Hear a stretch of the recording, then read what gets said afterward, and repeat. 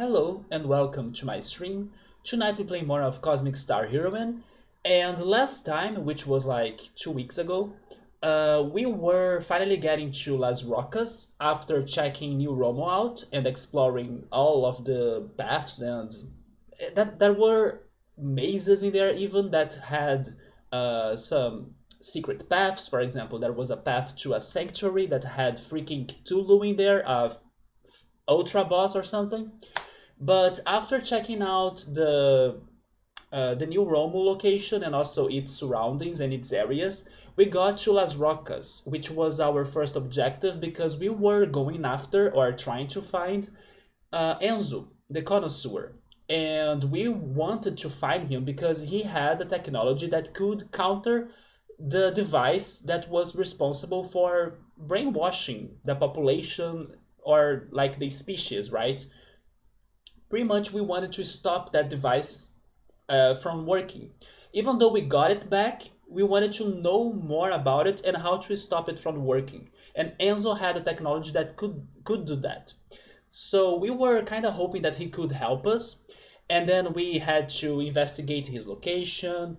We had to get to his supposed last party or a special party that he was organizing, and it happened in a casino, if I'm not mistaken, or in his mansion actually. Never mind, it was in his mansion, but he also owns a casino, and then I still gotta go check that casino. Maybe it's going to happen after the events from tonight. I think it's Casino Grande or something. But in his mansion, then, we had to talk to all of the guests, although the guests, even though they had secrets about Enzo to share, they felt intimidated or they were not relying on us, or like they didn't think they could trust on us. But we found secrets and solved puzzles in that mansion that helped us to eavesdrop their conversations, like the guests' conversations, and then we could grasp the secrets from Enzo, and then they helped us to figure a password that opened a door that was to his hideout, or like his secret underground area or room, his lab pretty much. And then once we got there, he was actually with his minions, I think, or the mafia, and they were kind of, let's say, I can't remember exactly if they were waiting for us, but they were ready for us, basically. They were not very surprised or not very unprepared for us, a situation of somebody showing up in there. So basically, they even trapped us and we were sent to jail pretty much. And in that jail, we met a robot, and the robot was named Clark. And Clark is a very funny robot. I'm pretty sure that when we were exploring the nightclub where we met Lauren, they were talking about this robot. Like, oh yeah, there is this one robot somewhere in the world that fights by dancing. And then now we found him, or at least I believe we met him. And then Clark decided to help Sue, Lauren, and Alyssa. Sue and Lauren actually were also disguised in that party, and I thought their disguises were pretty amazing. And they were also captured. We couldn't fool them. And yeah, the four of us were in that jail, but Clark knew how to help us out to escape from it, and we kind of befriended him. He joined our party, and he kind of talked in his own way to the robots, or to the like surveillance, to the technology that was responsible for the security of the jail, and then they helped us to escape from it without any issues, just by having a robot talk pretty much. And we had some fights. We were exploring that area, and we were learning more about Clark as well, because even though Clark is a, let's say, a dancer fighter, he's also more interesting than that, because many of his attacks are kind of self-destructive attacks.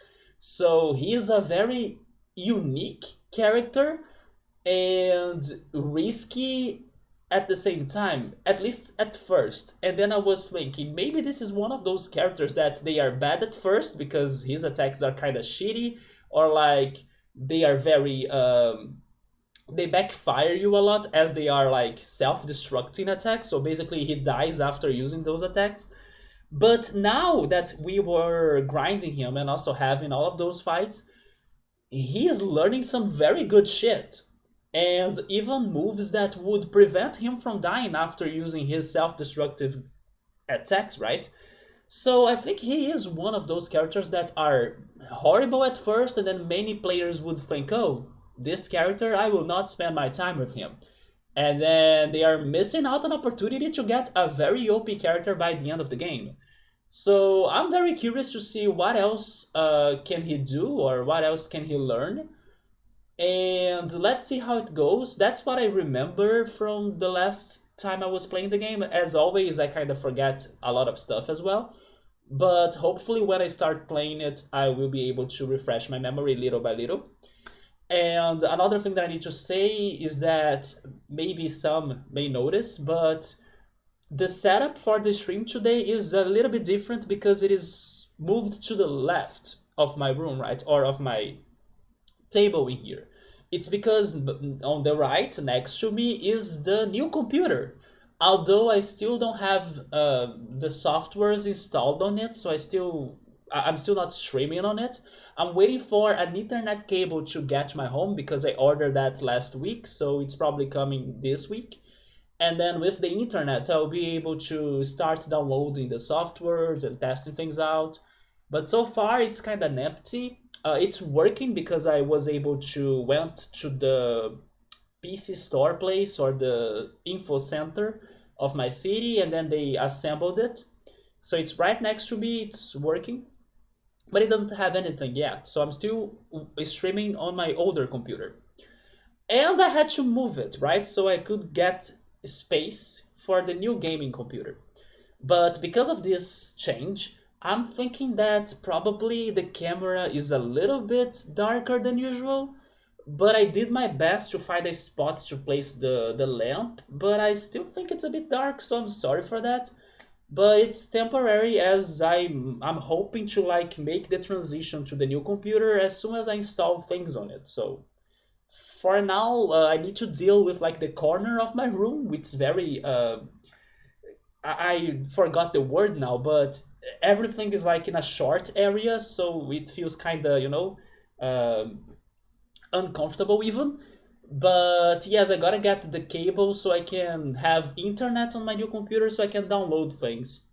Crumpled, yeah, that's the word. And hey, Early, what's up, man? I also need to get used to where I'm looking because before my camera was on one side of the monitor, and then now it's on the other side of the monitor, and then the chat is down, is below me. So this new setup of the older computer is a little bit crazy, but I'm getting used to it now. But Early, what's up, man? Do you want me to show you the new computer? You are so high def now? Wait, no, not. Are you thinking this is the new computer streaming? It's still not, man. But the new computer will be ready, yeah. And hopefully to be high def. Actually, that's a good point that you are mentioning because I'm really thinking about going from 480p, that's the quality for now, to 720. Probably this computer could handle 1080p, but I honestly don't think I need it. And then probably some people that watches me or that watch me would struggle a little bit with Twitch servers and their internet connection. For example, Subaru, in case I decide to stream on like 1080p. So I'll go for 720 at least. No, I'm not using a new camera. Is it really that?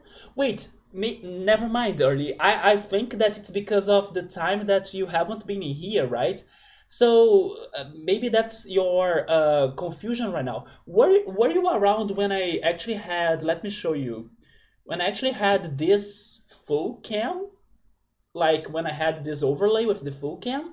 Because since I got this one camera and then I'm looking on the wrong direction because I'm not used to its location now, I kind of have, yes, a better quality than like in the beginning of the channel because the built-in camera of my all-in-one computer, the one that I'm still using right now, and um, its camera helped me for many years, although it broke or like it started freezing the image.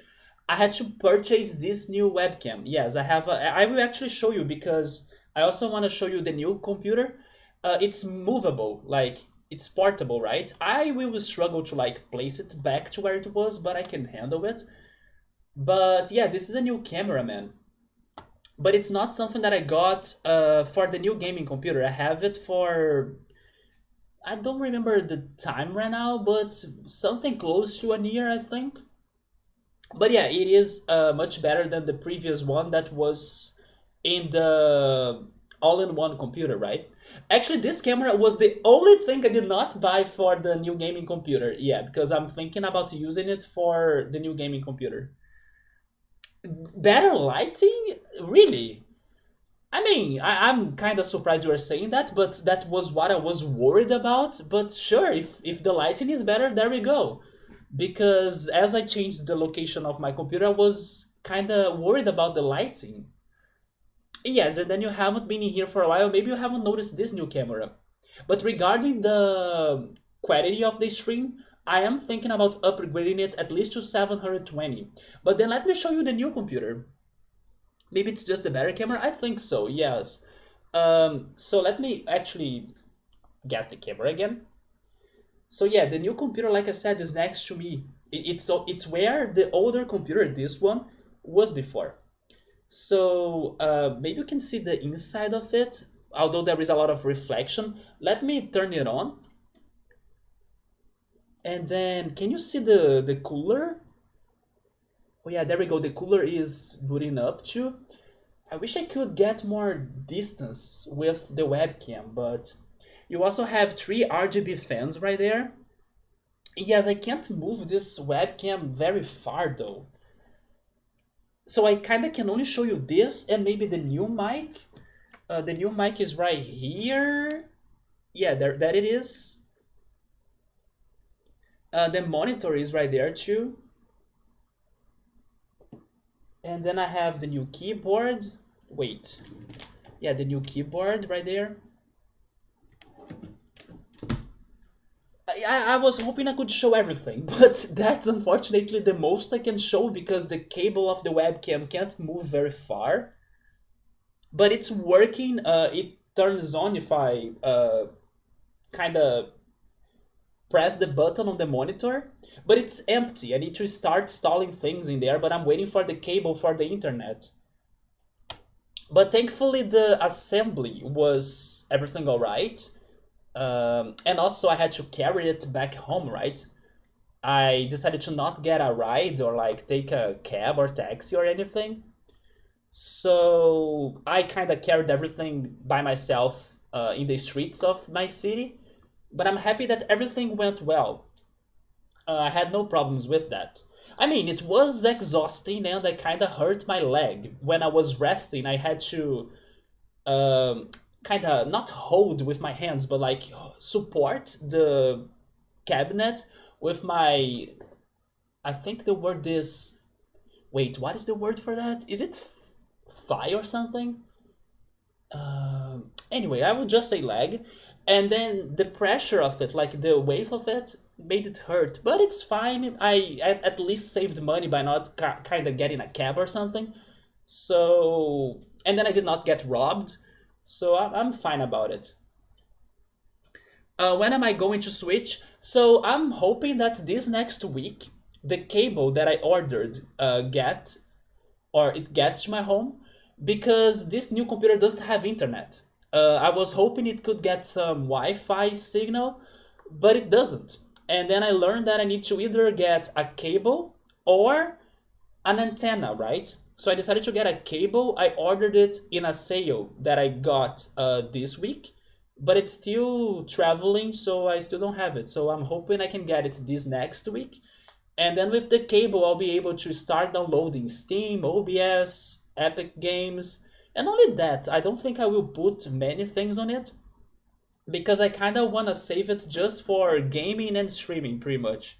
And then I will keep on using this older computer for my business, for my personal things anyway. But it's because of the internet. It doesn't have internet.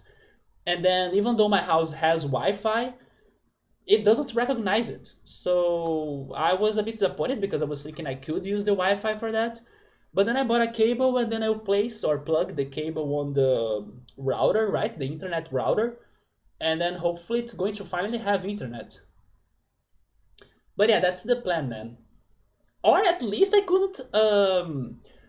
Yes, I don't think it has internet because now I'm remembering. It had internet when when the people from the info center they were installing Windows on it, right?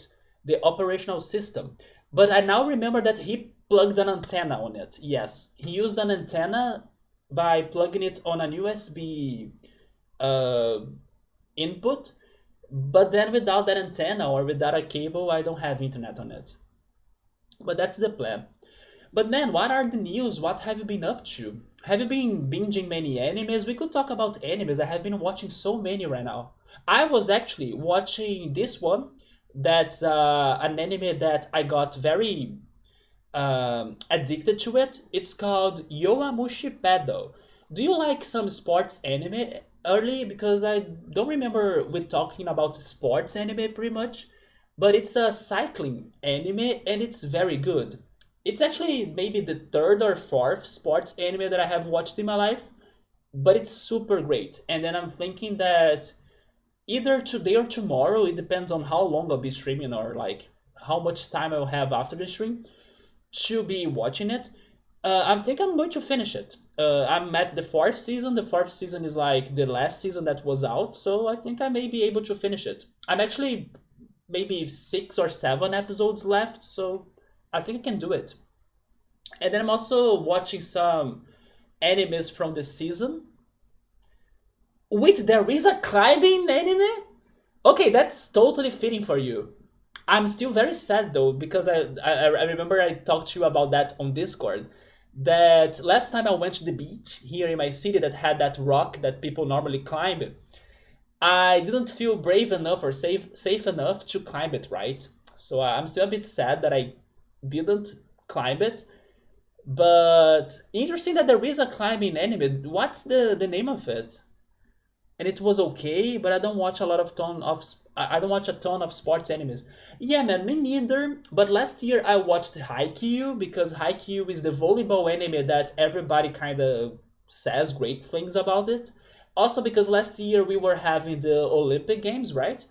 And then during the volleyball matches that Japan was part of, they were playing some Haikyuu music during the match, so that kind of raised some fuzz, or like it started some fuzz on Twitter and socials, and then people started to talk about, oh yeah, Haikyuu music on the volleyball game and everything, and then I was like, okay, maybe this is a good moment for me to be watching Haikyuu, and then I ended up loving it.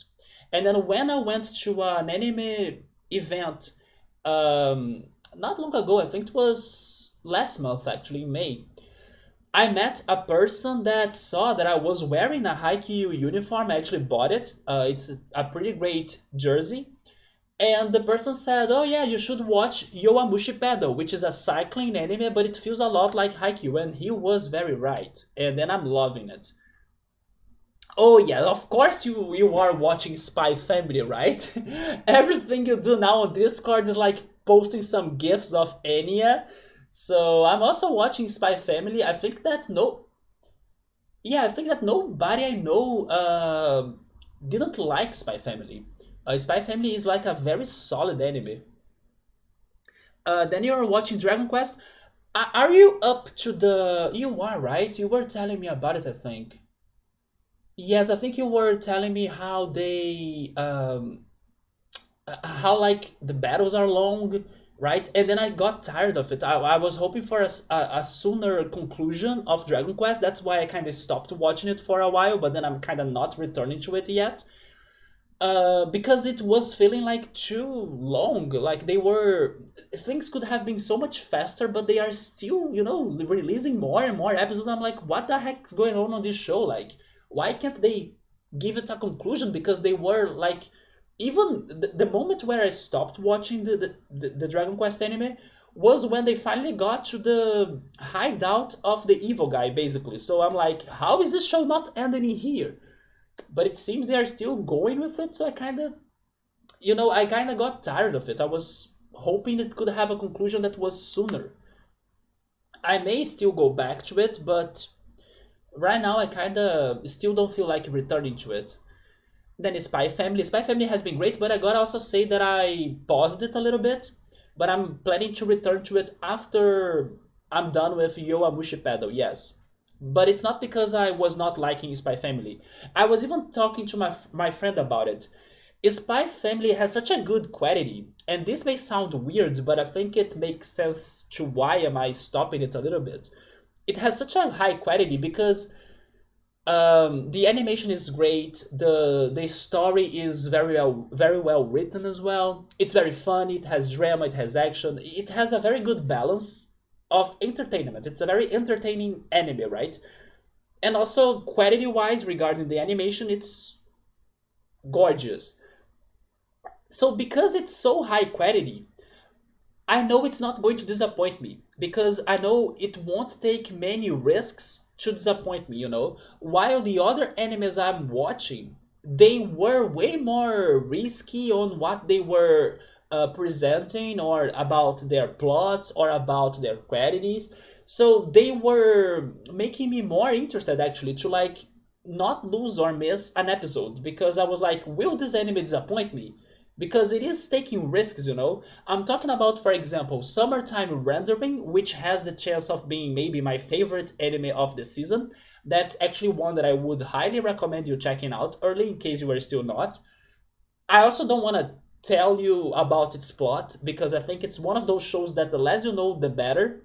The more you will enjoy it because it is a very intriguing, mysterious, mind blowing, crazy trip in that anime. So yeah, you start it, and since episode one, I'm still like, what the heck will happen? So it's one of those shocking animes that you gotta see or watch it by yourself and see if it is your thing or not. But if you like some smart or intelligent shows or like things that will surprise you every time with crazy twists, that show is for you for sure. And because of those twists, I was like, okay, this show is starting well, or it's starting great. But will it keep it up? Or like, will they mess with the end of it, like, as they are taking such risk with like a complex plot? While with my family, I know I won't get disappointed. So I'm like, I know I can save it for later and it's going to be good, you know? And then the other one that was actually over this week was the last episode of its first season, was Ya Boy Kongming. Or, like, that's its name in English, but in other places, like in Brazil, it's called Paripi Koumei. Yeah, Paripi Koumei or Ya Boy Kongming. Which is another crazy idea for a show. It's mixes the music business with Chinese ancient war strategies. And then that crazy mix is like risky AF to like, no, this anime can't be good. And then I was still watching it to see if I would like it, and then it was amazing. Not to mention that it has the best opening of the animes of this season, period. The soundtrack of it is amazing. And then the last episode was this week, and I loved it. That's why I think I will return to Spy Family because now I have spare time to watch it too. And also I'm planning to finish Yowamushi, then I can go back to Spy Family. I need to watch the most recent episode. I need to watch the last three episodes. Yes. Although a friend of mine that also has been watching Spy Family, he told me something that was happening about the show, like a problem, but I haven't checked the news because I was scared of getting spoiled. But it seems that some people are getting either disappointed or angry of something the show has done. I'm not sure of what, but I think it's not like a problem of the quality of the show because the quality of the show is good, like I was saying. But I think it's probably getting into some, let's say, sensible or sensitive. I'm not sure what's the word now, but like risky territory on topics. And then maybe some people are comparing it to real world problems, and you know they are making a comparison here and thinking it's not good to like go on that direction. That's the impression I got, but I still haven't checked the news. It kind of feel that it's getting close to Dragon Ball Z. I did like Dragon Ball Z. Don't get me wrong. I do like Dragon Ball, or at least I used to watch it a lot as a kid. But definitely it was going too far. I was like, come on, let's give it an end. And then they were still making lots and lots and lots of episodes, so I kind of got tired of it. There is also Skeleton Knight. Oh yeah, and then you were also watching Ascendance of a Bookworm. I'm pretty sure you recommended me that one before, and I still haven't watched it. Then you were also watching Skeleton Knight in Another World. I haven't heard of that one. Is it maybe it is an older anime, or is it from this season? And then regarding the last one you said, Birdie Wing, I watched the first episode of it. My friend actually liked it a lot. He recommended me that anime before, but I didn't like the first episode that much though. But my friend has been liking that anime a lot because it surprisingly gets serious. And he even told me spoilers of like what happens later, and I was like, no, you're kidding me. This show about golfing will get this serious? And look at you, early. You are also watching a golfing anime, right? So it's another sports anime for you. But yeah, he was very shocked that it gets serious and very serious. And then there is Iwa Kakeru Oh, that's the name, Sport Climbing Girls. Huh. I should at least check like its opening or the first episode to see how is it like. I need to watch the most recent episode, but that's it. Skeleton Knight is decent but not great. Bird Wing is a lot better. Oh, you see, you're also liking Bird Wing, although the first episode did not get to me. It really did not get to me because otherwise I would give it a shot again. I need to watch the most recent episode of Dragon Quest. Oh, you are current with Spy Family. There we go. So do you know what is the fuzz that people are or people may be getting about Spy Family? Although I didn't check it because I was afraid of spoilers, but maybe something happened in the show that made people angry. But like not because of the show itself, but because of the topics it's maybe talking about or something. But I'm not sure. Skeleton Knight is of this season. I haven't checked it out, but you said it's just decent, right? And then Bookworm is excellent or excellent. Yeah, I do like Dragon Ball Z as well, but the battles are so drawn out. It's because it kind of ruined the pace, right? In Dragon Quest. Like I was hoping for a conclusion because they finally got to the dungeon of the last boss or like the evil guy, and then they are like, oh, let's make it slower or let's take it easy, and then I'm like, why? Like, let's give it a conclusion. And then they came up with even a second opening, or like they maybe they're doing it, or maybe I should say that it's probably related to like their profit. Maybe they are getting a lot of profit from this anime, as Dragon Quest is the biggest JRPG in Japan. Or maybe the manga is actually this long as well, right? Because it is based on the manga. But Jesus, it's so long. Like, I was really hoping it could have a quicker conclusion. I'm also watching, man, Call Me Can't Communicate, which was my favorite anime from last year. Then I'm watching Yowamushi Pedal, like I said, Spy Family. Summertime Rendering is fantastic. Oh yeah, Tomodachi Game. I'm also checking out Tomodachi Game. It is starting to get serious now. I was hoping that could happen, and it looks like it will get very serious. But the beginning of it was so or okayish. But now it's getting serious. Also, hey Gabriel, what's up, man? We are talking about anime. What have you been watching lately, Gabriel?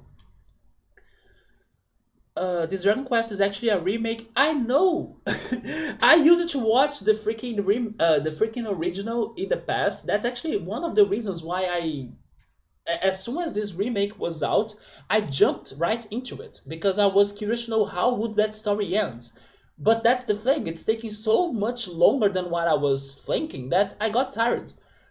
But yes, I used to like have my breakfast while watching the old 20 years old ago uh, Dragon Quest original anime, but it never ends. And I will tell you, uh, before checking this remake out, I rewatched the whole old Dragon Quest again to remember it, or like to refresh my memory. But then it's taking forever to end, so I think I will actually wait until it's over, and then once I go back to it, I know I can binge it right away to the end, right? Not like this stalling of waiting every week for a new episode that never gives a conclusion to the show. So I think I will wait until it's over and then I go back to it at that moment. Anime wise, only Kaguya Sama and Spy Family. Really, man? You are only watching those two? But you are about to start checking the new Digimon Ghost game series. I think somebody talked to me about that Digimon new series. I don't know if it was Subaru or maybe somebody else, or even maybe my in real life friend. I don't remember now. But speaking on Digimon, I mean, not really Digimon, but like something close to Digimon. You guys, if you are at least a little bit interested on Pokemon, the Pokemon Master League has started in the anime now, so they are kind of having the battle between the champions in there. The first one battle has happened already. It was this week's episode, but now another bad decision from the Pokemon Company. They are stalling us for 2 weeks until the next battle happens, or like until the next episode is out. Like they started the climax of the show, and then they freeze it for 2 whole weeks. I also heard that One Piece is going through something like that too. That I don't know, it's about to get to the end of One Piece or something, and then they decided to stop the show for a whole month. And I'm like, in the climax? So yeah, that's kind of disappointing. But besides those 2 weeks of wait, the Pokemon anime has been at a good moment for the battles between the champions. I'm gonna lurk because your son is asking me 1,000 questions. All right, early. We talk again later then, and go take care of your son. Good luck with that. Yeah, the main Pokemon series. It's called Pokemon Journeys, the season. No, no, no. It's the main one. Yeah, the main. Okay, we'll pass. All right. I'm just like telling that it got to the climax of the season because it's the end of the Master Tournament. So basically, the champions are facing themselves. Um, we had the first battle, which was between Leon and Ellen, which was like my in Portuguese Xará, right? Or like we have the same name. And then in 2 weeks we'll have Lance versus Dianta, and then there is also Iris versus Cynthia, and then finally we'll have Steven versus Ash. So basically those were many champions of the games and the franchise against some other characters like Ash and the one character that has the same name as mine. But I'm surprised you were only watching two animes, especially because I think you got on vacation now, right? And then you want to start Digimon Ghost game. Is it because you were focusing on series or something else? Maybe movies? I was also watching The Boys, right? The third season of The Boys. And then, oh my god, in 3 days already? Yeah, in 3 days I'll be checking out season 3 of The Umbrella Academy. So it's sooner than what I was expecting. I was not realizing it was that soon. I have been watching a lot of series. I'm pretty sure you were watching The Boys, but what else have you been watching? I actually stopped series, but The Boys and The Umbrella Academy will put me back to them. Not to mention that we also got in this like streaming break that I had, we also got the trailer for 1899, which is another show that I'm very hyped because it's by the creators of Dark. So we got a trailer on that.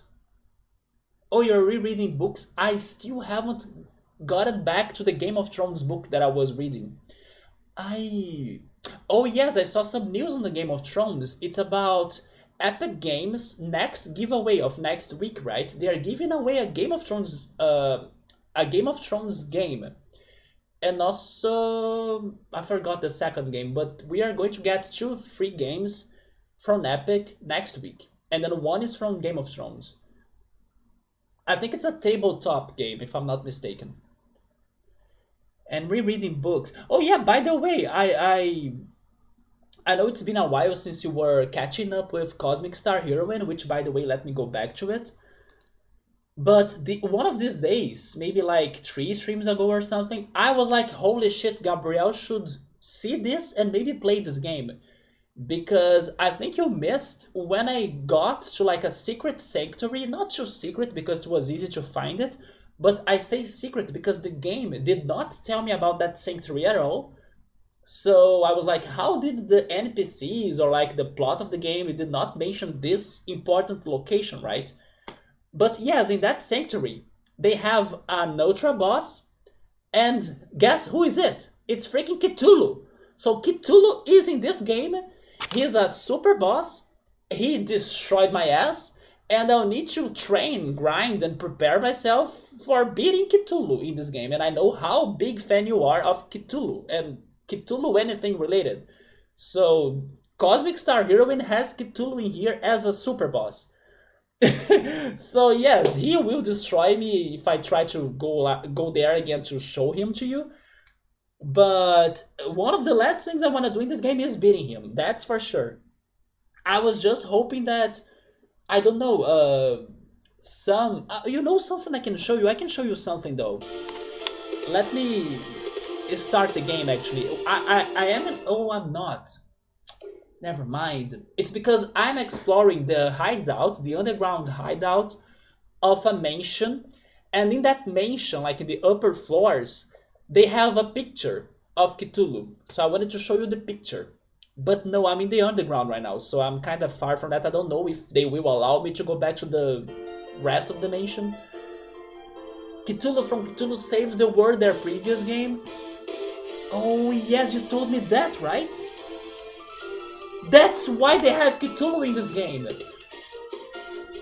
Yes, I remember you were showing me something about Cthulhu games, but then now that you are saying that, you told me the same creators of Cosmic Star Heroine developed Cthulhu Save the World, right? That makes sense now. I was like, why is Cthulhu in here? But yeah, man, he is in here, he's freaking strong. And I do plan on beating him as always, right? I always go after the super bosses that I find. But yeah, you should play this game for sure, like, they have your favorite fictional, mysterious, and OP character. Actually, I'm guessing it's your favorite, or is it not? Do you have, like, a creature that you prefer over Cthulhu? Maybe you have, but you always talk about Cthulhu with so much passion that I think he's your favorite. By the way, computer, I know, like, come on, speed up. There we go. Cthulhu is an elder god. He was the god of what again? Is it the god of destruction or something? You can't compare him to anything. Not even in your personal taste? Is it really that hard?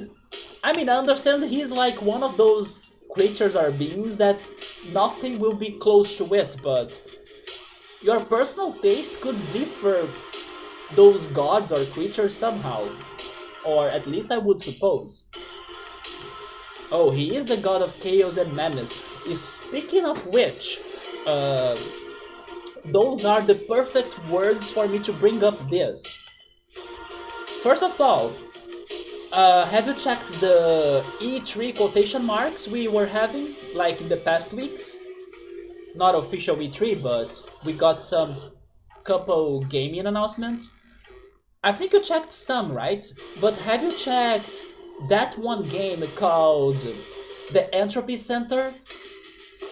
The Entropy Center was probably my favorite game announced from the, let's say, traditional conferences. And I don't remember now if it was announced in the Xbox conference. I think not actually, because if I'm not mistaken, it is a PlayStation game. Also, hey Silver, what's up, man? You have seen some. Have you seen this one trailer for the Entropy Center?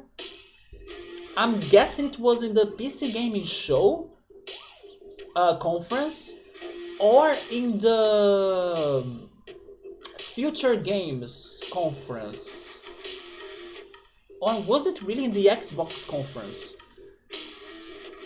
Yeah, that's the one. That's the one. It feels exactly like Portal. And then you said chaos and madness. That's the plot of the game, right? You kind of need to fix the chaos and madness. And I loved it. Because even though I know it's like, oh my god, this is a Portal ripoff, and then some people could get annoyed by that because, oh, they are copying or cloning Portal, so let's praise the original game, which was Portal, and then ignore the fake game, right? But I actually love it. So I'm very hyped for it. But that was my favorite announcement from those traditional conferences, right? Because I also loved the wholesome Indie Games Direct, which is something that I learned about last year. And again, like this year, once again, it's my favorite conference of E3. Even though we still haven't got a Nintendo news, but I'm hoping we may be getting a Nintendo Direct by this month according to the rumors. But who knows, right? I hope it happens though. But yeah, the wholesome Direct brought me some other titles that I also loved. And my favorite in there was a game that right in the beginning of its trailer, you feel Chrono Trigger feels because of the music. And it's called A Frog's Tale. Yeah, you guys should also check the trailer of A Frog's Tale. I even post that and other games trailers on the Discord, on the Clips and Videos channel, right? A Frog's Tale is so much Chrono Trigger on the music. The graphics are charming, also because it is a freaking frog wielding a sword, or like using a sword. So, frog from Chrono Trigger again, right? So I'm very excited for that indie game. So I would say that A Frog's Tale and the Entropy Center were probably my favorite announcements, but there were many others that I liked too. But many of them were from the wholesome indie games. I'm doing alright, man. Yes, I had a couple stress days, especially on Friday. I was feeling a little bit frustrated, but things slowed down and I kinda calmed down again. And I'm now focusing on the future, on the events of like the end of June and July, leaving some problems from this week behind, right? So I'm doing alright. Your favorite was Callisto Protocol. Callisto Protocol? I'm pretty sure I checked it out, but I don't remember it anymore. But I don't think it was in my favorite announcements. Probably because it was not my type of game. But I'm pretty sure I checked it out like the trailer, because the name sounds familiar. But I was like not remembering it because it was not for me, right? Dead Space, yeah, Dead Space is also not a game I would like normally, so it is horror, probably that's why, yeah. The Callisto Protocol. What about you, Subro? Oh yeah! I just remembered that they also had the trailers for the Final Fantasy Everything, right? What did you guys think about the Final Fantasy Everything? I'm pretty sure Subaru was probably happy for the Crisis Core remake, right? Or port. Also, hey Meowser, what's up, man? Thank you so much for the resub. 40 months? Holy shit, yes! Dude, that's like... Wait. Yeah, it's a little bit more than 3 years, right? Damn. 40 months.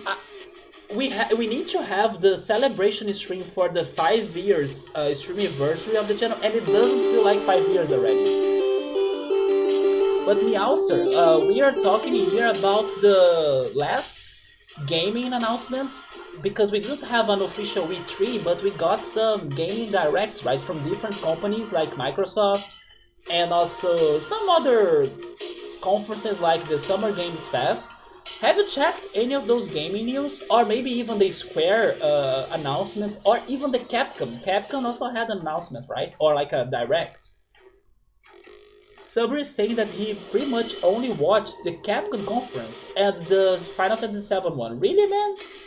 There were a couple good indie games in the other like conferences, but I gotta say that the most disappointing one, in my opinion, was the Summer Games Fest Direct. Yeah, the Summer Game Fest I was expecting way more from them. People even were joking or memeing them because out of 10 games they were showing, 5 were about exploration of space. So it kind of felt very repetitive, right? And also last year's Summer Games Fest Direct hyped me up way more because they had my favorite announcement of last year, which was Sable. And hopefully soon I can try playing Sable myself because it's already out. Final Fantasy VII is officially becoming Kingdom Hearts. So here's the thing though. I know you guys were talking about this on Discord, and of course I appreciate that you guys were keeping it as spoilers, so I couldn't read it. I will say my opinions right now, but I don't want a confirmation, but that's just what I'm kinda getting from what I see about this game regarding how it can be different from the original. But then don't tell me if I'm right or wrong, but like my intuition or like my perception is telling me the following.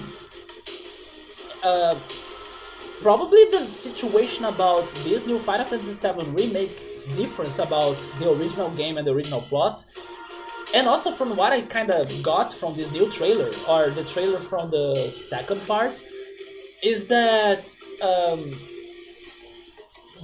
there is like that whole mess on Cloud's memories, and I kind of have the feeling that maybe it isn't determined or like decided. Spoilers from the original game, although I don't think this is going to be big. Ares has died, especially because of the name of it. It kind of says Final Fantasy VII Rebirth. So I'm like, wait a minute. So that's my impression. I don't know if that's the spoilers you guys were talking about. Please don't let me know if it is or not. But I kind of have the feeling the biggest difference between the remake and the original is that maybe Ares is not dead, and Cloud's memories may have something to do about that. Like, he's not sure if she died or not. Anyway, that's what I'm getting from the trailers and from the fuzz about it. Hopefully someday I'm playing the game myself. We need more space. The space core from Portal would agree with you for sure, but not me though. Meowster is stoked for Diablo 4. I saw that too. Yes, I saw the trailer of that Diablo 4 too. But again, it's not my game, right? Sabri is saying that the trailers he watched, they are very close to Cloud's point of view. And then Cloud has his craziness, right? He doesn't think normally, or like he has his fuzziness, or his memories are fuzzy. So what really happened could be very different from his memories. Yes, that's what I'm kind of getting from the trailers I have watched. And I have the feeling that maybe Ares is alive. Give me all of the space game. So Gabriel ended up loving the Summer Games Fest because it was only about the space games. The wording remake is more deep than just remaking the game in better quality. Yeah, they're probably adding some... maybe some major differences, but also they are taking it another way, right? They are not simply copying and pasting the original, right?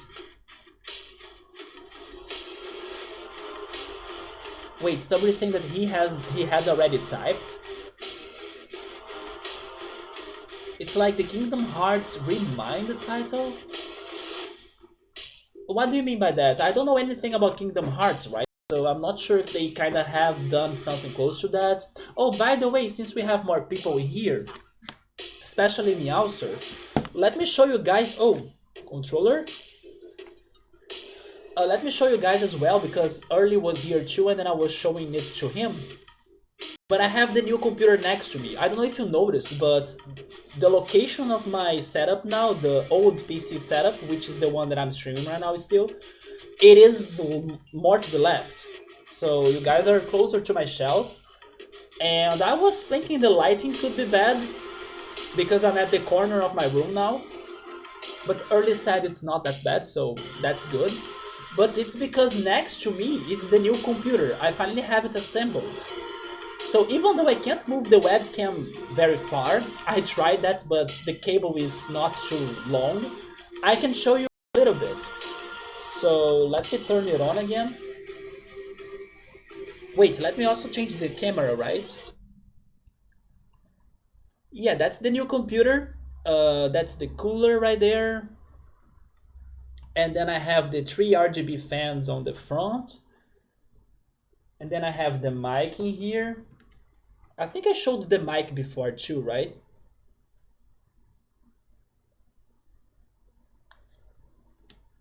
The monitor is right there. And then the new keyboard is down here too. And then, like I said, I don't have a lot of space on this table.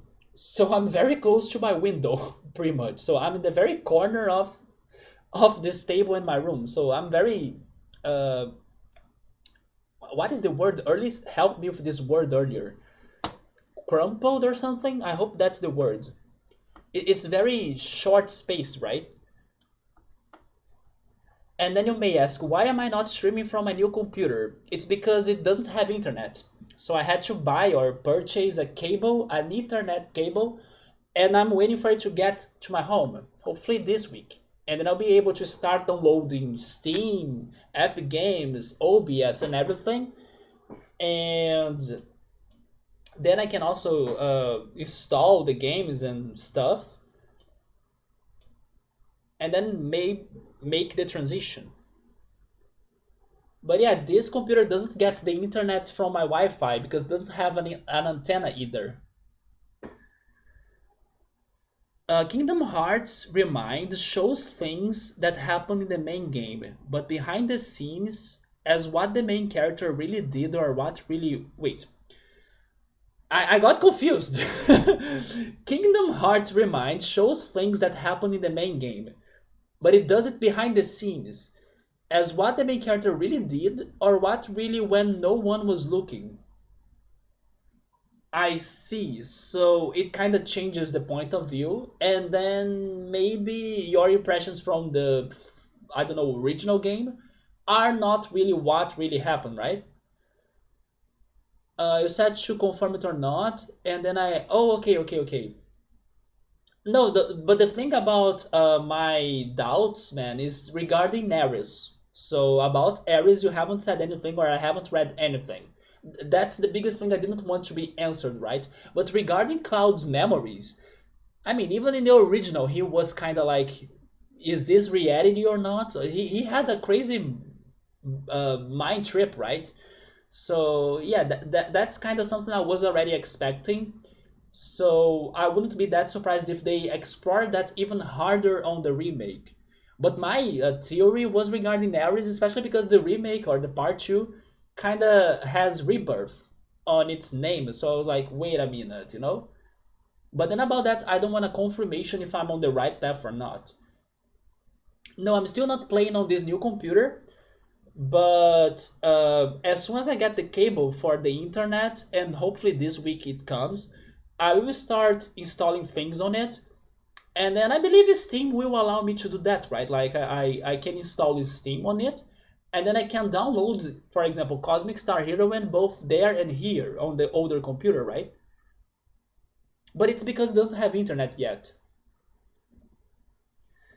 Like you would not know if someone powerful actually intervened or acted and affected your life and choices if said person was a god, a power wizard, or could time travel or travel through dimensions even. Okay, Kingdom Hearts is getting too crazy then right there. That's very exciting. There we go, man. I'm happy that I mean, it was not easy because I had to carry all of the parts and the cabinet with my own hands and like back. So I got hurt in the process, but I did not get robbed or like everything is safe, like everything got back home working. But it was exhausting. I did have my arms like hurt for a couple days.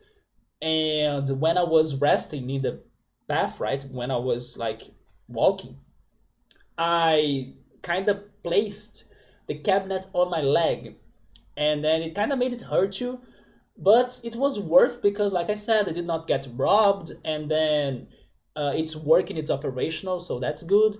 And also, I kind of saved money by not like ordering a taxi or anything.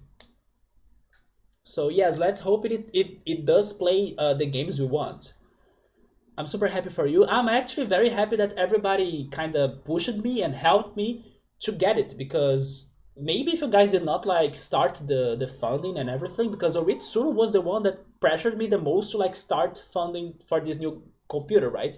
Probably if he did not push me that hard, I would still be like not getting this setup and still be like focusing on my current setup, right? So that's good that you guys actually like, hey, you gotta get a new computer, right? So that it is. And I'm surprised it didn't come with the Wi. Yeah, I don't think it had, man, because when I had it in the info center, when like the guy was installing the operational system, the Windows, he added an antenna to it. So as I don't have that antenna, it doesn't get the Wi-Fi. But that's something that I actually didn't bother to check when I was getting the motherboard.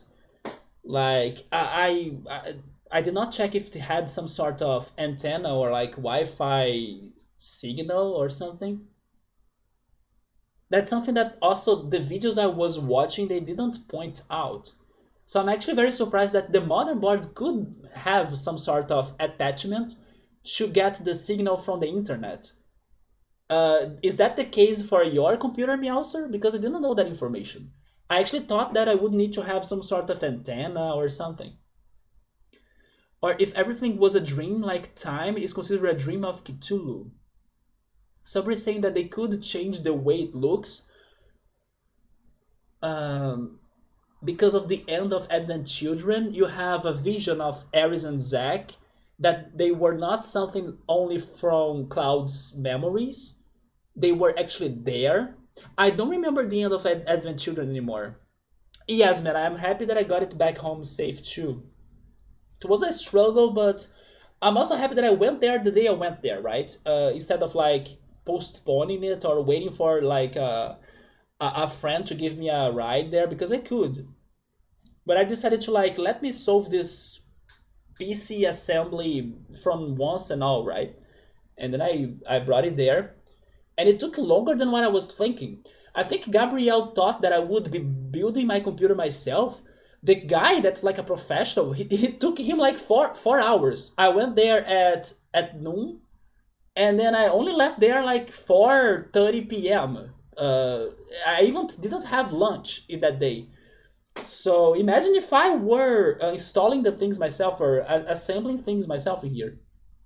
No way, the professional took 4 hours, imagine me. And I gotta say that he did a fantastic job because you cannot spot the cables.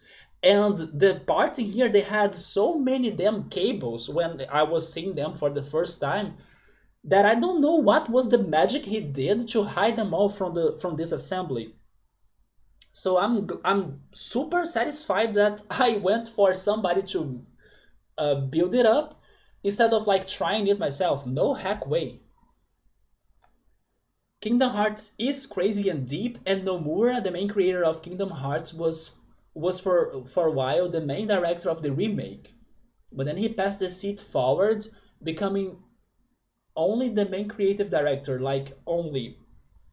That sounds just like what Junichi Masuda did in the Pokemon, right? Like he left Game Freak to become the creative director of Pokemon. Somebody saying the cable or the Wi-Fi cable or like the internet cable is something basic, but the Wi-Fi antenna is not. Yes, that's why I kind of went for the cable. There was a sale that I was going to purchase many other things too. In Brazil, there is an app that you can kind of import things from China. The app is called Shopee, and there was a sale like this Valentine's Day, right? And then I was like, this is the moment for me to get this internet cable. And I will tell you, I could have used the internet cable from my current computer, right? The one that I'm using right now. But guess what? It doesn't get out of the freaking router. I don't know why. I cannot press the thing to get it out. It's very stuck there. So I kind of gave up on that. But I tried, but I think I was, or I thought that I was even almost breaking the cable or something because it got very stuck in there. There is a rubber part that it is in between the spot where you press and then you kind of pull it, right? And then it's not getting comfortable anymore for me to do that, so I couldn't. So I was like, okay, I'll buy the new cable and then I will be able to have internet in my both computers. But yeah, the cable right here is stuck. Nomura has been working on almost everything Final Fantasy related at Square. What was the name of the soundtrack guy? Was it not Nomura? No, but it's another name with N, isn't it? Like the guy behind the soundtrack of Final Fantasy? Nabuo, something like that, isn't it? Mine doesn't because it's older. Yes, man, I was like, okay, let me put the cable on the other computer. I couldn't take it out. So I gave up. Nobua, there we go. Yes, when you were saying Nomura, I was thinking on him. But a lot of the new mother... Oh, wait, never mind. Meowser is not talking about the cable. He's talking about the motherboard that has the antenna. Yeah, maybe my motherboard is not like the latest, right? The latest model, but I'm still very satisfied with it. The motherboard that I got was a B550 Aorus Elite. Yeah, that's its name. Aorus Elite B550M.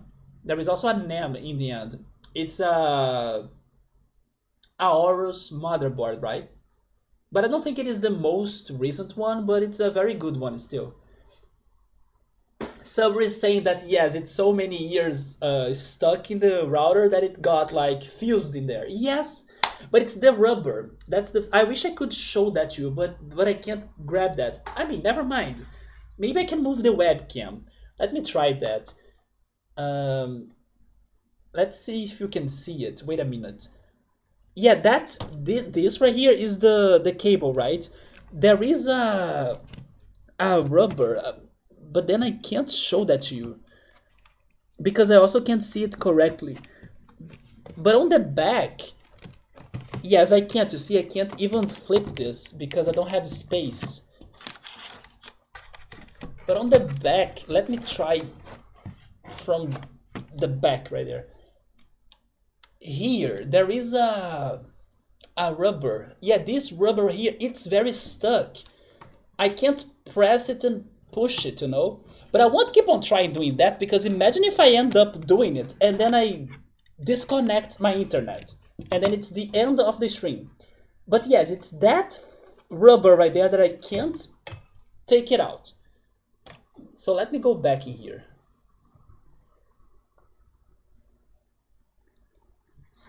And then everything fell down and this, yes, exactly, that's why I'm not messing with that anymore. I love to show things on my stream, but that's a little bit dangerous, right? Although I don't think I would be able to remove it because like I said, it's been stuck. But I wanted to show what I was talking about at least. Let me go back to the game. But I will see, guys. I will see if I get the cable like this week, if I can start downloading things in there. And then I'm hoping that Steam will be able to like re-download the games I have on this computer with its save files. I think Steam can do that, right? Some sort of cloud saving. And then if I install the same game in a different computer, the save will be there, right? Or do you guys think I would need to transfer the save file like physically or manually to the other computer by using, I don't know, a hard drive or something, a flash drive or something? If I need to do that, I could.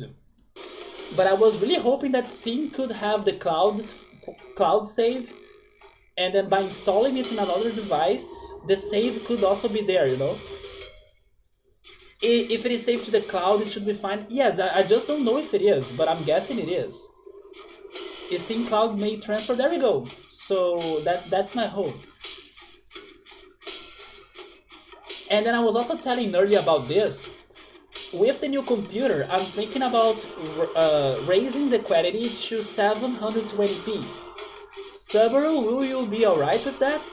Because I know you sometimes have internet problems in there, and then you kind of like that I have 480p. Although at the same time, because I'm an affiliate, and then I think this has been happening more commonly than before, we can have quality settings, right? So if it is too much for Subaru's internet, for example, I think he could drop the quality again. Yeah, it's not like every 100% of times that people will have the quality options, but it has been happening more often than in the past. So I'm thinking about making that upgrade too. I also think I could go beyond, like I could go to 1080p, but then do you guys think that would be too much? Yeah, that's what I was saying, Saber. The problem is when Twitch doesn't allow you to have the choice, right? Sometimes it still happens. So right now it has the options. Yeah, Meowser, but it's not like a guarantee, man. Most times it does appear. But I don't think it's still something to which will guarantee to give the affiliates or like everybody. And I think it depends on Twitch servers and bandwidths usage. So basically, if there is a moment or a day that like there are a lot of people streaming at the same time, Twitch will probably give those preferences to like partners or bigger channels, something like that. But again, I think they have been getting better at that because it's been a while since I felt that I didn't have quality options. At least considering affiliated channels. Yeah, if it is like a new channel that's not affiliated, they won't have like quality options at all, so. But we should start with 700p and then we see what we do about that later, right? At least that upgrade I'm thinking about doing.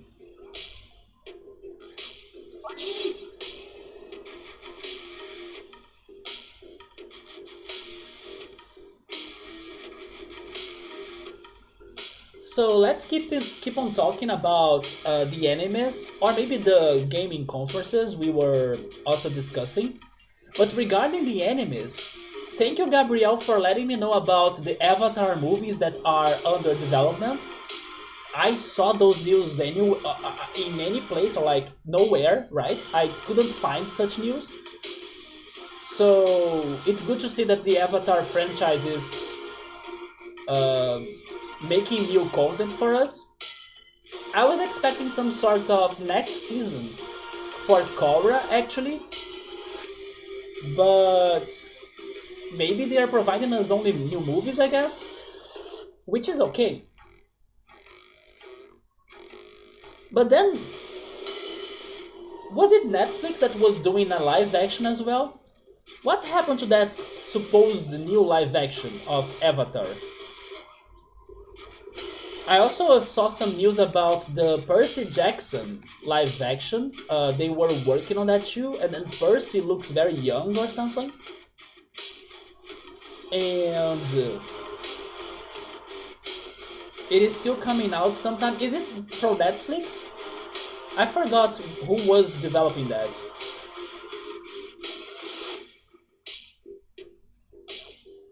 What was the other live action that kind of people were talking about too? Oh yeah, there is a Last of Us live action too, right? And then many people were very happy for The Last of Us 1 getting remade. And then they even announced The Last of Us multiplayer game that will be bigger than the original games, right? Like Last of Us 1 and 2. I just remember those news as well.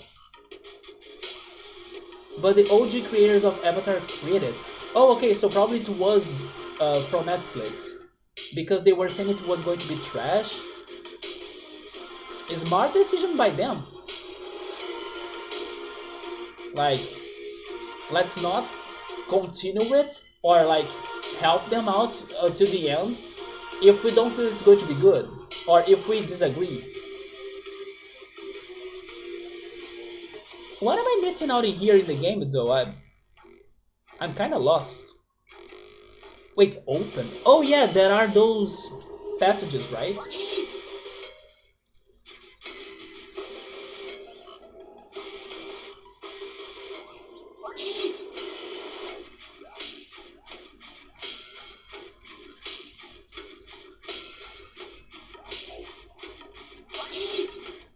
Am I backtracking?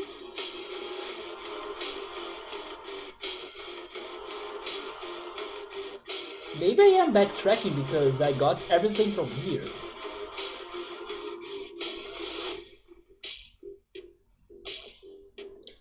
I was talking about that one game that... Oh, there is a safe in here. Now is not the time for a daring vault heist.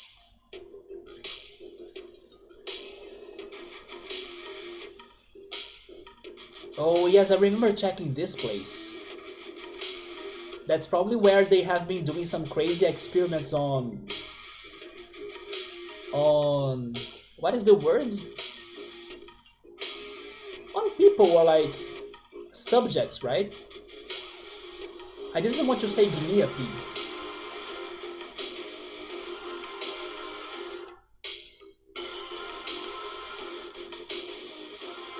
But I was going to say that together with that one game, the Entropy Center, because it is like a lot like Portal, and then it made me very curious to check it out. Together with it, there was another game that had a title with the word Arcadia, but then I forgot the whole name of the game, but it was something Arcadia. And it's about a person that lives in an artificial reality that's actually a TV show.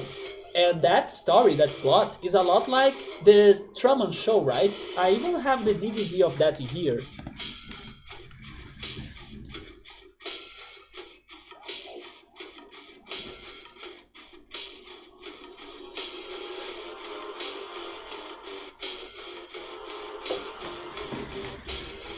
Yeah, this movie right here, The Truman Show, with Jim Carrey.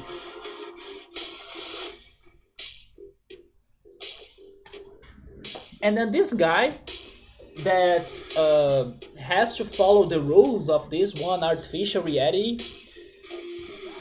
he somehow gets help from outside or like from someone that watches the TV show and knows it's a fake reality.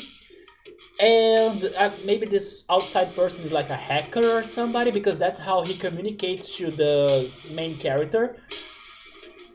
And then they kind of work together to make him to escape from that reality, or maybe even to, I don't know, fight the company or the media company.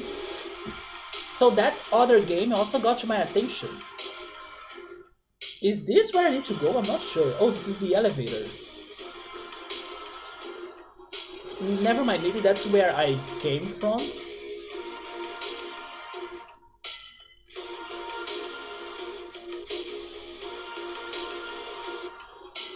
Okay, and then I went through the vents. And then I went south. Give me a fast resume of the game. What are you doing or looking for? So, let's see.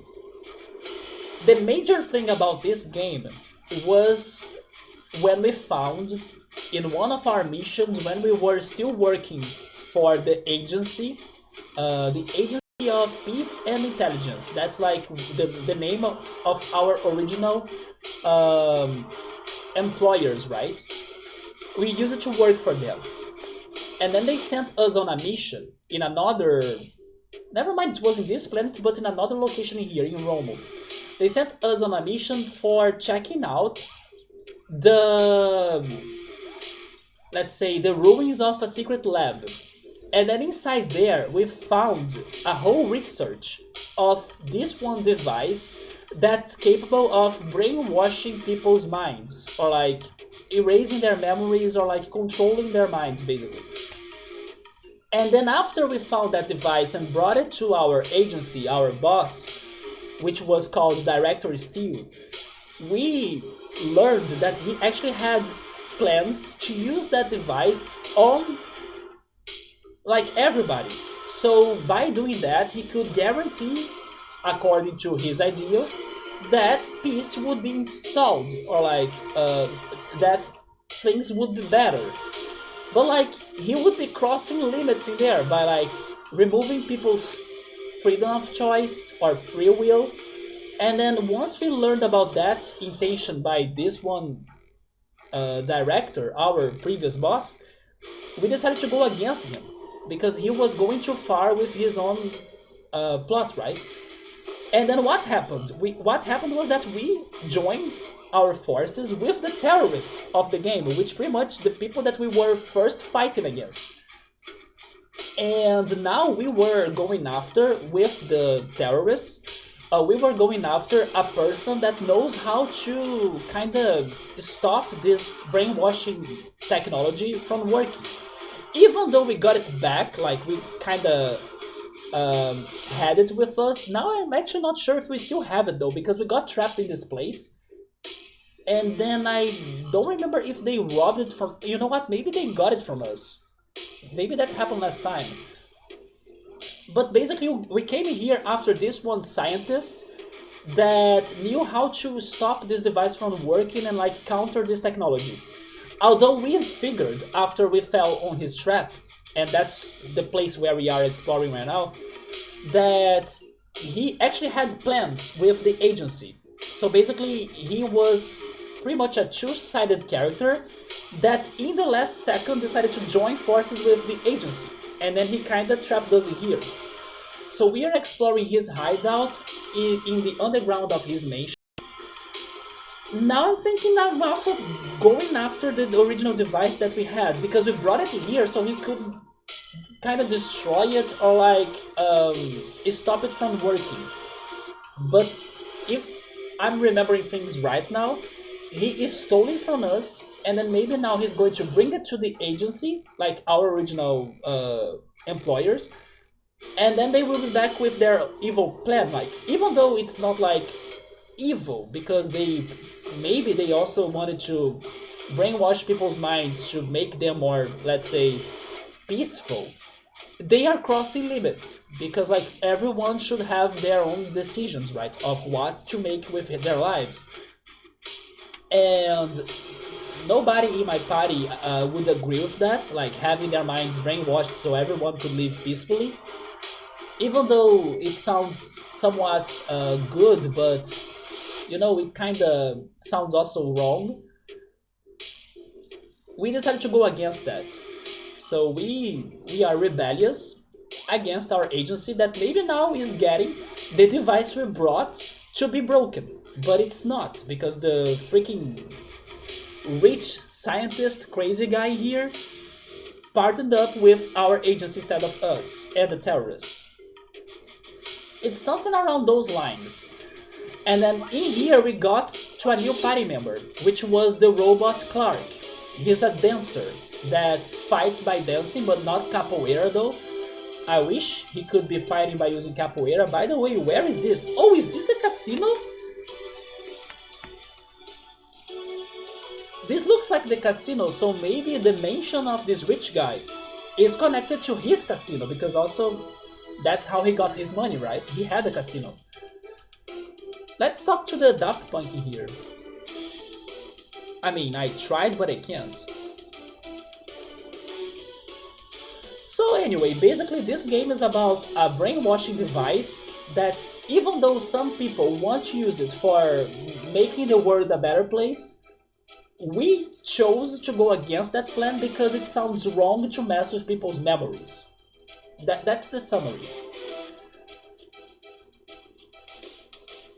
Warning, prison break, stop Alisa LaSalle and her 3 friends on site.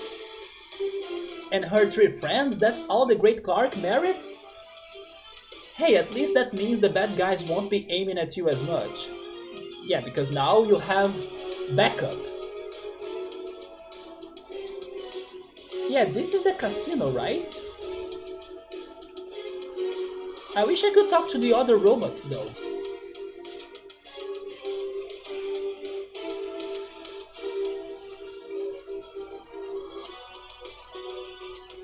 Man, I'm getting flashbacks of the casino in Persona 5. Like, the carpet is a lot like in that game. No, never mind, it's not a casino. I mean, there is a casino in Persona 5, but maybe what I'm thinking is the cruise. Yeah, there is a cruise as well. Speaking on Persona, by the way, the Xbox conference was very boring to me personally because I did not like most of the games in there. But near the end of it, there were two great announcements that got to my personal taste. There is a game by the same creator of Journey that's called Cocoon, and that game looks amazing, so I wanna play Cocoon. And just after that announcement, there was the announcement of the Persona games getting to Xbox Game Pass. And then I also searched, and it's also getting to Steam. So we're going to get Persona 3 Portable, Persona 4, which is already out on Steam, right? But now it's also on Xbox. Or, I mean, maybe not now, but like soon. And also Persona 5, although no Switch announcements for some reason. Maybe they are saving that for, hopefully, Nintendo Direct soon. Time for the crazy mods. That's actually interesting. I would like to see some crazy mods for Persona games. I never thought about that possibility. Maybe a translation. Dude, a translation for the Persona games would make so many people happy. Although it's going to be a lot of work because Persona games have a lot of text.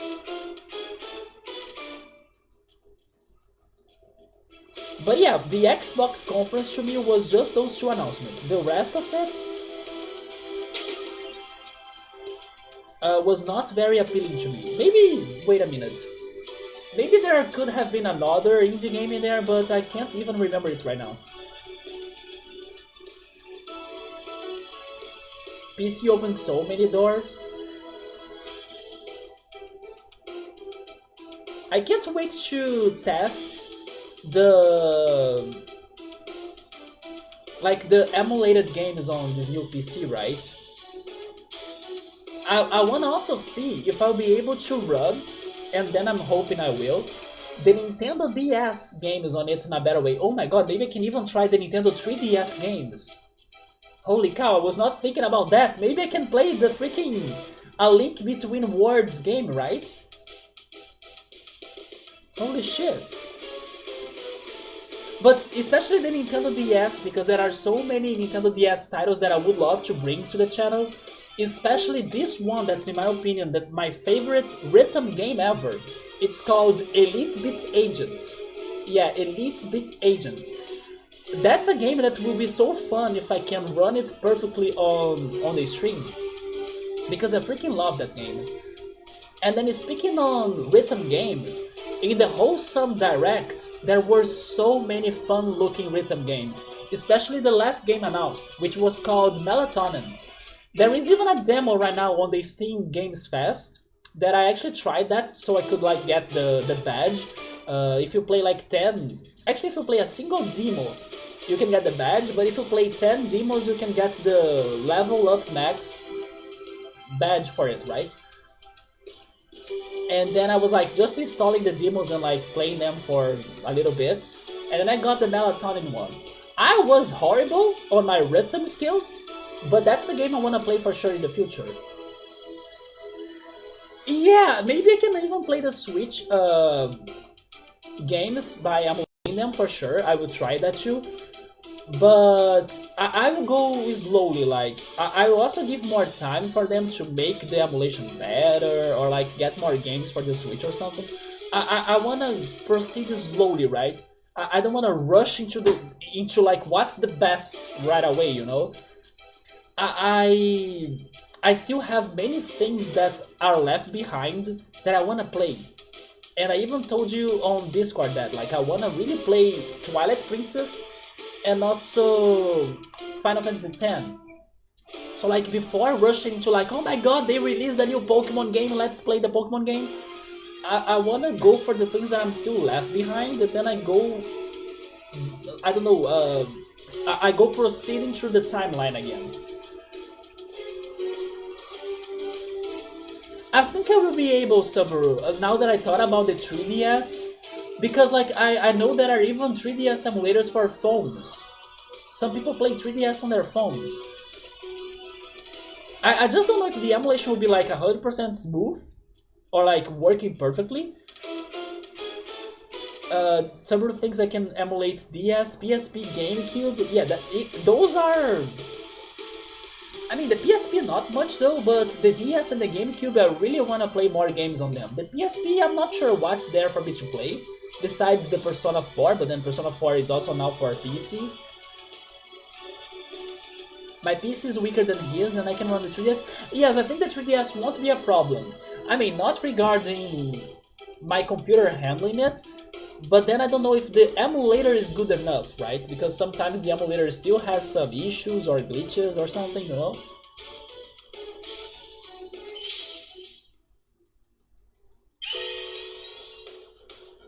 Yeah, maybe the emulator could be the issue. And that's another reason why I kind of want to see how really far are the Switch emulators, because maybe if I give them more time, they can get even more stable or better. Although, like I said before somewhere, I have watched my friend playing Pokemon Legends Arceus on emulator before the game was even out for the Switch. So that game was out like way before, like weeks before the official release, and working perfectly on an emulator. So that made me very confident that the Switch emulation has been very good. But again, maybe it only works for a couple games, I'm not sure. Yeah, maybe not every game is 100%, right? Regarding games for me to emulate, do you guys have suggestions?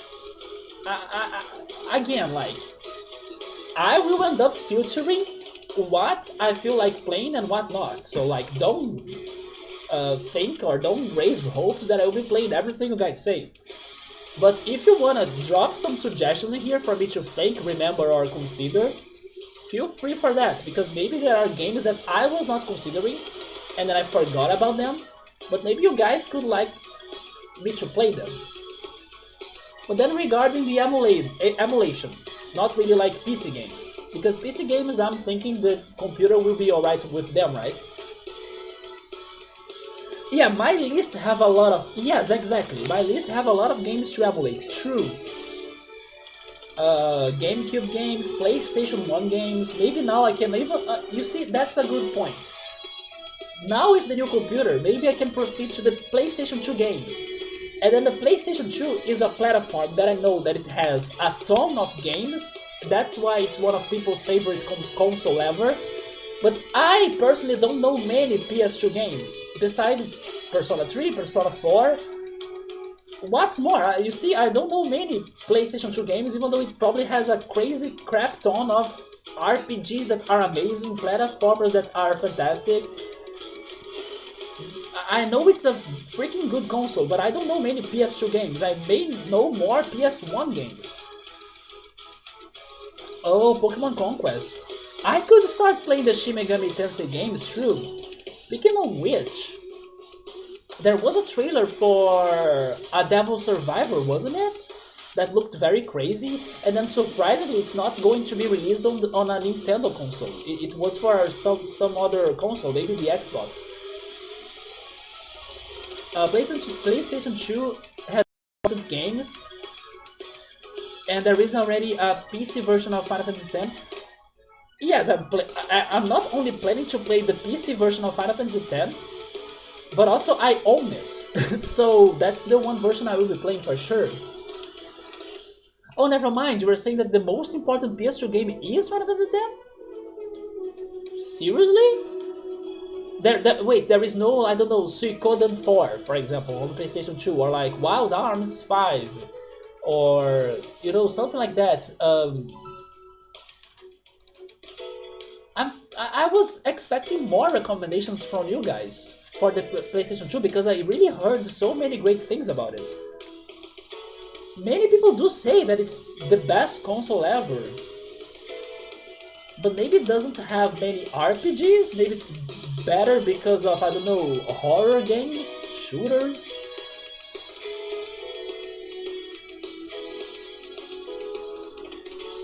Wait, what is that guy down there? It's the bouncer. If the bouncer wants you out, you stay out. And then we also have the card shark. Always cheats at cards, rarely caught. I mean, they don't look that dangerous. Or I'm not very scared, but let's start with the pain song.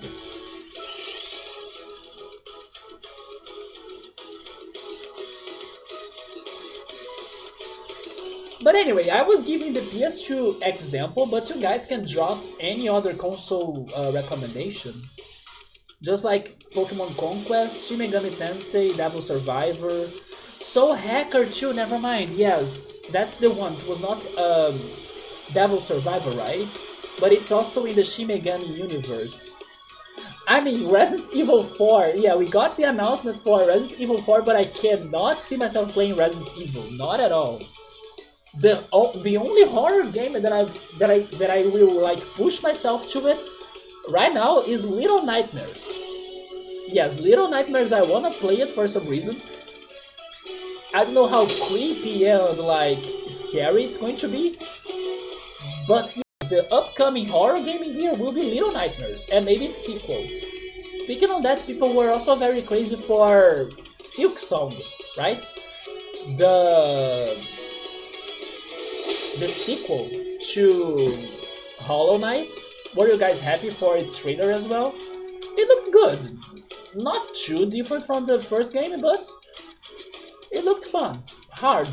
Because I also heard the first game is hard. But it did look good.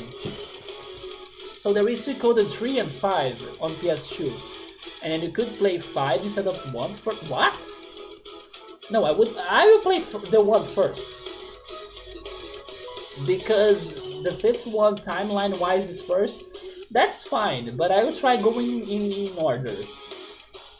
But Suikoden 5 is as long as the Persona games I see, so they have like the same universe, but they are independent. With some Easter eggs around. Dude, I really forgot everybody's abilities. I'm like thinking that I'm checking out what they can do for the first time right now. Double attack if they defeat an enemy. The self-destruct, I need to be careful about that. Oh, this is new, right? Let's do this. Oh, but I can't get them 3 at once.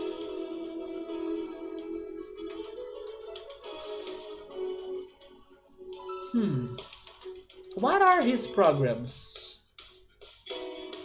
The party style? I don't like that. Let's just kick. Survivor also had the Digimon Survivor.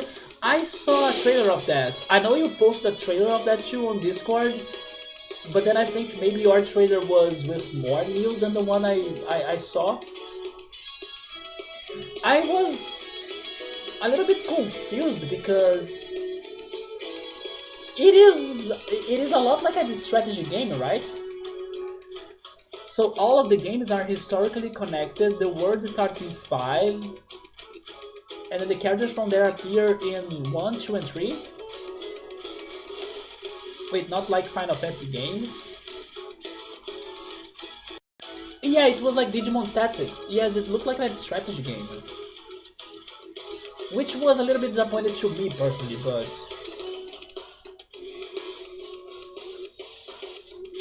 as people were kinda unsure if that game would be ever released because of like the lack of news and the wait.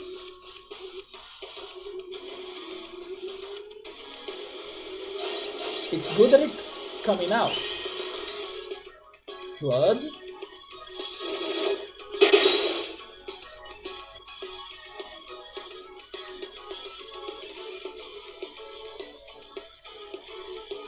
Let's go for...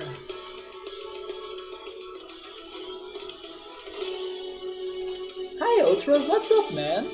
Bum, bum, bum. Where is it though?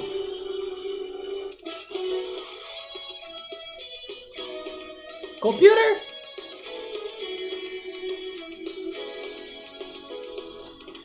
Holy shit, my computer, man. Did it play it? No, I'm pretty sure it didn't play it.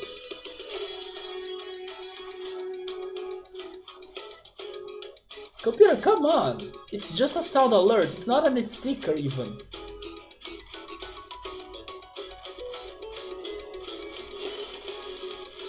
Really? Man, no, but I'm sad now. Where is the freaking... I saw that the sticker popped out, right? But not the sound. Where is the sound? Can I do something about it? I'm trying to do something about it, but maybe the computer will go crazy, but give me a second here. Ultras is trying again. Can it play, please?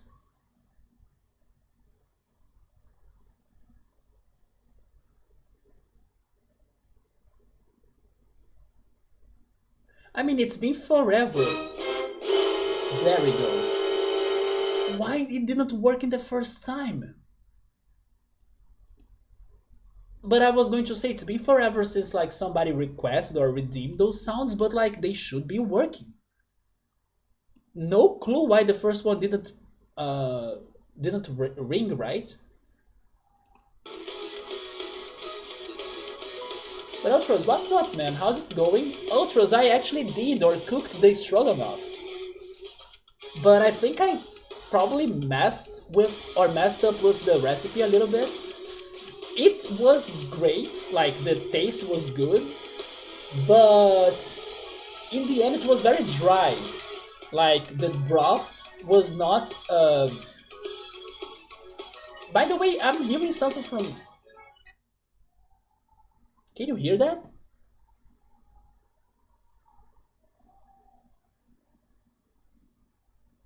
People were screaming outside. Is there a soccer game happening? Anyway, loud Brazilians, right? Or noisy Brazilians.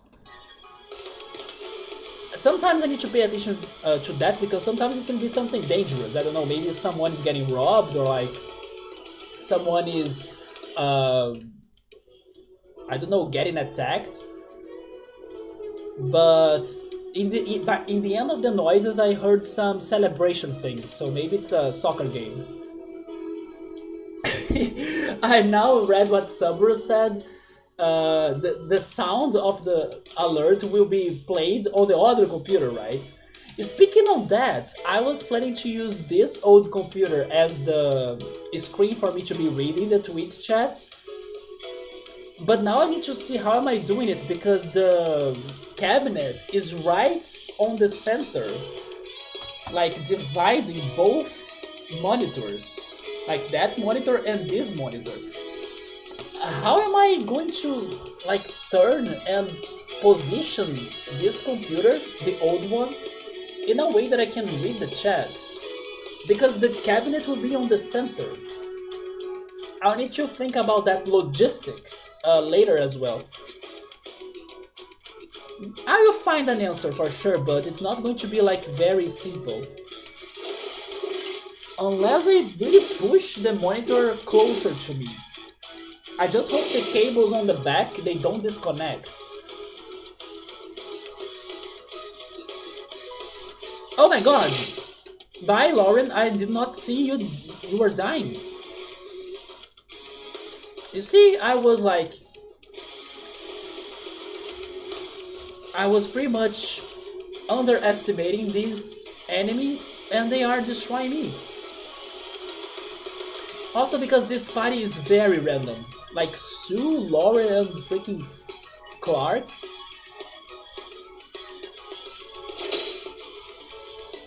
At least they still have like a good amount of HP, but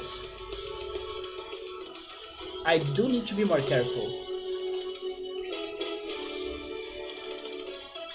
Let's go for counter. Some streamers are already using a circular or round table. Really? A round table? Wait, do you mean like a curve? Like that? I can see that, yeah. Yeah, my table is like rectangular, so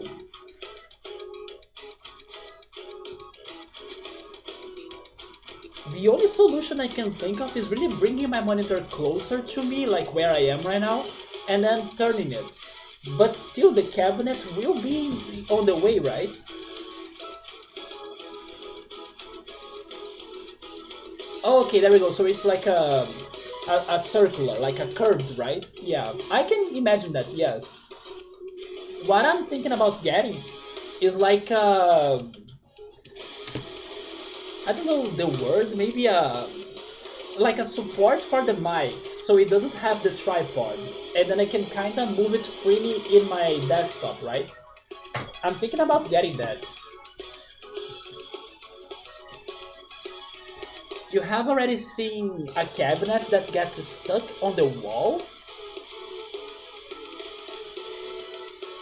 Oh yeah, you know what? Maybe I mean I'm not doing that, but another possibility would be having a monitor stuck to the wall, maybe even a TV, right? Yours, for example, it gets behind the monitor. Wait, you mean your... Oh, you mean your cabinet? Yeah, mine is just next to it because I don't have a space for it. Or like a place for it, basically. Otherwise, I would like place it on the floor, but I don't want to do that. Also because of the dust, right? It's going to get dirty. No, this is dangerous. Let's go for electrify.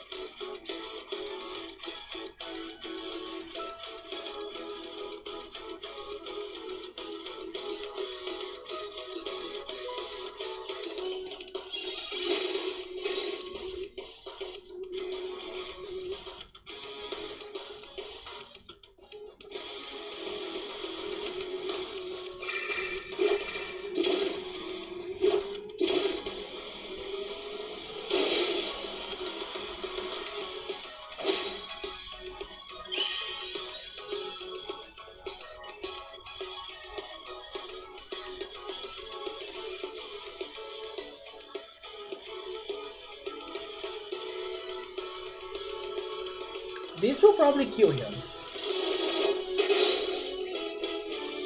Now I need to heal Sue. I'm going to use the potion.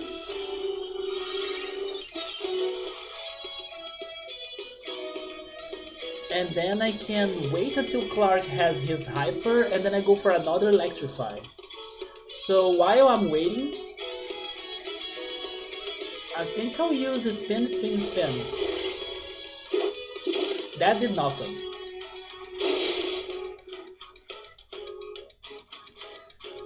Alisa should start healing as well. Oh yeah, when she recharges, she can also give a small heal for the party, right? Or healing for the party. It's just a tiny bit, but it helps.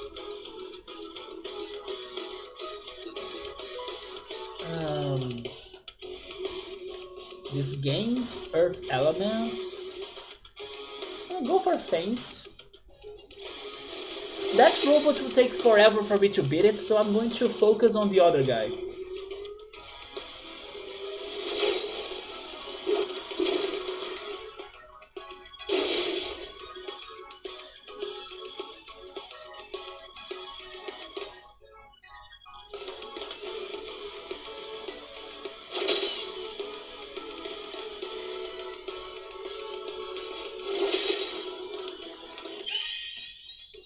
Yeah, now I go for Electrify.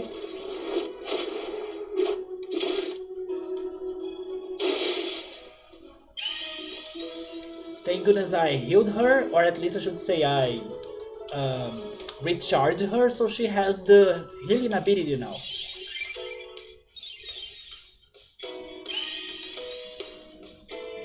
By the way, speaking on that Final Fantasy conference still, there was a mobile game that was announced. Was that mobile game just a remake of, or maybe I should say a port maybe, of Final Fantasy VII? Or is it any different? It had some chibi models that looked a lot like the original PS1 game. Like, what was that mobile Final Fantasy game?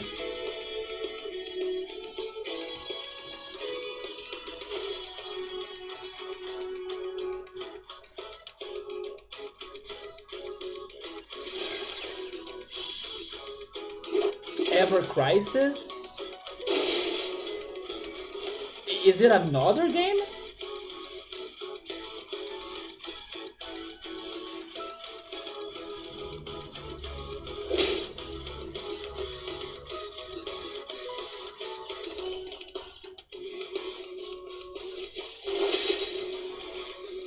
It's gonna have... Wait, what? It's gonna have every Final Fantasy VII in it? Wait, do you mean the original? Dirge of Cerberus and Crisis Core? It's the three of them in one? And then all of them are chibi or something?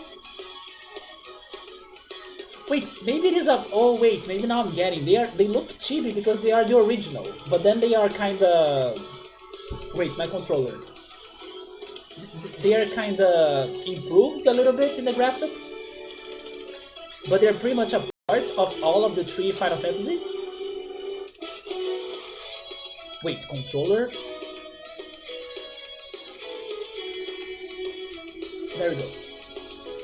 So it has before Crisis, it's more actually. It has before Crisis, Crisis Core, Final Fantasy VII, Advent Children, and Dirge of Cerberus. And then before Crisis is the game no one cares or remember.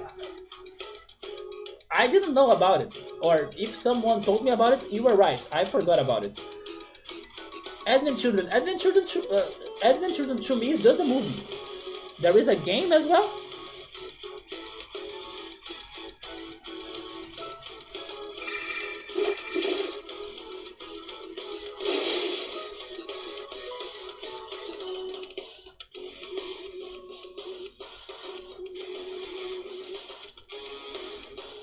Okay, this is starting to look bad.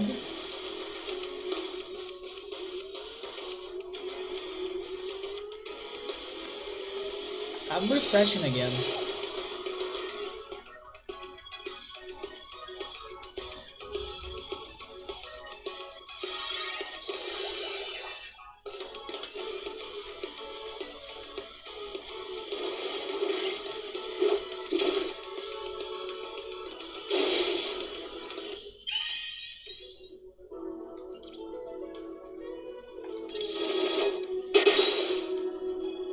I need to take that one guy out. Oh yes, I can do this. Let's hide Alyssa. Okay, you can do that, right? Clark, please choose. This is a gamble though, because it's a random target. But please pick the human, not the robot. Dang it, he got the robot. But Sue endured the hit, so we can still heal him. Never mind, he is going down right now. But he can do a last hit on that guy to kill it, right? Or maybe not. He could, there we go. But now it's 2-on-1, although the robot got some damage already, right? Yeah, it has 1,000 of life.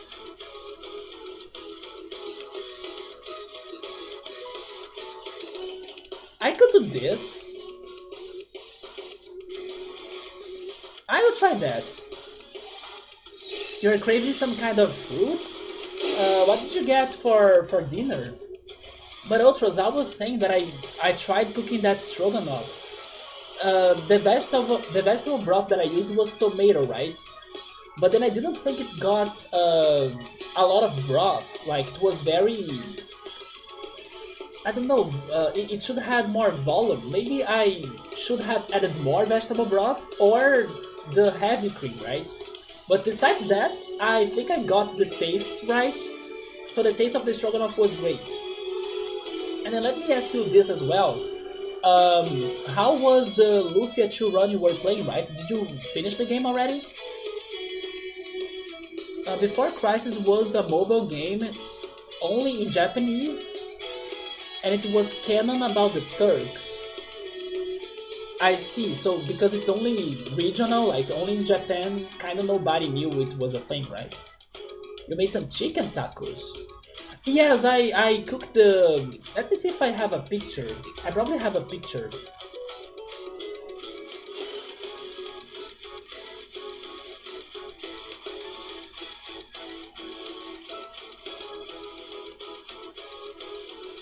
I also tried the blueberries, man, and they were fantastic. They actually taste a lot like grapes. Grapes and plum.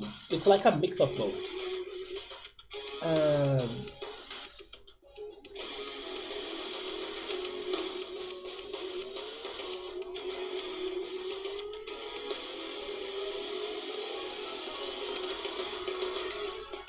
yeah, let me change the cam. This was the stroganoff that I cooked. You have the mushroom stroganoff on the bottom, but as you can see, it doesn't have a lot of broth, right? It kind of got a little bit dry. And then the potato chips.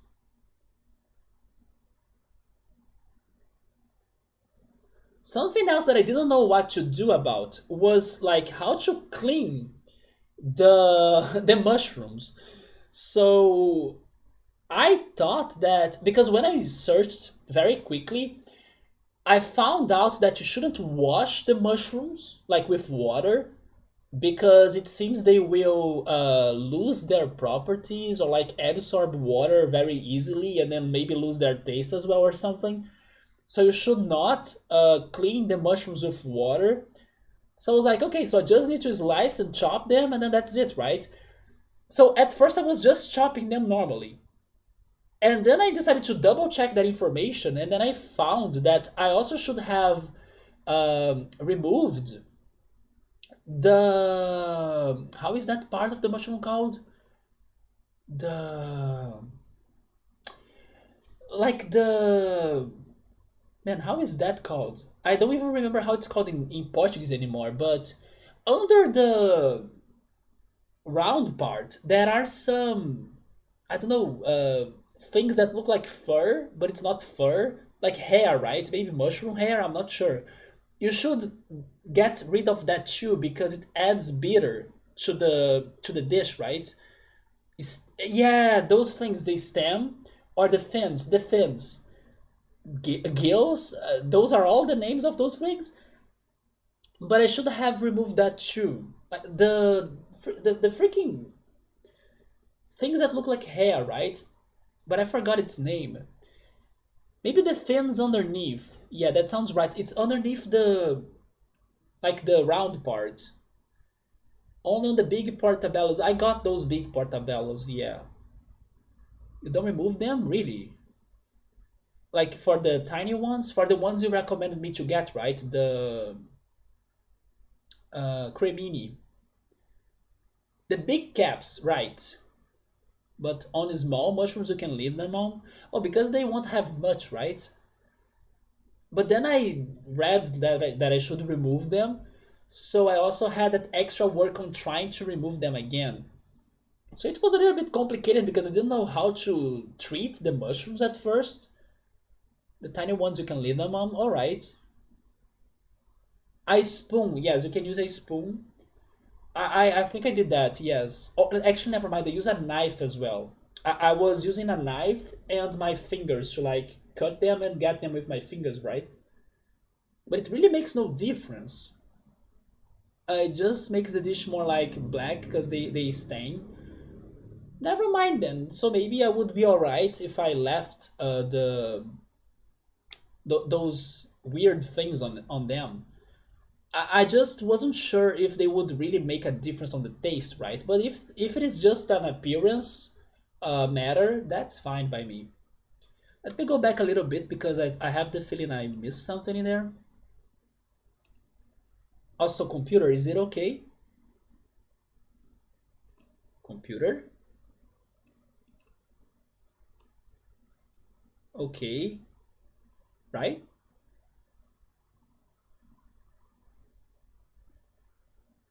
Ultras is saying that he finds them flowery tasting, the blueberries,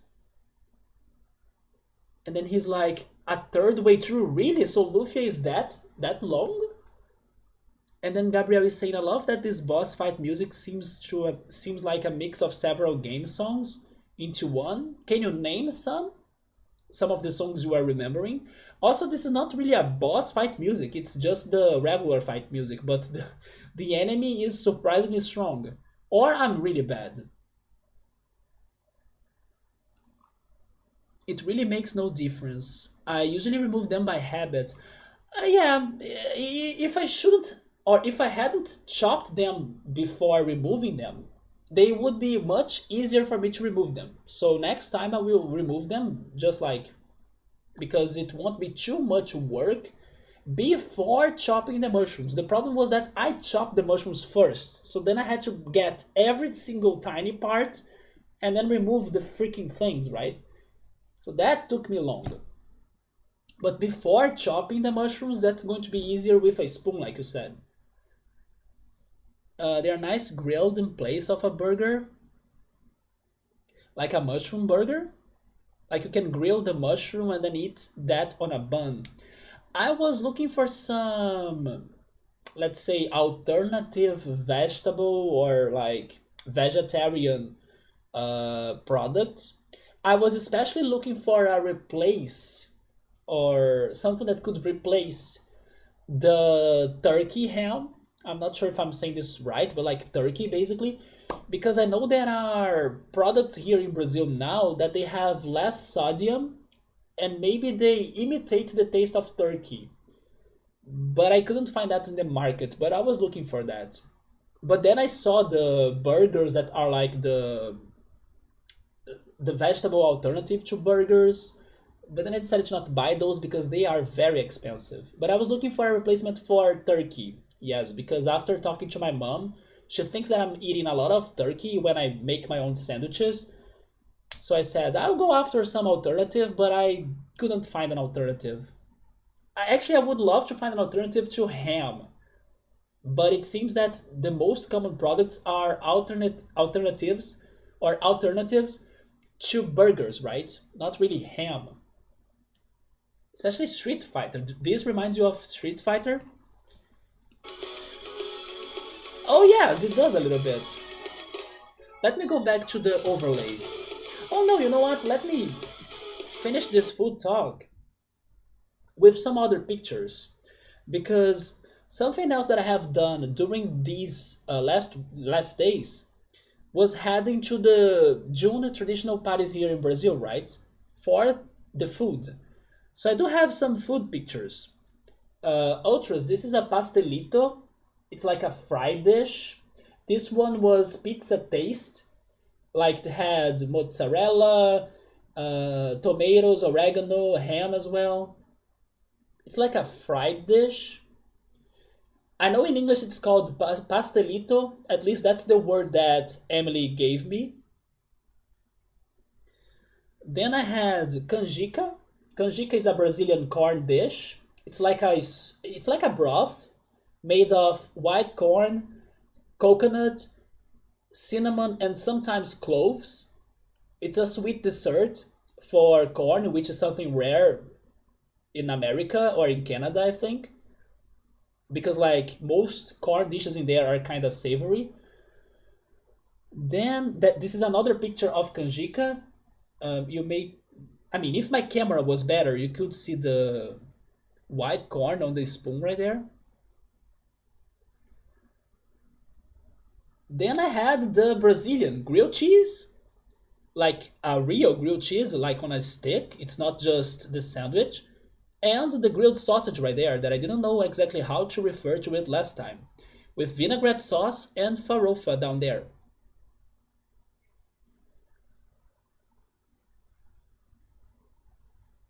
Then I also bought cocadas. I think I showed those last stream here on stream. Um, they are coconut desserts, pretty much made with crystallized sugar and shaved coconut. But those two were like with other flavors because the one on the top was pineapple flavored and the one on the bottom was passion fruit flavored. Only the pineapple one was good. The one on the bottom was not that special. Then I also had another sausage or grilled sausage, but this one has farofa all over it. And thankfully, it was very cheap at this place. A picture of the June party I went. Everything was full of decorations and some people in there. It was very cold and kind of rainy as well. So it's not that crowded, but just to give you an idea of how it looks like, here's the carrot cake with chocolate on top that Ultras even tried baking himself. I found it in there, but I did not buy it. I wish I could, but I decided to not buy it. This is the Brazilian hot dog with those potato chips that I also had in the stroganoff as well. It's pretty much the bun, then the sausage, and then some tomato sauce with onions, sometimes green pepper as well, and the potato chips. I ate two of those because they were very good.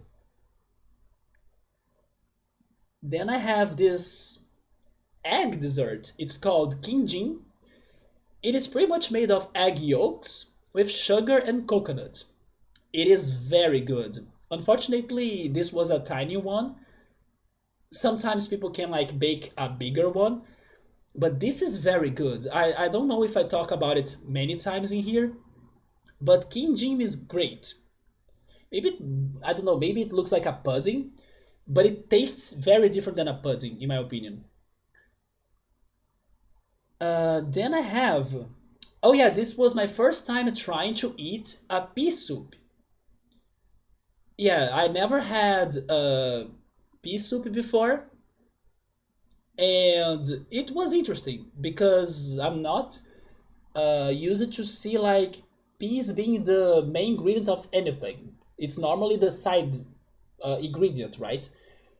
It was good, but maybe not my favorite soup or like my favorite broth, but it was good. And here I have another kanjika picture. Pea soup? No, not pea soup, right? But like peas. Do you guys like pea soup? Oh yeah, it sounds like that, right? When I say it like in the plural. That's true. Now I heard it. But we have kanjika again, the white corn dessert that I was saying, and on the bottom we have corn. How can I say this? It is curau in Portuguese. It's like another corn dessert with cinnamon, but it's like mashed corn with sugar, maybe. I don't know how is the preparation of that, but it is also very good. So more corn desserts for you guys to try or to learn about someday because I know corn desserts are not common in there. Yeah, actually I preferred the curau over the kanjika. Yeah, the curau was very good. Pea soup is so good. I liked it, but I did not love it. You know why? Because my friend even agreed with me in that day. Even though it did have some, let's say, toppings in there or things to add taste, the only taste that I really felt when I was eating it were the peas and salt. So it was like a savory peas taste, right? I was missing the other things. I was missing the taste of the sausages in here, the herbs, the spices. Oh yes, I regret not adding pepper because they had like an option for you to either add pepper or olive oil, and then I regret not adding pepper. Maybe if I added some pepper on it, it could taste better. But like for a first try, like it was my first time trying it, it was good.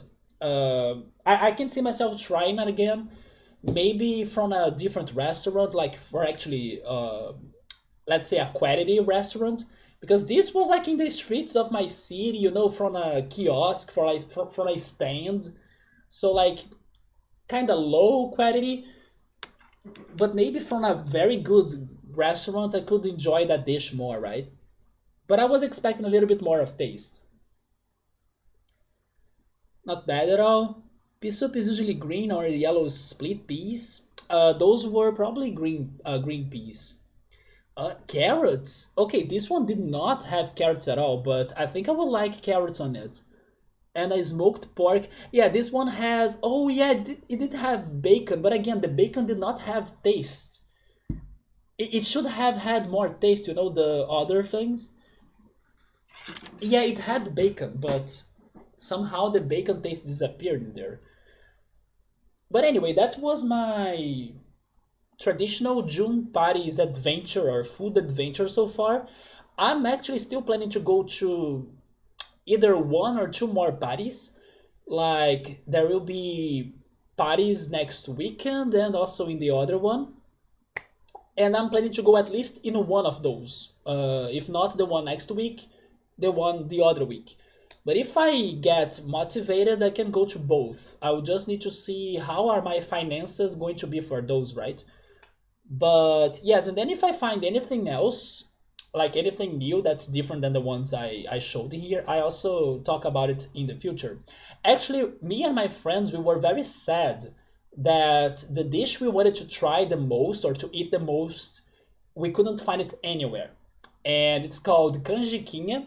It sounds like the other dish I said, which was canjica. Canjica is it is a sweet dish, while canjiquinha is a savory dish. It's pretty much like a stew as well, like not a stew, maybe a broth, a corn broth with all of those things like bacon, sausage, some vegetables. It has a little bit of meat as well, and we were hoping that this one party could have it just like some years ago, like the last one we went to. They didn't. They had the pea soup instead. They had canjica, the one that I also showed you, and they had a third one that I also wanted to try.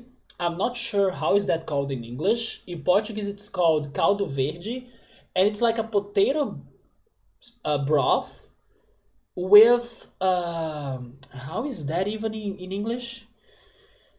Um, I don't know the word for that in English anymore. It's like let me see if I can find the words. But it's pretty much the cauliflower leaf. And I think you guys don't have a word for the cauliflower leaf, right? Like in Portuguese. Here in Brazil, we use the cauliflower leaf for dishes. It is as important as the cauliflower. In there, I don't think you guys use that leaf for things. But it's the cauliflower leaf. Um,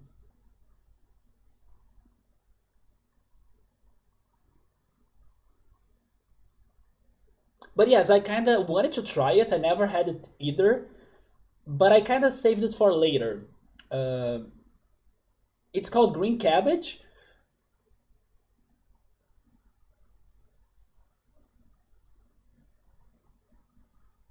I mean, cabbage is something else, in my opinion.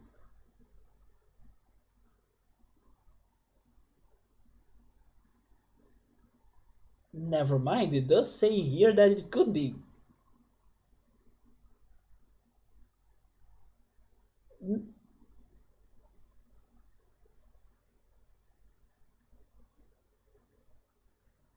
Oh, maybe it's called collard?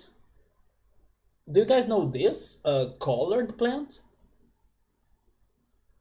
Maybe it's that.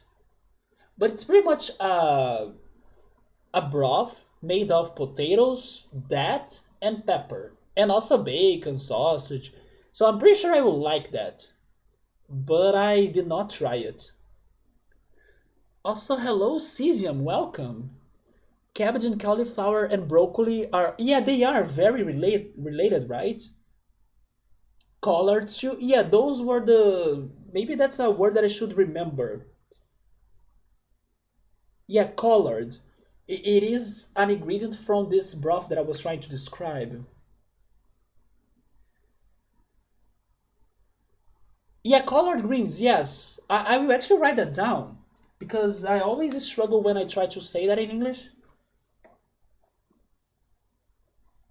But are collard greens common in there? Because from my like previous talks about this, I kind of felt like cauliflower mattered and then the leaves were not important, you know?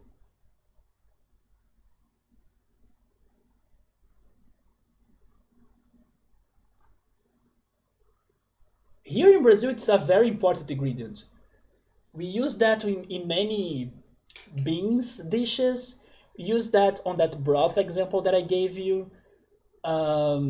We can have salads of that as well. It's very good, like when it's fried with butter, olive oil, garlic, onions.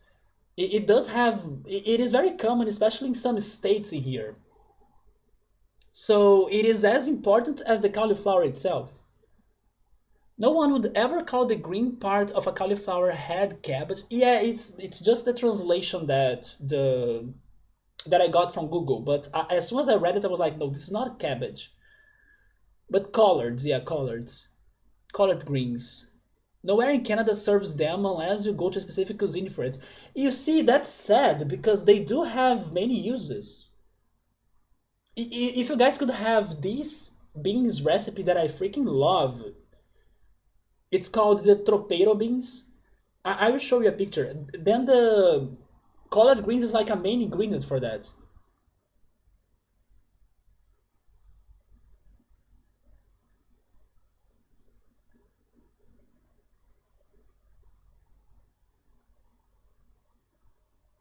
Yeah, this is like one of my favorite beans dishes ever. And it makes me sad. Oh my god, then my camera can't focus, but I hope you can have the idea and you can see the greens right there. This is such a good beans dish.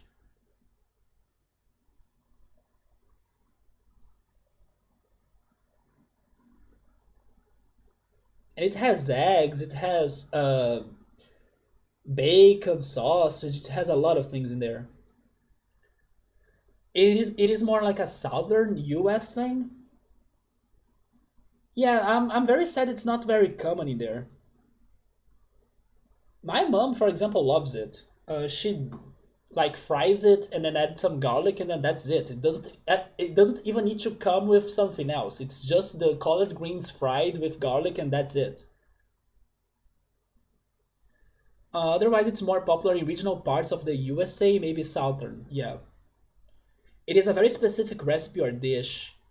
So, but what makes me sad is that it sounds like a waste, right? A waste of an ingredient. Because if you get the cauliflower, I'm guessing people will discard the leaves after like getting the cauliflower. So I'm like, are you kidding me? You are throwing away food, you know?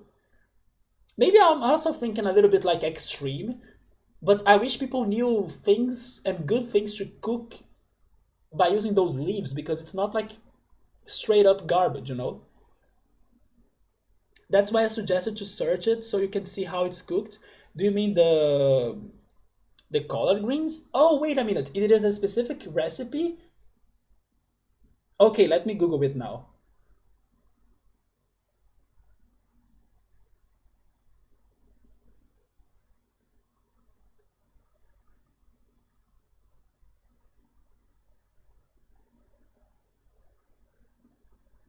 Oh yeah.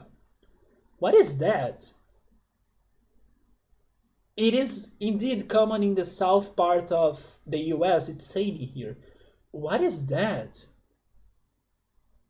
It has bacon, it has onions, garlic. Oh, it's kind of close to the ones we have in here, although the texture is different.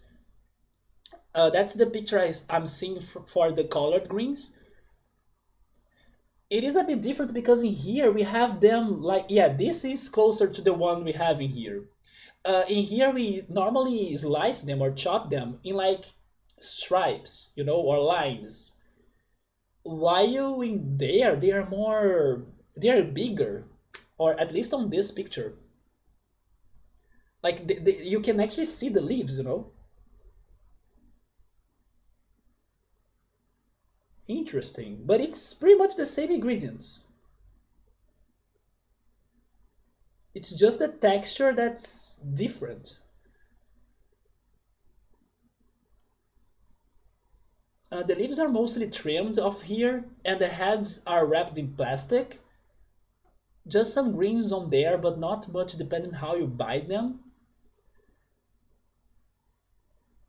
Yeah, so I kind of wish the leaves could also come with the heads, right? They cook it for a long time. Oh, that's why they lose their color? No, here it's a more fast cooking, right? And then they get brownish. I see. It's a type of greens you can cook the hell out. Oh yeah, because they probably have a lot of water, right? Just like spinach. Have you ever tasted the hybrid between cauliflower and broccoli? Probably not. And by the way, I don't like broccoli. Yeah, broccoli is not my thing. But I don't think I have. Does it have a name, Ultras? Let me go back to the game overlay. We have a fight to finish, right? Or they can finish me if I don't do anything right now. Oh, you know what? I can't heal myself. Is he almost dead? He's not almost dead. Oh my god. Um, I mean, I can risk this. I will risk this. Maybe Rally can help me. You love this game season? Yes, I was like wondering if you are the first person that actually stops by the channel because of this game. And then it's funny because you started talking to us. Oh no, she's dead. Because only healed 18 health points, right? Oh my god, freaking Clark will not be able to do this, I think. But I thought it was funny because you joined the conversation during the food talk. So I was like, wait, is he here for the food talk or for the game? But yes, you end up learning a lot about Brazilian things because I'm Brazilian, and also about food because every freaking weekend we talk about food, but also we chat a lot. So I hope that doesn't bother you that much. Because if there is a topic people want to talk to me, I kind of stop everything that I'm doing and then I start conversating, or like I start chatting with them. But don't worry, because everything or most things I start, I end. So even though it may take like forever, as I'm enjoying this game, I will play it until the end and like explore, do my hardest in here. But it's a slow progression. Basically, that's what I'm telling you. So don't expect things to go very fast because we do chat a lot in here. It's called Romanesco Broccoli. I will search it. Yes, let me just see. No, I don't have. Should I try the self-destruct strategy? I mean, I don't have anything else to try, right? You know what? I'm going to do that. Wait. Maybe I can survive another hit. No, I can't survive another hit. Never mind. But I will save that. Maybe the last thing I'm doing is a self-destruct attack. And then I wonder, if I kill the enemy by self-destructing, does that count?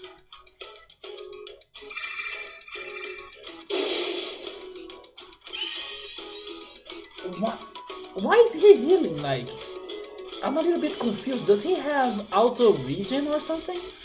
But you know what? Maybe because of that random healing that I was not expecting. Maybe Clark has a shot. Oh my god! Let's go! Okay, that was super clutch, guys. I mean, Not a first time that I clutched that badly, of course, but I was really not expecting Clark to outcome that situation. There we go. But now I'm curious. Do you know, Cesium, if Clark self-destructs, if he would still get the win? If like he's the only one remaining in the party or something? I will try that if I have another chance. By the way, I will save the game because that fight was more troublesome than what I was expecting. And then now I will check Ultra's dashing gear. I think so, but I never liked using it. The self-destructing attack, or do you mean Clark? Because I'm getting to the conclusion that Clark could be one of those characters that people at first think, oh, he's shitty, like he doesn't help, or like he can't do anything. But then the more he gets new attacks, the better he gets. So I kinda have the feeling many people ignored him, but now that I'm having him in my party, he's actually surprisingly interesting. Romanesco broccoli. Romanesco.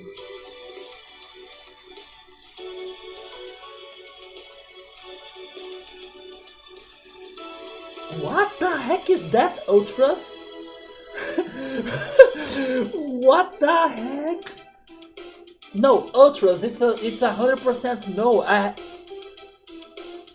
have never seen this in my life, but I wanna see it in my life so bad. I will even change the camera.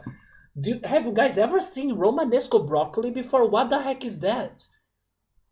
This looks like something straight out video games.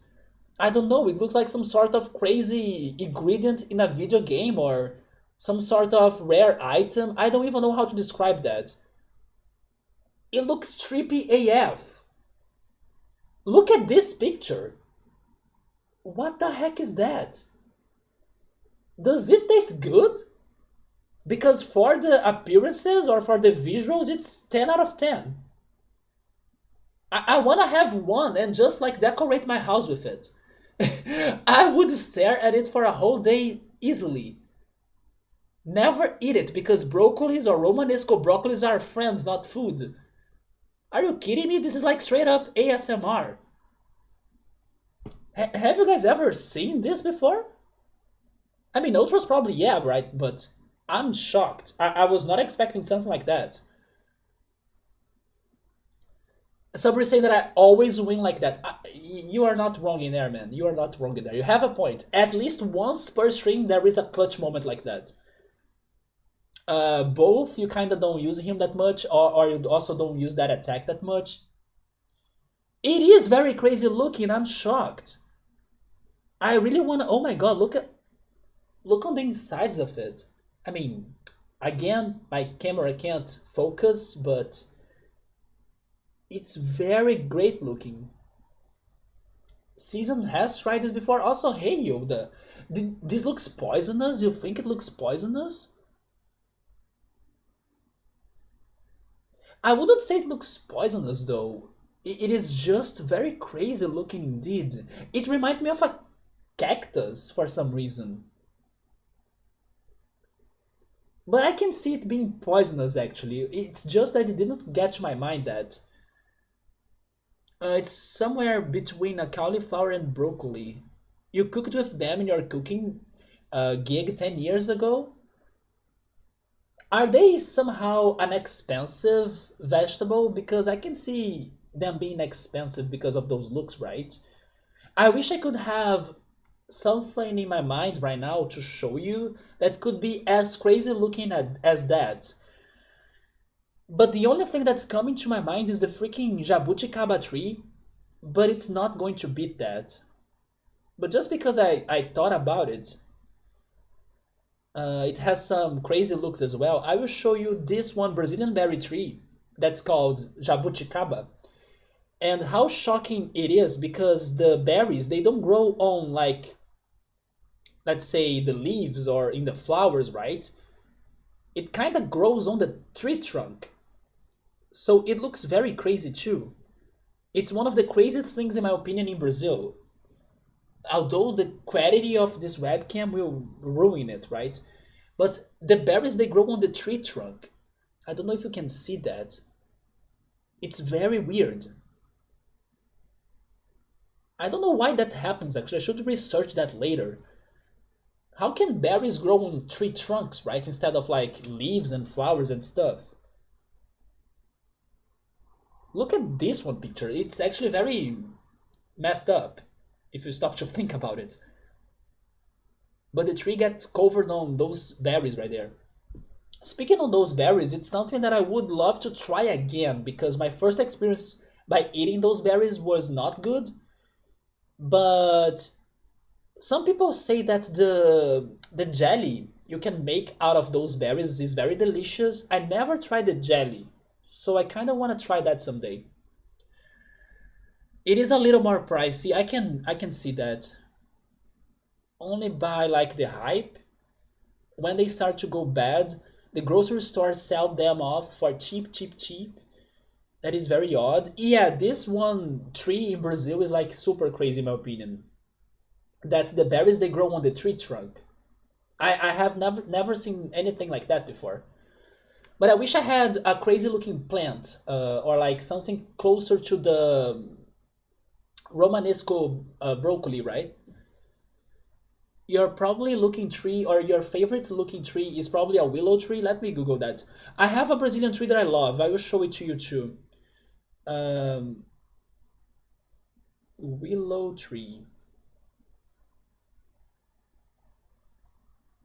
Oh, it's funny because we have that tree in Roller Coaster Tycoon. Yes, you can kind of place that tree in there.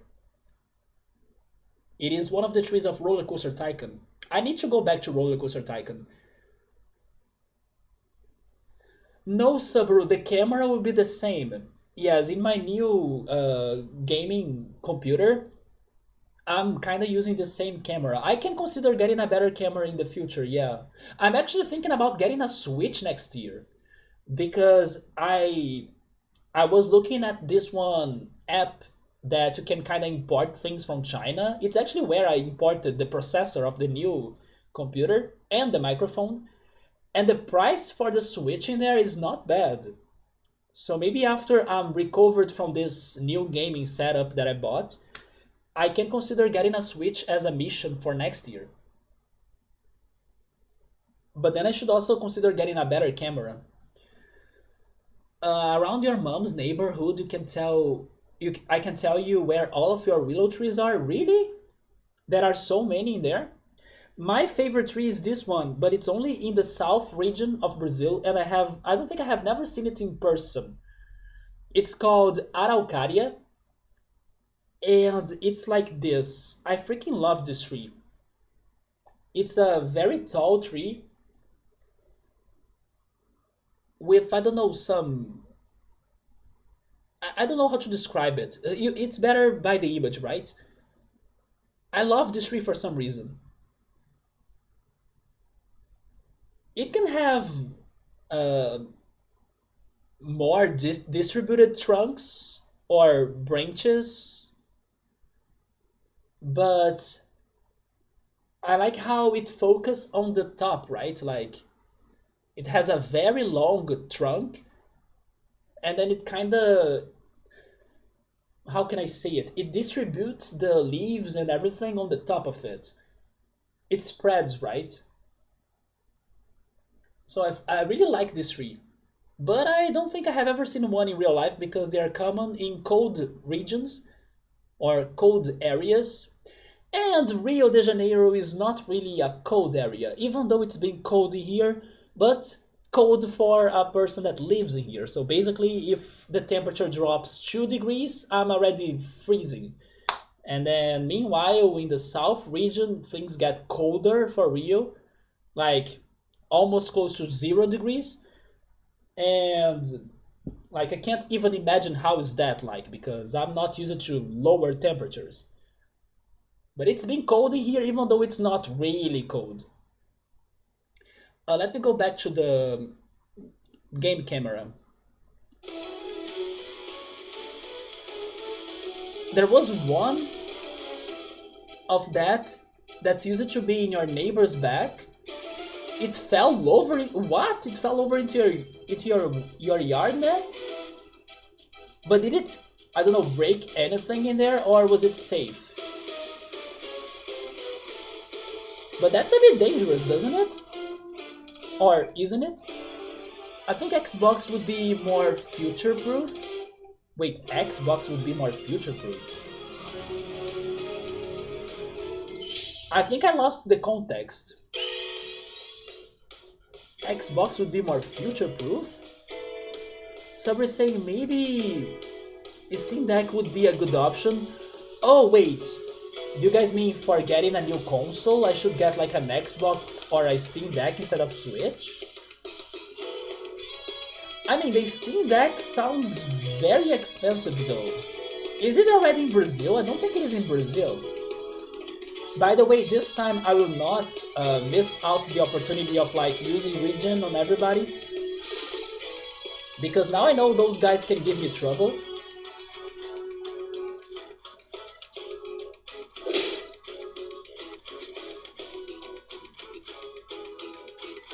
Let's go for counter. When is it?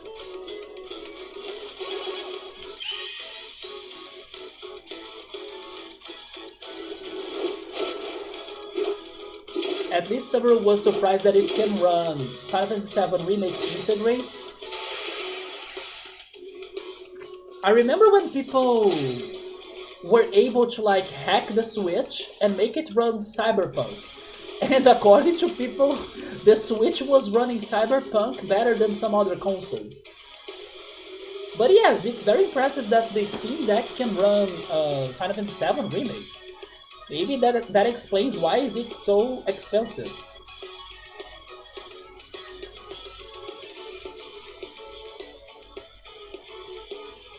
By the way, Yoda, have you watched this week's summertime rendering episode? I watched it yesterday, and I liked how this one last episode reminded me of both Stephen King It and Resident Evil. That was a very crazy episode. There is guillotine. It does sound a little bit like it.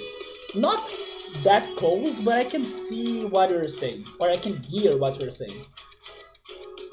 Do you agree with me, Yoda, that it was a very crazy episode, like, with some horror vibes?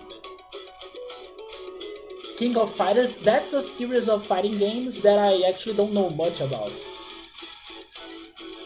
My favorite fighting game series is Smash Brothers, but then Mortal Kombat, and then maybe Street Fighter after, but I'm not that big in Street Fighter. Oh, you never actually watched it? It's because of the... how can I say it?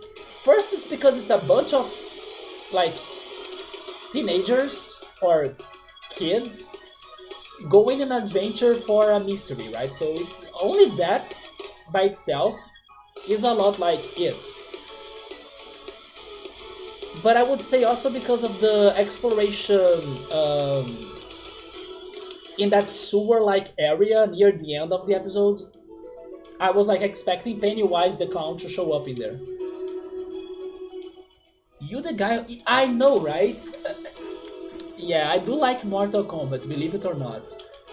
I mean, I'm not saying that I'm a big fan, but when I had my first console, which was a Sega Genesis, Mortal Kombat was one of my first games. My first game ever was Sonic 2, but I had Sonic 2, Mortal Kombat, Animaniacs, The Jungle's Book, and... oh yeah, Mortal Kombat 3. And there was also a Garfield game for my Sega Genesis. So I used to play Mortal Kombat since I was a kid. And then I played Mortal Kombat on the Super Nintendo as well. And then after the Super Nintendo, I kind of stopped playing it for many years. Until I played it on an Xbox with my friend. I think it was the Mortal Kombat 9, if I'm not mistaken. So yes, I do like Mortal Kombat for some crazy reason. Can I do something for Sue? Only potion? Don't you have anything else to heal? Okay, I will go for the potion then. Oh, it's because he's poisoned. Wait a minute, Alisa is next. Never mind, I'll use Alisa's healing ability to cure Sue, right? Oh yes, let's go for Charming. Let's not forget about that. Wait, it failed? No, come on! Charming was like almost 100% effective on this game. But then first aid on Sue. And then what can Sue do though?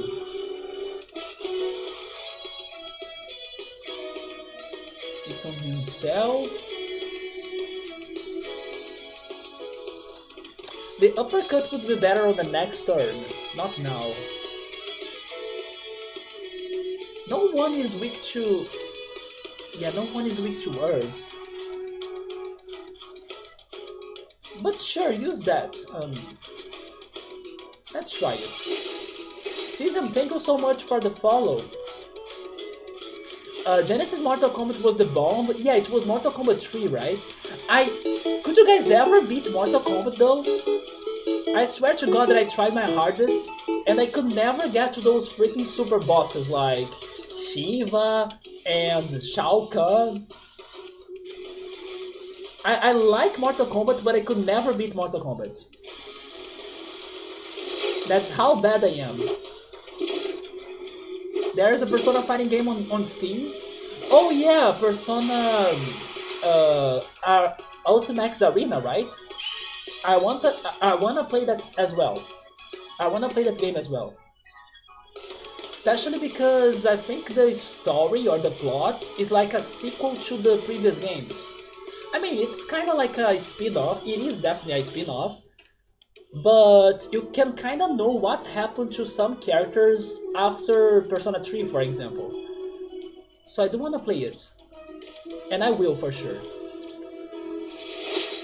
I can do it on 1 credit. You can beat Mortal Kombat Ultras on 1 credit? Come on. Who's your character though? Who do you play as? My favorite character. Maybe that's why I'm so bad. Because like he's not like a mainstream character, right? But my favorite is Sector. It's the freaking red robot. I freaking love Sector because I could only be shooting those missiles from his chest and staying far away from the enemies and being that... I could be, or I used to be, the Mortal Kombat player that could be relatable to today's Smash Brothers player that's like mass user and keeps on doing PK fire, PK fire, PK fire. I can be that with Sector, or I used to be that in the past with like those rockets. Or sometimes, even though I never knew what to press so he could do that, I used to love when he teleported. I don't know, like he could jump off screen and then reappear punching with like an uppercut, you know. Sector was my favorite. But I know people will go for like Scorpion, get over here, and then Sub-Zero and stuff, right? Maybe that's why people can beat Mortal Kombat. But I used to love Sector, yes. Sector was my favorite. My friend knows how to play very well with Sonya Blade. Like, she destroys me when she picks Sonya Blade. Oh, now I can go for uppercut. I will go on the robot because he has the shield break. That was the best choice, yes. Although now I need to do something about Sue's health, I will go for the potion or Aegis? No, Aegis is just a single hit, right? Let's go for the potion.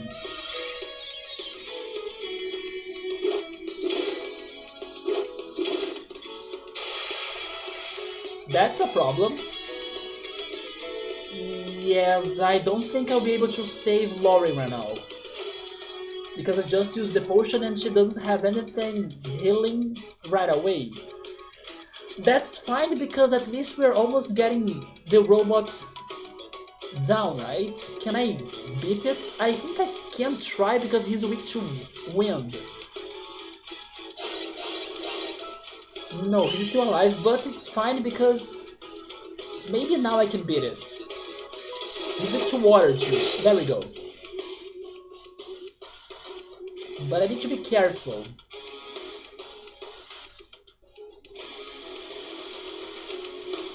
And then Su is also poisoned. I will hide him.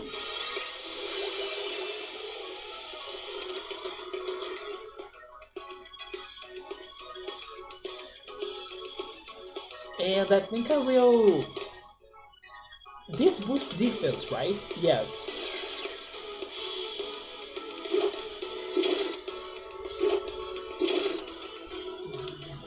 Now I have 2 party members that are almost dead.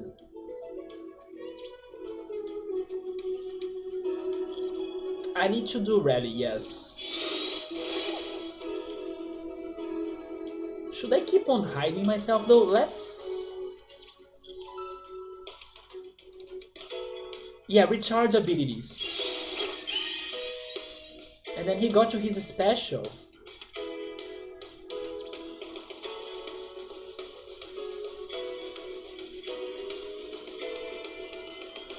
You know what? I'm going to use save and quit and then I explode.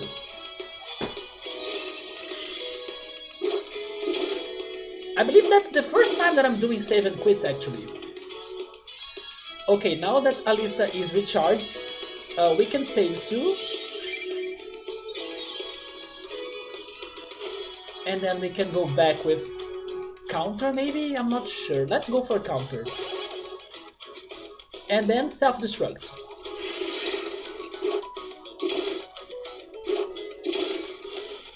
There we go, the counter. Flood on them.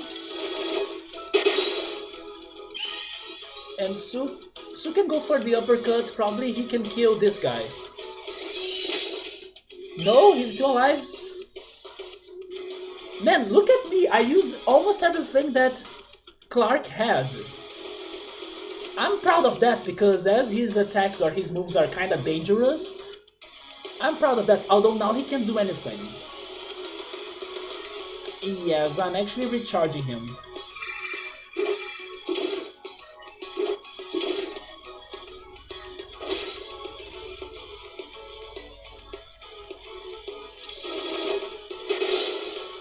But we won this fight. There we go.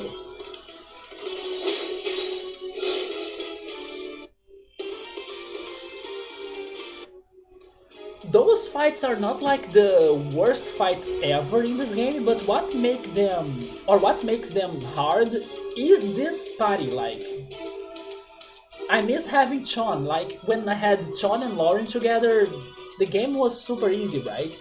Or I also miss Arit, because Arit's attacks were very multi-targeting and they helped me a lot. So let me see. I can't do it in one... Oh, okay, never mind. I read it wrong before. Ultras can't beat Mortal Kombat on 1 credit, but he can get through Mortal Kombat 1 and 2 in arcade. And then 3 and Ultimate 3 are too much. So really, 1 and 2 are kinda easier. Maybe that's also why I never beat Mortal Kombat, because I kinda started playing it from Mortal Kombat 3 and beyond. So for 1, Ultras would pick Sub-Zero. Oh, yes, you see? Sub-Zero or Scorpion, of course. For 2, he would go with Baraka, actually. And then for 3... There we go! Ultras is my counterpart! I would go with Sector, and he goes with Cyrex, the 2 robots. Ultras, let's start a Daft Punk duo in Mortal Kombat, man. If my VAT is yellow or red, custom license plate will be either Cyrex or Sector. That's true, right? But haven't you already decided? Or maybe not, because from what you're saying, you still don't know what color you pick for the Corvette? Maybe Ermac. Ermac? Wait. Ermac. Wait, I remember Nightwolf, like... What's Nightwolf, right? His name. The Native American guy. Then we have Smoke, which was the other robot, but like the one with The black robot? Ermac. Okay, I'm googling and I don't remember who was Ermac. Maybe he was the soul guy, like there was a character that controlled souls.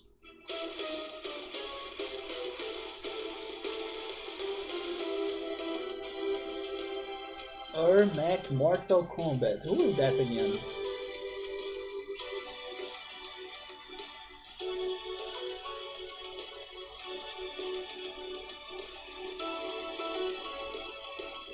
Oh, wait a minute, who's that? Oh yeah, he was the Souls guy, okay. But he's not a robot, that's why I couldn't remember him either. But Ultros wants like a... Do you mean like a red or orange, just like his clothes? Like that, orange or red? The red ninja, right? Yes, I think I'm more used to his appearance like that.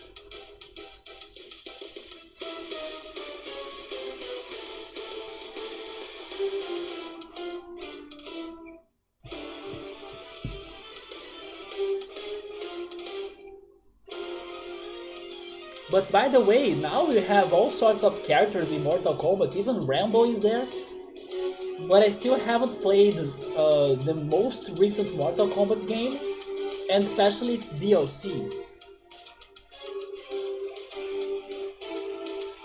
I do think I stopped playing Mortal Kombat in Mortal Kombat 9. Is that an enemy? It is. Those are the gentle robots. Yeah, they are not designed for combat at all. That's for real. Like they use it to help me in the mansion, right? Why am I fighting them now?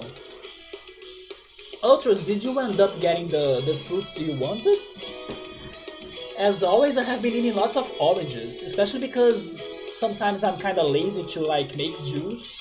Normally I kinda make limeade, there we go.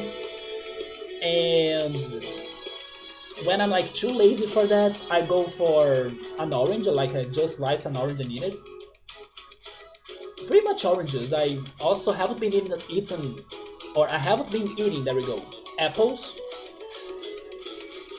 But apples is like something, or are like something that I like to eat when I'm sick for some reason.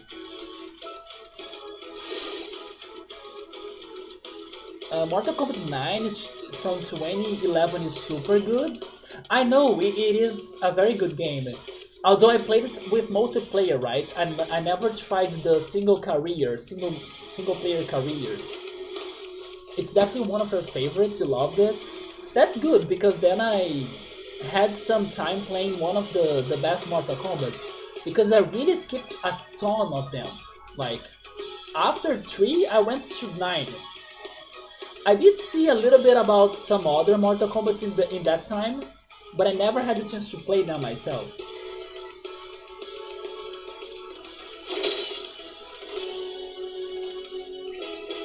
Do you still play Mortal Kombat by any chance, Ultras?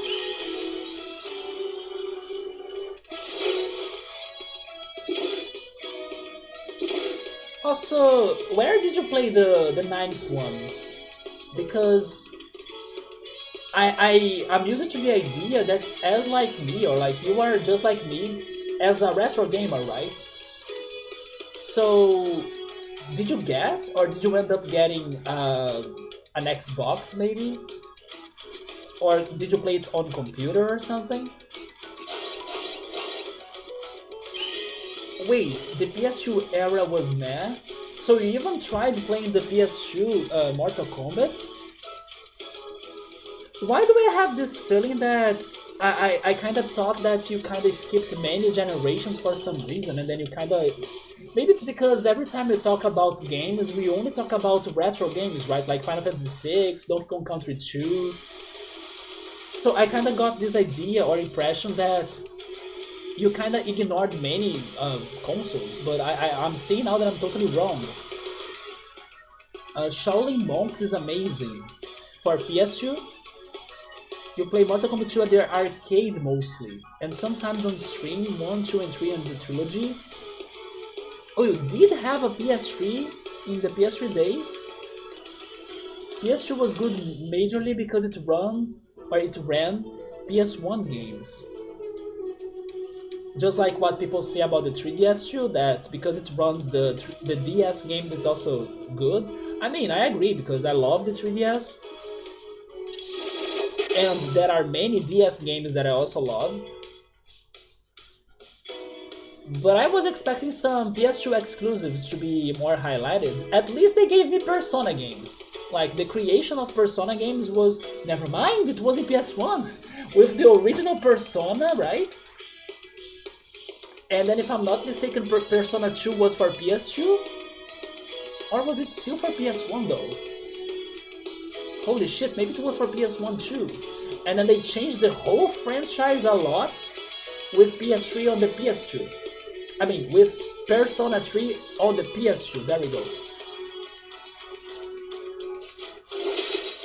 But yes, thanks to PlayStation 2 I got my Persona games, so I can't complain.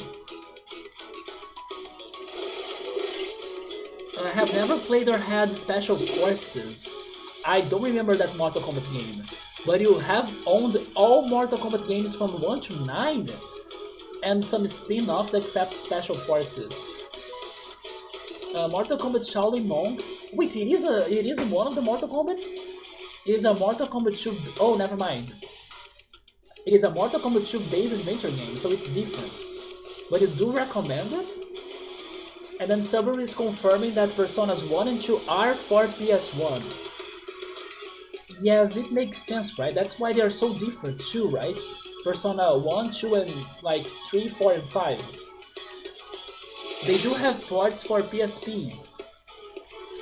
Speaking on which, are there interesting games for the PSP? Besides the ports? Is there something that I don't know, should look up for PSP?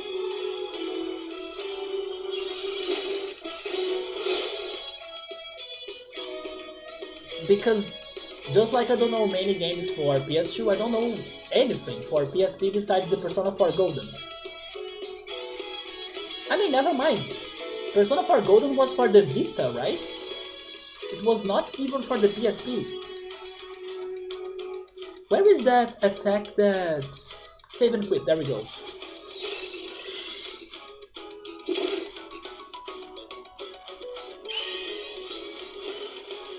Maybe I should ask Ultrus this too.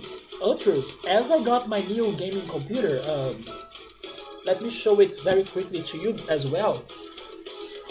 Although I'm still not using it because I don't have an Ethernet cable and I'm waiting for it to get to my home. But I got my new gaming computer right here. I'm thinking about the games that I'll be able to play, right, in the near future. Or if not, next stream, if I can set everything up to there. And I'm thinking about emulating games, right? So I was asking for recommendations of, I don't know, games from all sorts of generations. That's how we ended up talking about PS2. Like I was like asking for PS2 recommendations. Do you have any game that I could emulate that you think I would like to play or like to see or something? Because I was getting some recommendations. Mostly from those consoles that I never had the chance to play them that much, right? Like the PS2, even the PS3. Maybe this computer... Oh yeah, probably this computer can handle a PS3 emulation. I have no idea of good titles for the PS3 either. Somebody saying the Valkyrie Chronicles 2 for the PSP. He ended up playing it a little bit. It has a vibe that reminded him of Fire Emblem Three Houses, thanks to the monastery, where you kinda live and trains. Or, I mean, you live and train. PSP-wise, besides Dissidia, I don't know, gotta think. Oh, Crisis Core was originally for the PSP?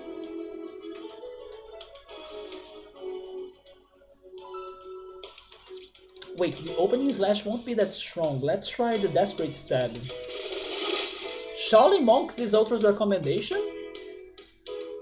So here's the thing. I could think about this. I mean, I do have some sort of plans, right? For like ideas that I could be focusing on the channel. But everything that I kind of plan, I kind of either don't start them or it takes forever for me to do it, right? But I do have like a plan for me to marathon racing games. That's like a long plan of mine. Because there are many racing games I want to play. So there is like Crash Team Racing, Chocobo Racing. There are some Super Nintendo racing games that I never beat. For example, Biker Mice from Mars. There is even that one that everybody says is fantastic, Rock and Roll Racing. I also played that only once in my life and never more, so I should play that game as well. There is even a Bomberman racing game that I would like to try. You know, there are a lot of racing games that I do want to kind of have a session of playing them all. Maybe I should do a somehow fighting games marathon as well. With Mortal Kombat games that I never played. Maybe I could try playing King of Fighters because I don't know much about that franchise. Tekken, I played Tekken 3. I don't remember if I beat it, but I for sure played Tekken 3 for at least 1 month when I was on vacation. I could think about that. Wait, you think you are going to buy a gaming PC this week? There we go, Ultras! Oh, your birthday is coming up then? When is it? When is it exactly? So I can try to remember the date. Check the gameplay and real quick and see if I will like it. Okay, I will look on that, or I'll look for that on YouTube. Regarding the gaming computer, man, do you think about buying the parts separately? Have you studied about that? Because it took me a lot to learn about that, but in the end it was worth. I actually had a lot of fun when I went to the store in Rio to kind of do a research about prices and models and parts. And it was great to like see the sellers, like the shoppers, is struggling to negotiate with good prices for me, because I was like, oh, but your price is worse than, I don't know, the price I saw on the internet. Or your price is worse than the one I saw on the other store. So it was great, it was super fun. I actually had a lot of fun on that day that I spent the whole afternoon just browsing prices on the physical stores. Unfortunately, I only ended up buying from one place in the end, but the first day I went there was super fun to like see the parts that and pieces that I was looking for at the computer and talking to the people that understood about PC gaming. And like realizing that the choices I made were good choices. They were like, oh, you're buying this part, or like you're looking for this part, that's a good choice. Or like, you know, it was very fun. It was fun to understand this. That took me a lot to start learning. Because it is a lot for you to like check out, right? You gotta see exactly what you're looking for, if things will be compatible. You gotta look for so many different parts. Memories, motherboard, processors, cooler, the monitor, the power supply as well. You know, it's a lot of details, and then you kind of you can't find everything to buy from the same store with a good price, and then you kind of need to study if you should make changes on the things you thought at first. It is very complicated. I use save and quit, right? So I can go for self-destruct, isn't it? There we go. Muppet Race? There is a game for the Muppets? That sounds silly AF, but I could play that. Yes, I'm curious. I don't know if I would play Garfield Kart though. Yeah, Garfield Kart, I haven't seen many great reviews of it. But it's a really great game. I trust you. Probably this Mortal Kombat Shaolin something, the Adventure Mortal Kombat, is a great game, yeah. But maybe it's just not my genre, right? Disney Racing Firebugs? What the heck is Firebugs? It's on Friday, Ultras? I will try to remember and then wish you happy birthday on Friday. Tekken 3. Oh, by the way, are you doing a special stream on Friday or something? Because in case you are, I can also try catching you up in there. Tekken 3, I think it is considered one of the best Tekkens. I did like it. I kinda got annoyed by a character called Anna. I don't know how much of Tekken do you guys know, but beating and fighting against Anna in Tekken was so annoying. So I got traumatized by that character. Yes, Anna destroyed me. Oh, you're buying a laptop? Okay, that's going to simplify things, I guess. Although it's also going to be very expensive. It is more ideal to do a tower. Yeah, it is for sure, but honestly I need the portability. I know you need the portability or you like the portability of your Switch, right? So that makes sense. But be sure to look up on the specs for the laptop. Oh, no streaming is alright. Have I? No, I haven't been here, right? But are you celebrating in any ways? I normally don't celebrate my birthdays. I think I have talked about that before too, right? Or at least I should say that normally I like to do something by my own. Like, I go out to some place I like myself. I don't know, I normally like to be more introspective in my birthday. Not always, but it's something that I kind of prefer doing most of times. It's a shame we don't have time to play a few hands. Are you a freaking, I don't know, casino addict too? These people locked you and you were trying to kill, and they were trying to kill you and you want to give them money? Of course not. I would be sure to win every round, unless they have games that are rigged. You see, the house cheats. So do I. Okay, Sue, maybe you have a shot in here. I miss playing poker, by the way. I used to play poker. I mean, I'm not good, but it's a card game that I like. Actually, I miss playing card games now that I'm talking about it. Oh my god, that fight won't be easy, but I saw some treasure right there. I think I know how to get to it.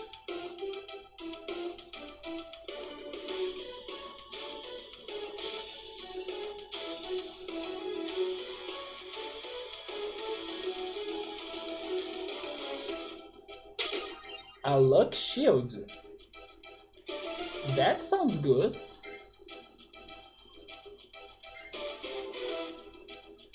Wait, oh, never mind. It is a shield, right? It's for equipping.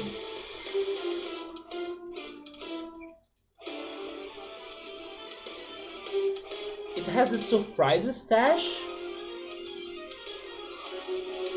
It's the 4-leaf clover edition. What the heck is that?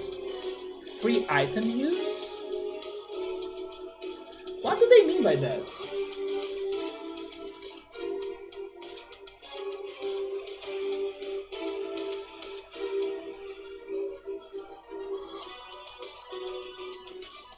I don't get it. What is the RNG? Random damage? Huh.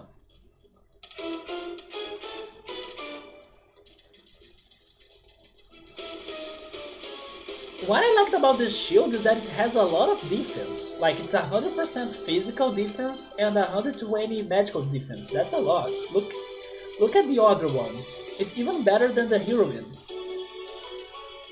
I mean, better for the magical defense at least. Should I give that to somebody? I never use Dance Party though. Yeah, I never use Dance Party. I'm going to give that to Clark.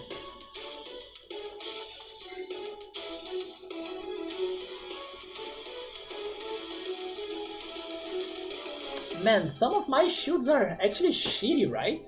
I mean, they have good abilities, but the defense itself is bad. Maybe that's why I'm struggling. Let's save a little bit again.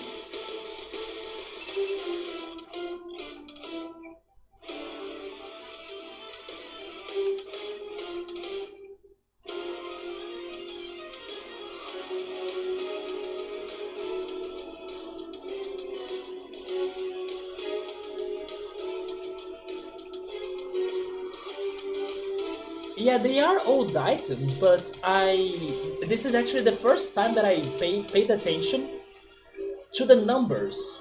Because before I was only focusing on their abilities. Only now I kind of paid attention to the numbers. Oh yeah, by the way, Ultras, one of the games that I saw during these presentations in the past weeks was called Metal Hellsinger, if I'm not mistaken. I'm pretty sure that's the name, Metal Hellsinger. It is a shooter game with metal songs. At first I was thinking, is this a rhythm game? But it seems that it's more like a shooter. So as I know Ultras, Victor, and some people in the channel are like metalheads, that's a game you guys should check it out.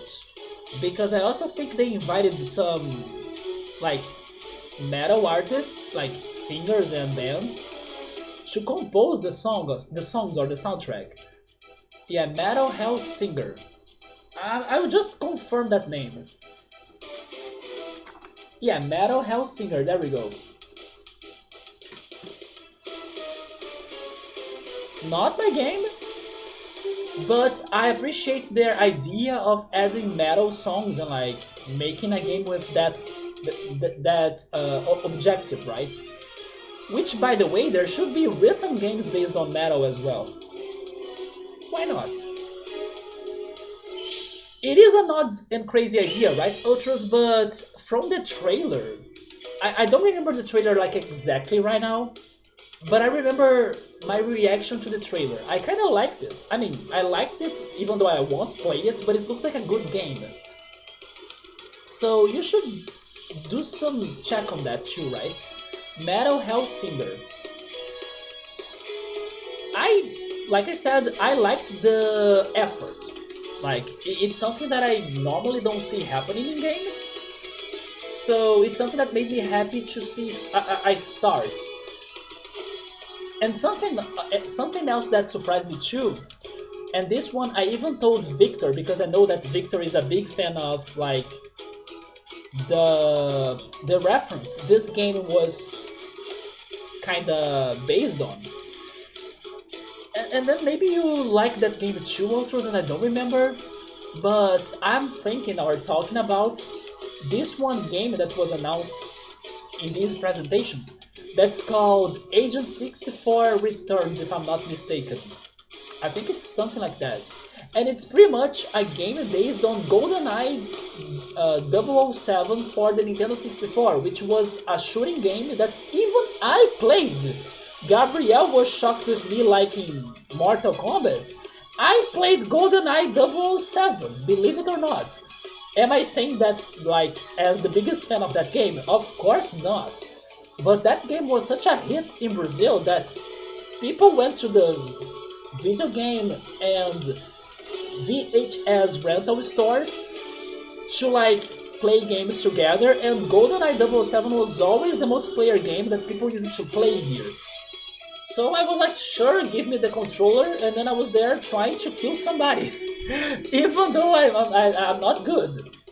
So anyway, they created an Agent 64 Returns game that follows the same graphics, same idea, same everything pretty much of the original GoldenEye 007, because like the real creators or owners of that franchise never did anything again about the franchise, even though the fans are like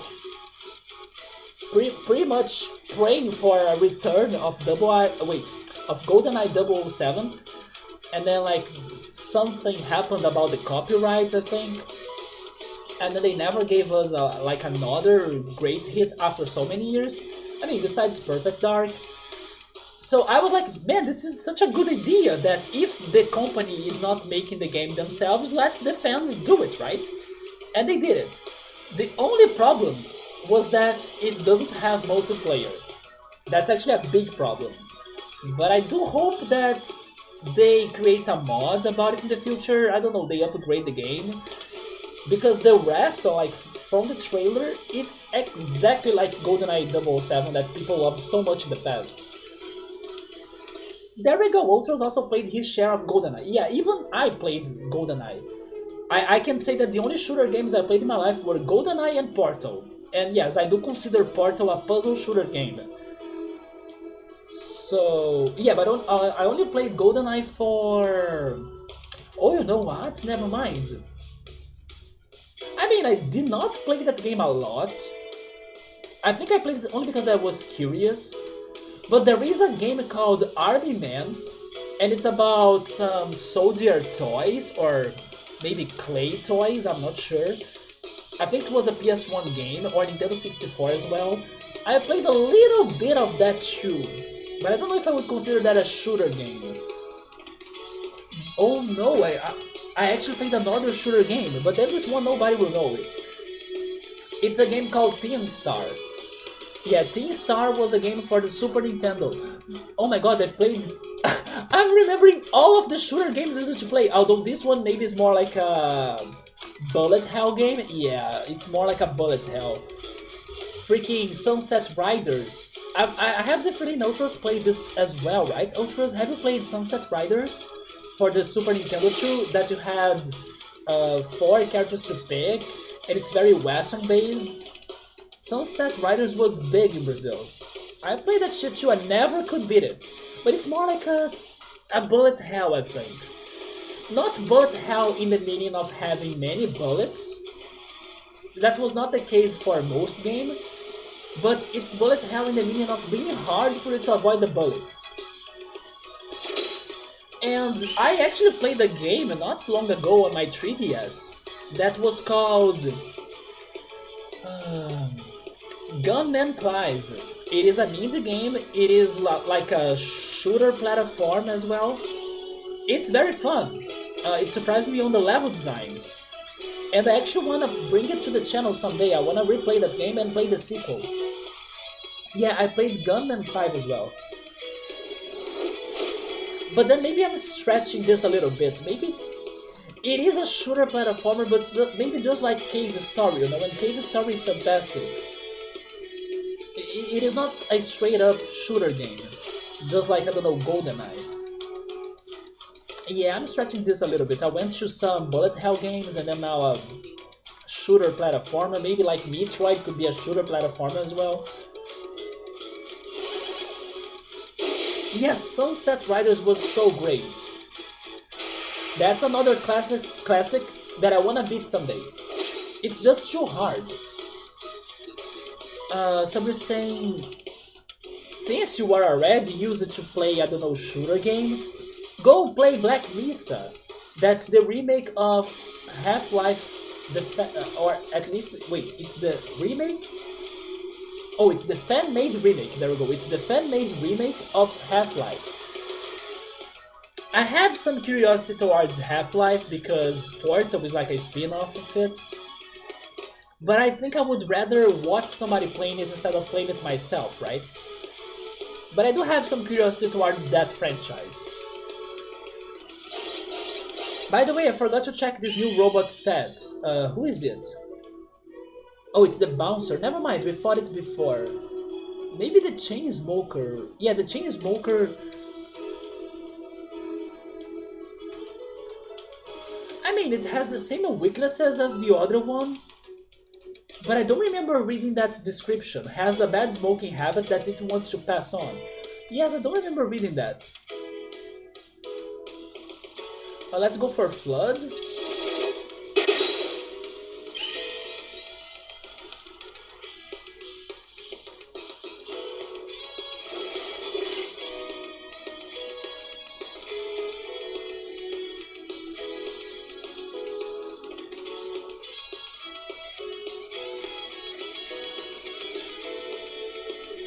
No, I will save the uppercut. Let's go for ground slam.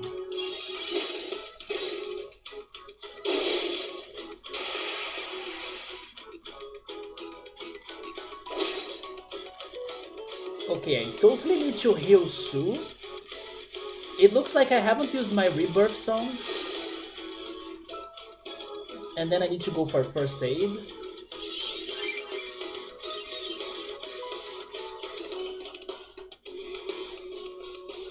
Let me see. I will try save and quit.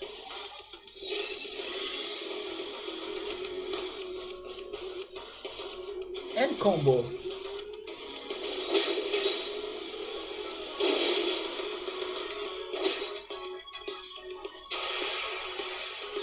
Man, they really hate Sue on this fight. So Lauren got to her hyper. I will go for Pain Song.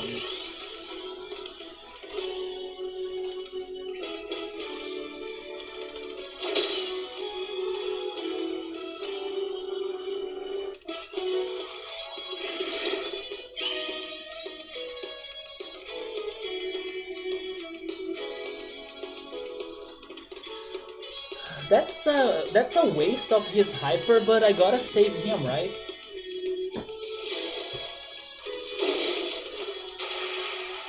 Man, they can only target Sue for some reason. And no, I have time to heal him. Yeah, I have the potion, so I will do that. I mean, he has only 8 HP. But he can disappear again, although the poisoning, right? And I don't have first aid anymore. Oh, wait a minute. I have do it. Let's go do it. Will that do something? No, it was only for a region.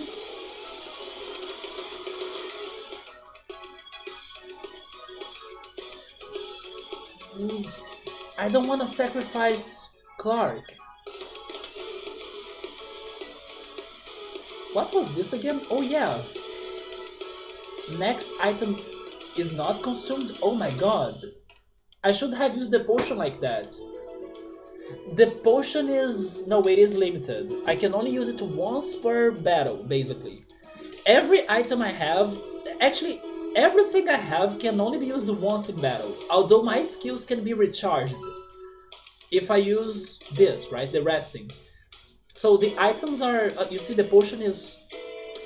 it was consumed, so I can't use it anymore.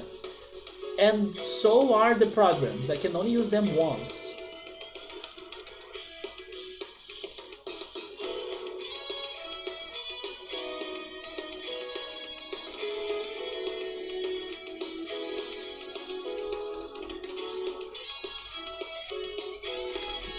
I'll use my other items on him, right?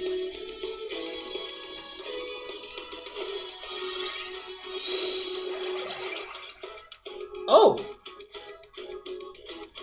What?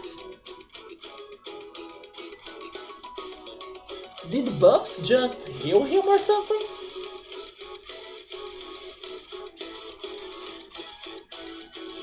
I'm very lost right now, but sure. That was definitely the right thing to do, even though I was not expecting that result.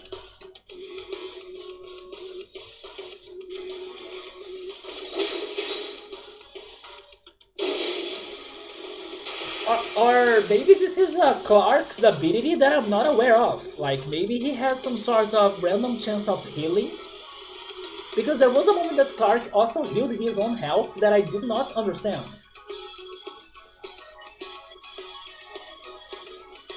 I cannot poison those guys, right? So... but I can try charming them. Or will charm only happen or work for humans or like living beings? Actually, I need to definitely do rally because Alyssa needs her first aid.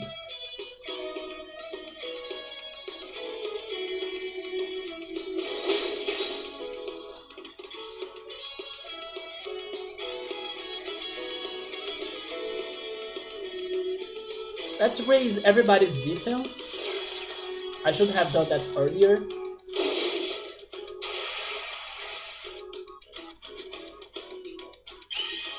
Where is my region, by the way? I don't see it on the turn list, right? It's not working for some reason.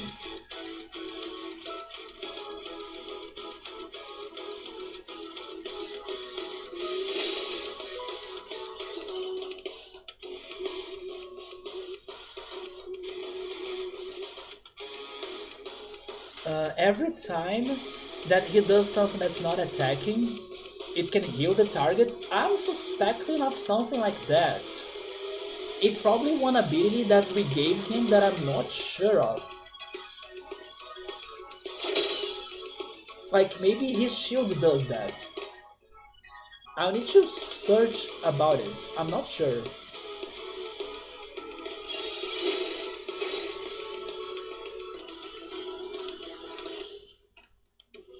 Now we rest.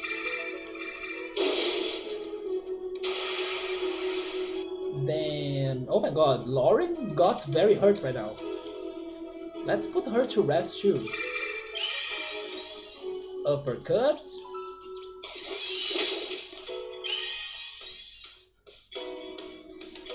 I could heal Lauren, but I still have an Aegis, so I'm going to take that risk.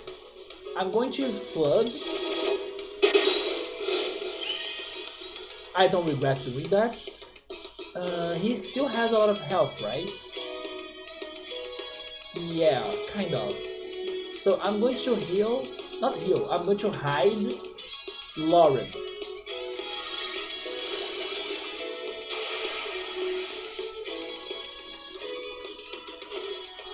Okay, now she has only 1 HP, but she's alive. Triple damage when HP is negative. I should have that on my mind in case she kinda dies. Let's go for... Is he weak to wind? I think he's weak to wind. He is. But that was not very strong. I'm healing Lauren now.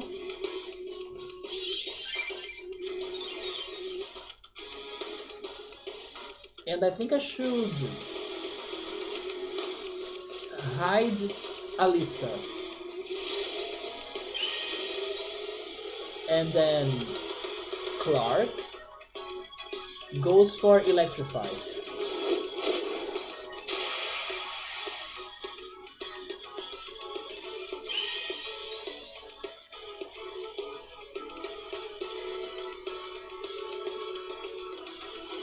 Now let's go for Disable. There we go. Man, these fights have been very interesting. Once again, especially because of my party. This party is very crazy, but I'm getting used to it. Wait, Sue learned how to laugh. Good! It inflicts vulnerable to all of the enemies. Unfortunately, I don't think that's very useful, but... Wait, is it the defense break? I think it is, right? Actually, that's good. It's not bad. I think that's the defense break, isn't it? Abilities. Yeah! It's just like the LOL emote. Let's check that out. Below the belt?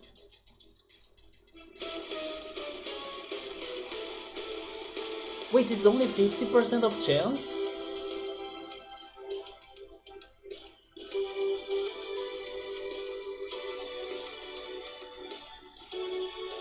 Or it halves. I'm not sure if that's the percentage for like being effective or working, or if it is the result of like his attack. I think it is actually the result. It's going to drop their defenses in 50%, I guess.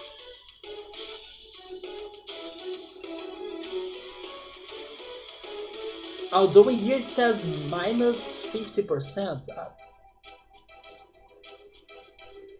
Oh yeah, because it's on himself, right? No, never mind. This is the one that has 100% chance of working, and this one is 50, so it's not worth. Too risky, my opinion. No, no, no, no, wait. Combo back there, yes.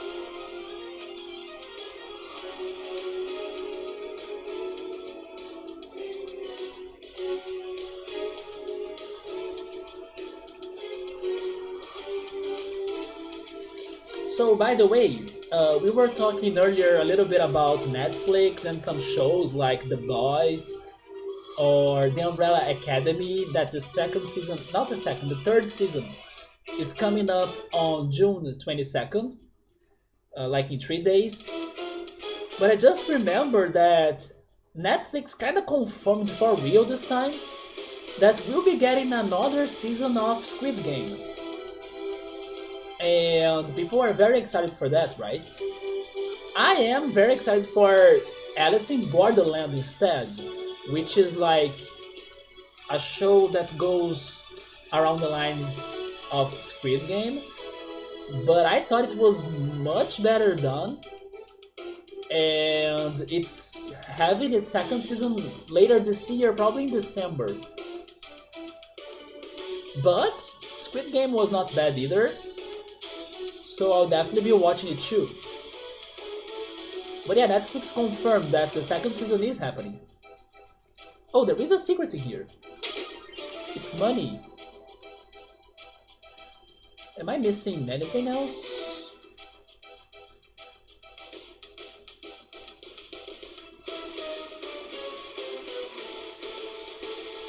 This area is so large.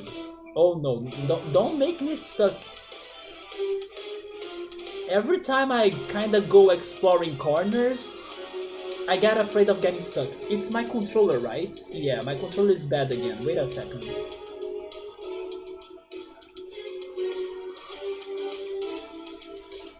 There we go. I will hope that I'm not missing anything. Let's proceed.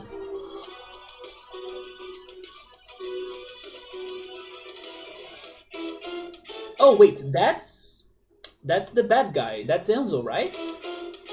I mean, when we first met, I was very confused by who was Enzo, but by looking at by looking at that enemy formation, I can guarantee 100% that the beard guy is Enzo. He looks exactly like what he does. He looks like a scientist with his glasses and his beard. He looks like a mafia guy with his top hat, and he looks like a casino owner with his jacket and western looks and everything. So, unless he's not Enzo and he's the mob boss. That's not Enzo? I can't believe you let the Cymerex and... Wait, the Cymerex bug Cybe is still that fancy device we stole from the API agent. Wait a second here. I'm now a bit confused. Because I wasn't sure if they were able to steal the device from us when they trapped us. That's why I was thinking they did that. But then there is this Psybe thing. Yeah, okay, they are talking... Okay. I think that in their minds, they are thinking that Alissa LaSalle still works for the API, and then that's why they are referring to us as the API agent. Okay, so I was right about that. What happened? We got trapped by Enzo. Enzo got the device from us, and then a Cymerex got the device from him. A Cymerex named Psybe. I hope that Psybe is a good guy, because he has some very dangerous thing on his own hands. Or legs, I don't know, bug parts. So at least it's not with them, so that's good. Speaking on controller, and as you talked about the Switch, If I'm not mistaken, there is a rumor that the joysticks are always coming bad, so the player can, or the player is kind of forced to get a new one. You're probably talking about the Joy-Cons. I mean, if you're talking about the Joy-Con drift, that's actually something that happens a lot. Mostly on the first batch of Nintendo Switches, right? Yeah, the Joy-Con drift is a big problem that got to many players. Although there are, let's say, strategies for you to kind of fix that, they may be not permanent. For example, there was one strategy that you only needed to use a freaking piece of cardboard and then place it correctly inside of your Joy-Con. It could help you to fix the issue, and Victor got that advice from me after I watched the video, and it worked for him, although after some time the problem reappeared. Yeah, you're talking about the Joy-Con drift. Today, I think it's not a big deal anymore if you get a new version, or like a new model, or a more recent model of the Switch. As far as I know, that's a problem that happens mostly for the first released Joy-Cons or Switch, right? I was saying that I was planning to get a Switch. I was also thinking about getting the OLED model because it is also, I mean, it is more expensive than the normal Switch, the regular, but the price for it on China is not that bad, like for importing it. It is a difference of 400 reais, basically. So I was also considering getting the OLED. I think if I end up getting the OLED Switch, its Joy-Cons will be better, I hope. I think their chances of getting to the problem will be lower. But it's been a while since I was following the news of the Joy-Con drift problem. Although I do think Nintendo has been doing something about it already. But yeah, that's something that got to many people. G-Boss, how were we supposed to know what he would do? He said the device was too dangerous for us, and then he set off a bomb and grabbed it in the confusion. There was even an explosion? Idiots! I'm surrounded by idiots! Dude, I can see you're busy, so if you don't mind, we'll just be going on our way now. And now we have a jailbreak? You are all getting docked a week's pay. Now it's the boss fight. Gabrielle, that's the boss music. Is that still like Street Fighter? Is that still like King of Fighters as well?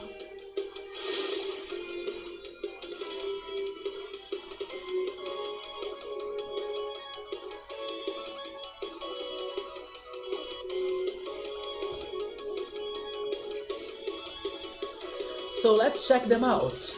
We have the mobster, shakes down children for their lunch money. What the heck? Don't do that! The mob boss, a legitimate businessman. They don't have weaknesses. Huh. So there is a very specific point in the song. It's just a very long loop. Yeah, at the beginning, right? But this is a very good song as well.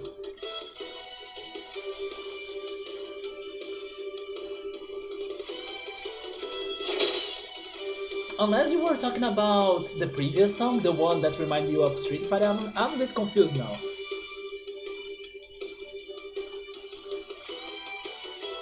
Yeah, let's just kick for a start. A Kickstarter. There I go, right? Doing some English puns. Let's go for counter.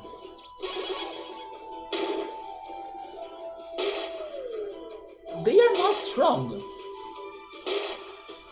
Yeah, they are not strong at all. Why am I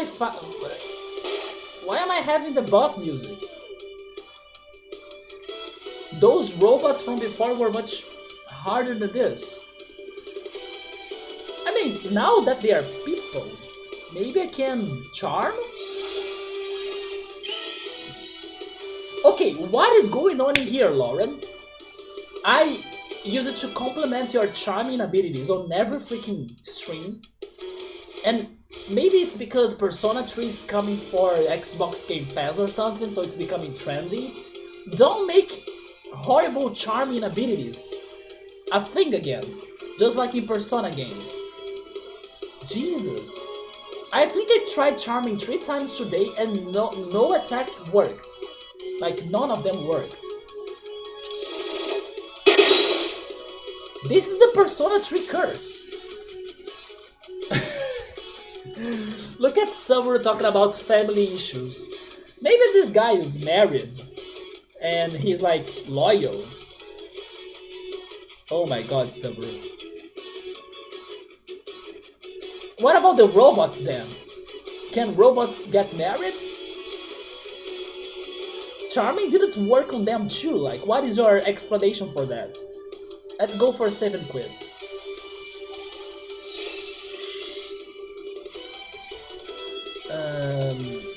I don't know even how to treat this fight. Let's just beat one by one, I guess. Controller?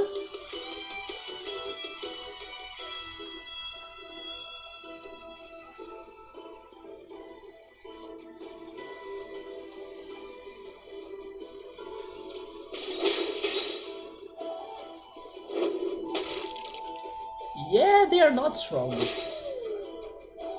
Even my combo attack is greater than their moves.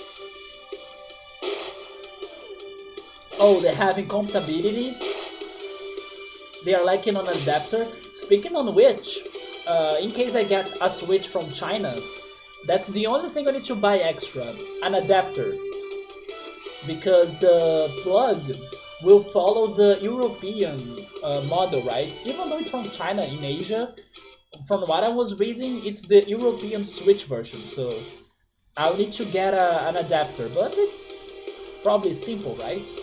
So I can like recharge the Switch by using it.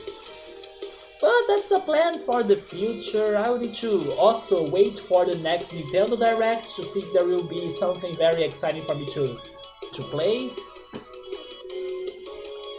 Because right now, the reason why I want to get a Switch so badly is the Pokemon Scarlet and Violet game. I'm very excited for that. Although, I could also consider trying to emulate it on my new computer, or on my new gaming computer. I won't have the fun of the multiplayer, but it's going to help me a lot to have an experience on that game. Controller, can you please help me out in here?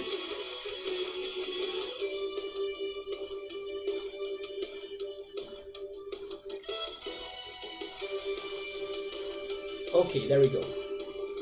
Or not, come on.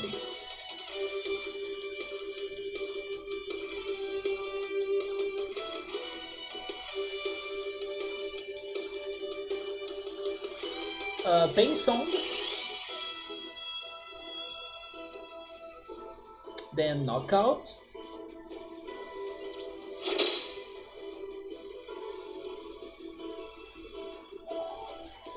I think I used... Yes, I'm pretty sure I used save and quit, right? So I can go for self-destruct.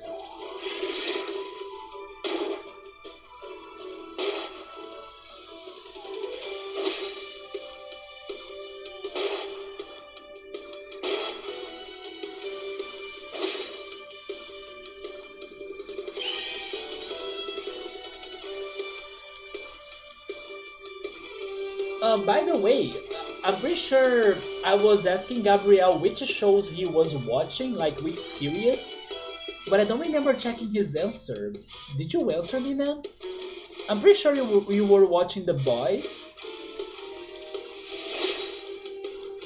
But what else have you been watching?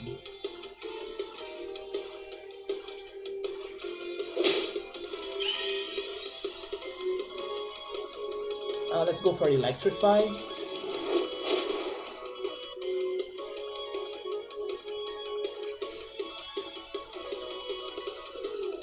After the stream, I really want to go back to Yowamushi Pedal, because I was this close to finish the show, or the 4th season.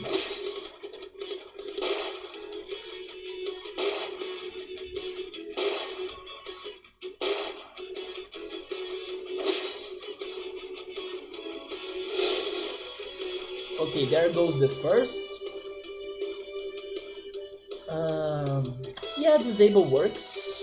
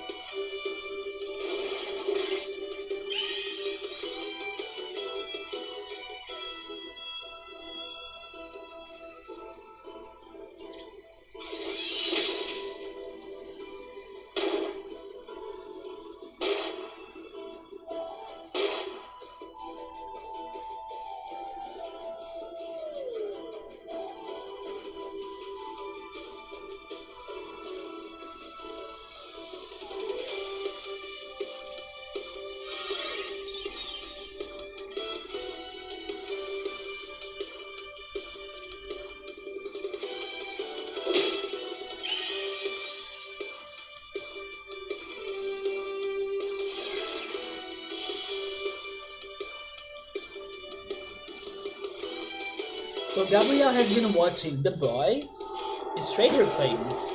Did you like Stranger Things? I'm kind of leaving it for later. I did not feel the hype that everybody has been feeling, but I should. You're also watching Battlestar Galactica, but then you have been focusing on the books, The Wheel of Time. Wasn't there the series for The Wheel of Time? Also, there is a series that my sister wanted me to check. I think it was an Amazon series. I forgot about that until now. I should actually start watching it. But then I'm not sure if it was The Wheel of Time. Probably not.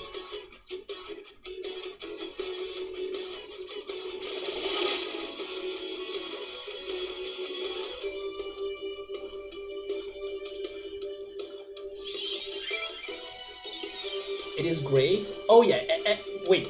Every season will be great compared to season 2 of Stranger Things, in my opinion. I actually liked season 3.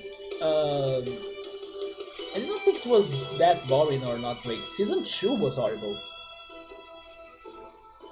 Yeah, season 2 was not that great. But season 3 I thought it was okay. Maybe it is the show that my sister wanted me to watch. Was it about... I don't remember much, but it was a fantasy story.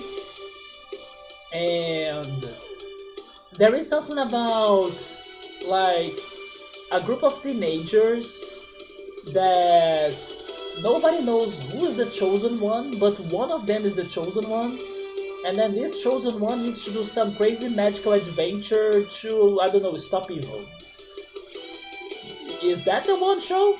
That's the one that my sister wants me to watch. You think that there is a lot of overhype? Yes, I was not feeling hyped for season 4 that much. Oh, that's the one? Okay, my sister wants me to watch that show. And actually, I remember watching the trailer, and it looked good.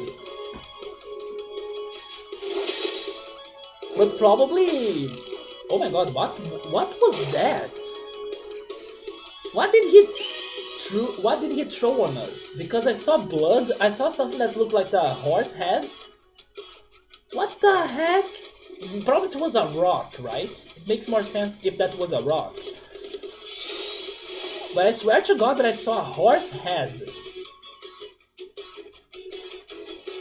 And even though I have never watched the Godfather movies, I know there is a horse head thing in one of the movies in there. That's like a horrible scene.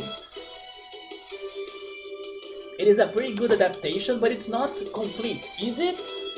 Like, it's probably going to have multiple seasons, right? They always do that. But I do want to watch that show for sure, The Wheel of Time. It is also better if you watch with no... Okay! Yeah, that's my plan, actually. They changed several things for the... Oh! So the series is better than the books? Yeah, season 1 is finished, but it's not the end of the show, right? Probably there will be more, like, things that they still haven't done. Today, when they release a show, it's never only one season, right? Unless it's Netflix canceling them, of course. But otherwise, shows are mostly planned for like multiple seasons.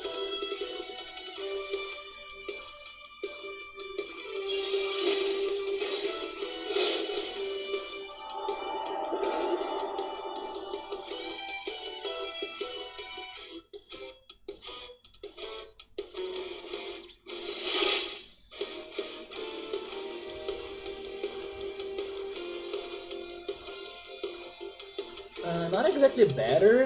It is just that a lot of points that you would only see later in the books are shown in this first season. I see in a better way that fits it.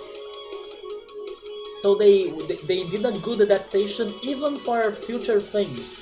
Okay, so they probably will also have a second season.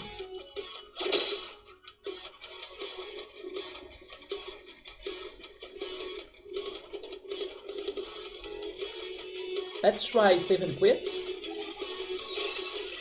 I'll actually try to start watching that maybe next month, because I am curious and I think I will like that show.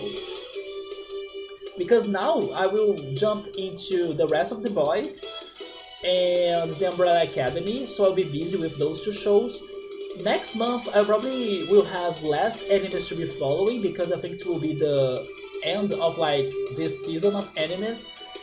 For example, Paripi Koumei or Yaboy Kongming has already ended its first season, and probably Komi Can't Communicate will get to its end soon, and some others as well. So I can go into the Wheel of Time, especially because I don't think... I mean, I still gotta watch Stranger Things Season 4, I gotta watch the third season of The Snowpiercer, but I'm still not feeling very excited for those shows, right? So I can see myself watching something completely new and liking it more than going back to the shows that I was following before. You'd guess that to get to 3 or up to 3 to 4 seasons, that's a lot.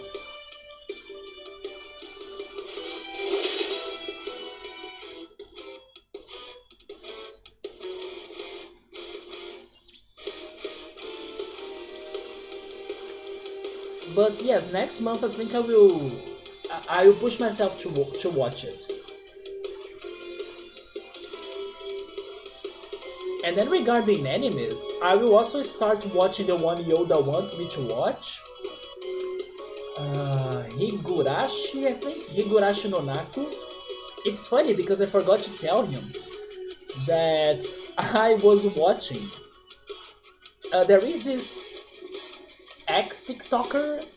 I think he's not a TikToker anymore, I'm not sure. But there is this YouTube celebrity or like media celebrity called Thomas Sanders. I don't know if you guys know him. And he like grew big, or like he became famous because of his TikToks, but I didn't know him thanks to the TikToks. But he has like a series of videos where he gets like challenged to guess if a summary of an anime is real or fake, basically. And in the last video he posted, like one of these days, somebody asked him if the plot of Higurashi no Naku was real or fake. Of course, he didn't know the anime. It's pretty much a description. And by the description, he needs to say if it is real or not. And then I was like, oh my god, look at that! Higurashi no Naku is on this video. So I'm totally going to watch it. And they confirmed it was very violent. So I'm curious as well. That's funny, right? I don't like very, I don't know, graphical games. Especially when they are just that. But on other hand, sometimes I like disturbing movies, disturbing animes. I don't know, it's kinda crazy. It really depends if it gets to me or not. And in games, there are games that are... It's because when they are very graphical like that, normally they are of a genre that I don't like. There is a more than that, right? It's not only that disgusts me or like that pushes me away. For example, shooter games. Shooter games have lots of blood, but I don't like shooter games. You see? Or sometimes I don't know, horror games. I don't like the horror games either, but they have a lot of blood and realistic things. Sometimes it's also because of the rest of the game. Oh, Yoda is in here. What was that summary? I swear to God that I forgot, man. Yes, I was shocked when they revealed the name, but I cannot give you the summary anymore. I can be wrong, but I think it said something about schoolgirls, actually. I think it said something about schoolgirls, and then Thomas, I think he guessed it wrong, like he thought it was a fake summary. And there was something about a school festival, if I'm not mistaken. Yeah, schoolgirls in a festival. I think it was something around those lines. And then he guessed it wrong, and then it was revealed to him that it was Higurashi no Naku, and then the guy that was like checking the answers said that it is a very violent anime, and I was like, okay. Summer is saying I don't like violent things, but let's watch a bloodbath to happen. It's because it's not just you guys are not getting to my point. It's not the violence. It is more than that. Like, there are some violent shit that I like. For example, I don't know, the first Saw movie was fantastic. Like, I got goosebumps, but I can't deny that the first Saw movie was so great that it made me watch the whole franchise of Saw movies. Although none of them was as good as the first, but the first one was so impactful that it made me binge the movies. Even though I was suffering by watching them, like with horror. Not very, or not much for the graphical part, but for the freaking jump scares. I hate jump scares. So sometimes I was like hiding my sight with a hand like this, waiting for, I don't know, the jump scare to happen or something like that.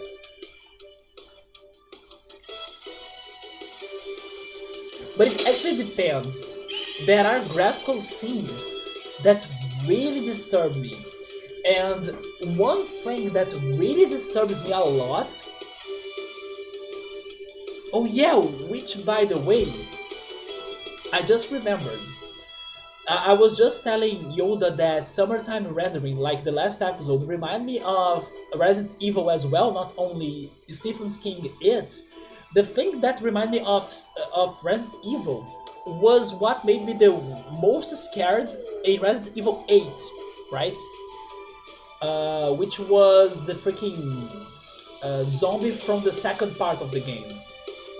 Yeah, I saw something close to that in summertime rendering, but it was thankfully not as scary as the one in Resident Evil. Oh yeah, speaking of Resident Evil, I liked that idea of the DLC, right? Of like...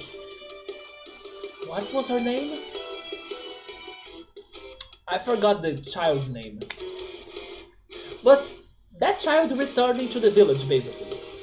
I'm just concerned if that zombie from the second part of the game has grown up. Yes, I'm concerned about that. Or if it's still there.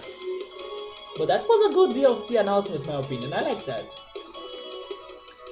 I was also going to say something else.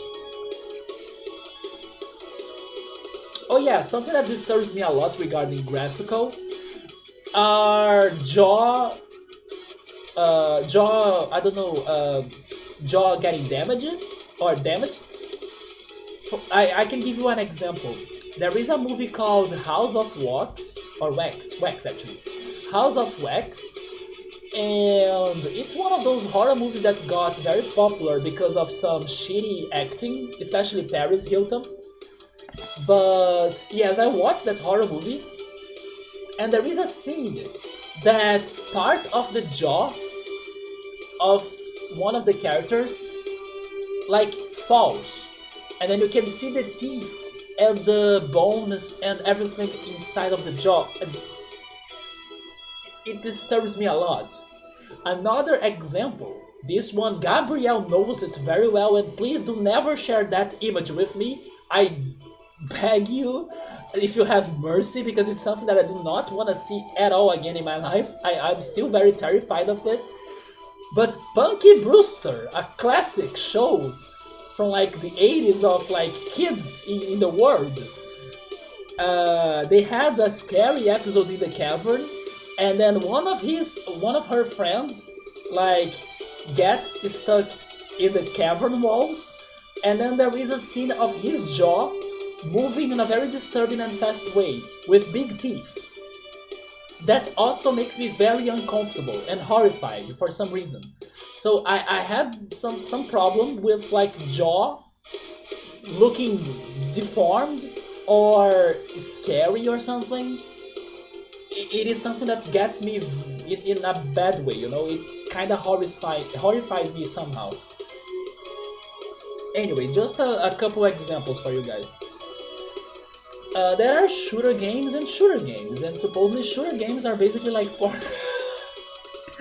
Don't try convincing me to play shooter games by the Portal connection I have done, right? They are not the same. But good attempt you're trying right there. I will play the Entropy Center, not the other regular shooter games. If you wanna really push me into more shooter games, you should try what Summer was trying, which was like, oh, try Half-Life. Because like it's the same universe as Portal, there is Black Mesa. You know, there is a chance in there even though it's small. But like, saying that every shooter game is just like Portal, you will not get me into that. Shadows of Rose. Rose was her name, true. I did like that DLC, yes. Maybe it won't be long, but I like the idea. I just hope that she doesn't go to the basement of the second part of the game, because that thing is probably still there. Let's go for Self-Destruct. For me, horror movies are just comedy. It's the same idea of the DLC of like Resident Evil Revelations 2. No, Gabrielle, I swear to God, if you do something about that, please don't. It's one of my biggest, like, scary things from my childhood. It's one of my traumas. I do not want to see that by, like, surprise or anything like that. Not at all. If I ever face that fear again, I say again because there was this one ex-friend, because he's not my friend anymore, that showed me that when I was talking about that. And yes, we are not friends anymore. Not only for that reason, but anyway. I do not want to see that. While you're scrolling down on Discord, do not do that. I'm serious. Have you ever heard of Until Dawn? Yes, it is one of those games that you kinda need to, I don't know, try to survive by picking choices. Didn't it get a sequel or something? I think it got a sequel. Or there was an announcement of like the same creators of Until Dawn. There was something like that. Yeah, they are. They are not. Not all shooters are shooters. Okay, about not all shooters being shooters, I can agree with you. Portal is an example, yeah. Bioshock... Okay, Bioshock is different too. I agree with you on that too, yes. Although Bioshock did not get to me regarding its mechanics, but it got to me regarding its plot.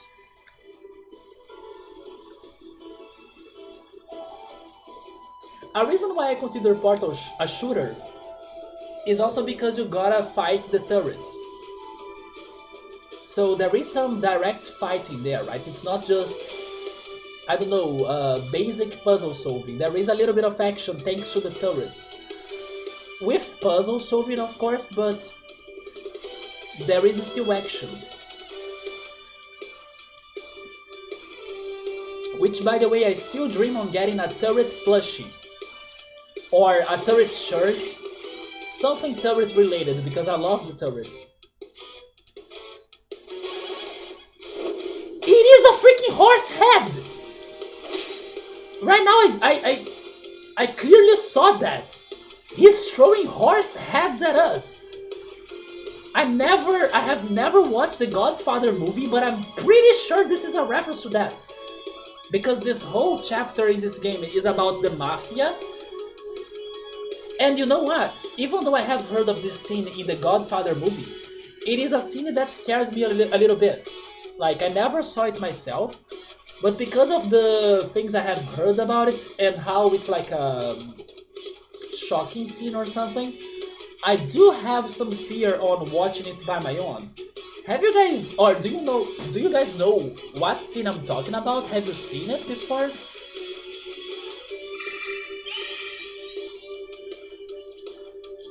But he is indeed throwing horse heads at us. This is remind me This is remind me of the freaking blind playthrough of Ocarina of Time I was watching back in the day, and then the guy was inside Jabu Jabu, like with Princess Ruto, and then he decided to use Princess Ruto as a weapon. That was such a genius idea. He was killing everybody and everything by throwing Princess Ruto at all of the enemies.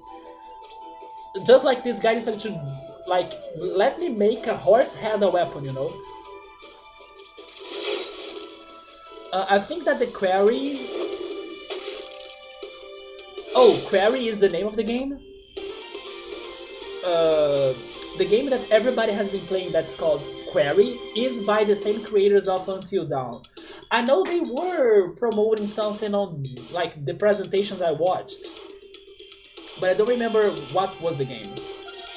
We got Spy Sense. It's a party buff. It increases cunning on 35%.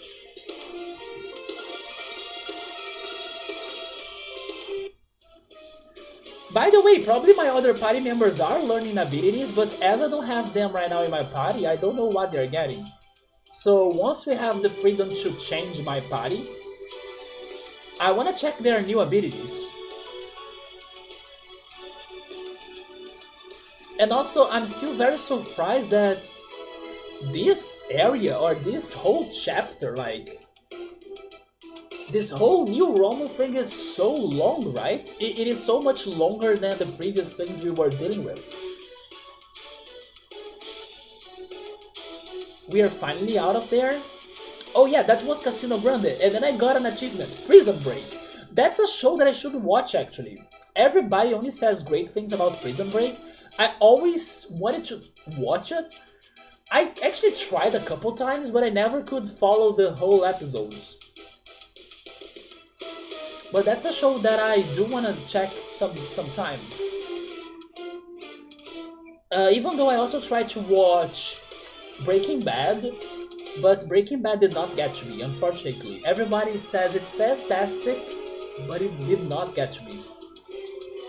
And another show that I need to go back, even though I felt it was a little bit overhyped, was Mr. Robot. Yes, I also couldn't finish Mr. Robot, but I kinda... I was, I don't know, liking it a little bit, not much. I was, you know, watching it without many expectations, maybe. But it's a show that I don't know, maybe I should go back to.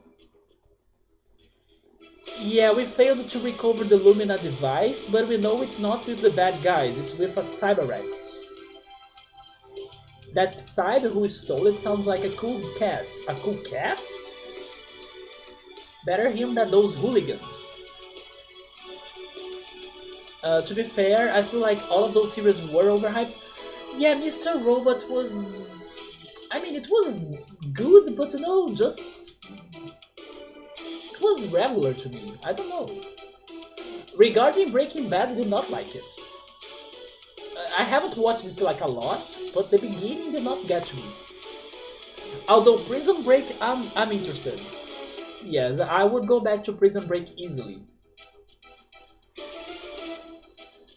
That weird robot is right. If that Cymarex has a counter device, maybe he has good intentions. He's probably headed back to the Cymarex camp or of their wait. He's probably headed back to the Cymarex camp or their hive. Are we finally going to Nulu? Oh no, it is still in Rhomu, okay. To get to them, we'll need to go back to the Rhomu surface.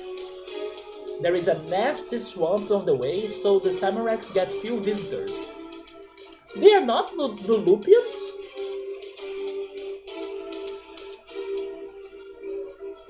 Am I not going to visit Nulup in this game? But we should be fine. Sounds like a plan, let's head back to the surface. But oh yeah, I just noticed the explosion on the wall in here. Now that you have escaped the prison and casino, you can once again change. Oh, okay. Even though like they haven't showed them returning, they magically showed up again. Maybe they were too lazy to like make that animation of like, hey everyone. By the way, that was my controller's decision to return to the casino, but I actually kind of want to go back there. Controller?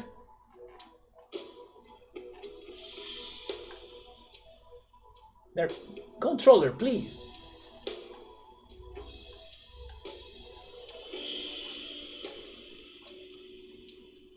Okay. Or maybe it was the same that Game of Thrones had. Like a lot of people never saw something like that. Like a medieval fantasy, and then they were surprised. Man, I gotta go back to the book. The book was really good. I just got distracted and then now I'm too lazy to return.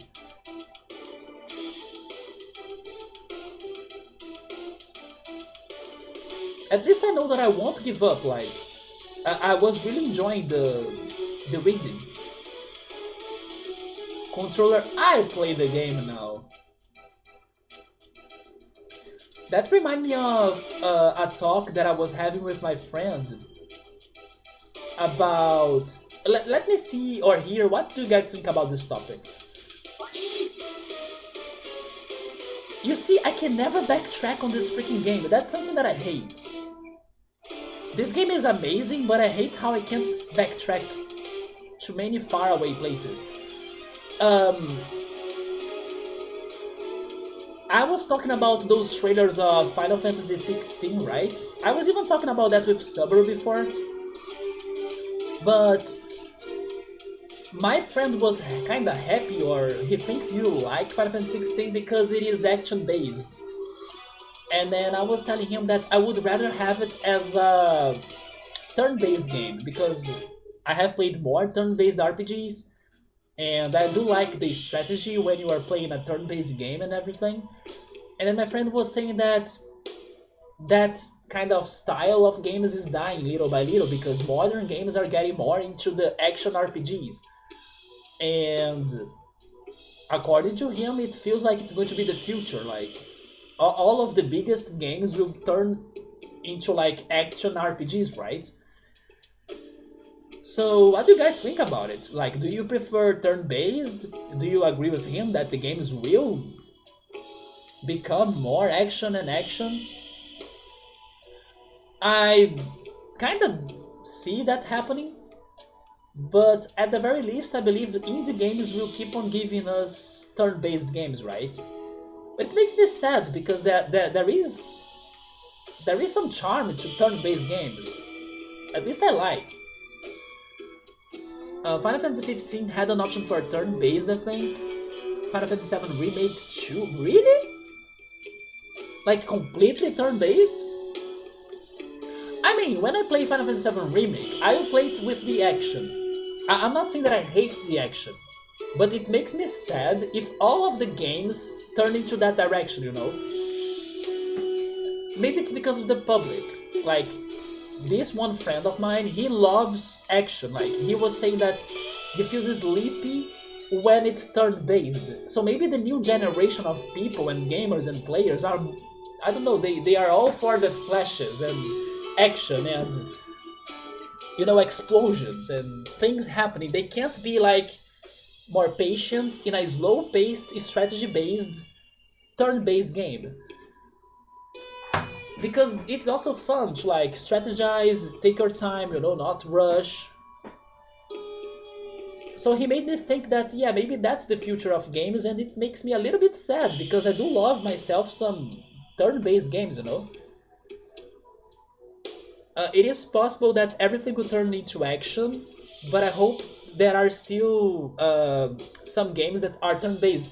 I know they won't die forever or like entirely, but I'm now counting more on the indie games for that. Because like the Final Fantasy franchise has been turning into freaking action-based, just like Tales games. Again, I'm not saying that I will hate those games, but it's also maybe because of my experience. Like I have played most of times turn-based games and not action. Maybe Tales of Symphonia was like my first, but I don't want to see the turn-based games dying or like losing its importance or tradition. Pokemon and Persona are still turn-based, yeah, but then even Pokemon has been kind of, trying some. For example, Legend Arceus right there, you could like capture Pokemon without necessarily fighting them, or like the boss fights, you had to also do some other things like hiding yourself or evade from attacks. They were kind of testing this mechanic out, little by little though. It's just that turn-based that was mostly due gaming limitations.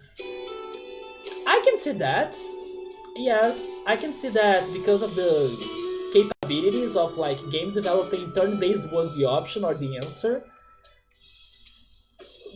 But like I said, I think there is a charm, in turn-based games. Or at least, for example, Chrono Trigger. Chrono Trigger has that action turn-based thing that's super cool, that it is still turn-based, but you can, or you should, make your decisions quickly, because your enemies are also kind of recharging to attack you again, right? So that was very, very great. I love to play Chrono Trigger under that pressure. But it's not something like Tales of Symphonia that's like fighting, but still an RPG somehow, and then you can stop fighting to use an item.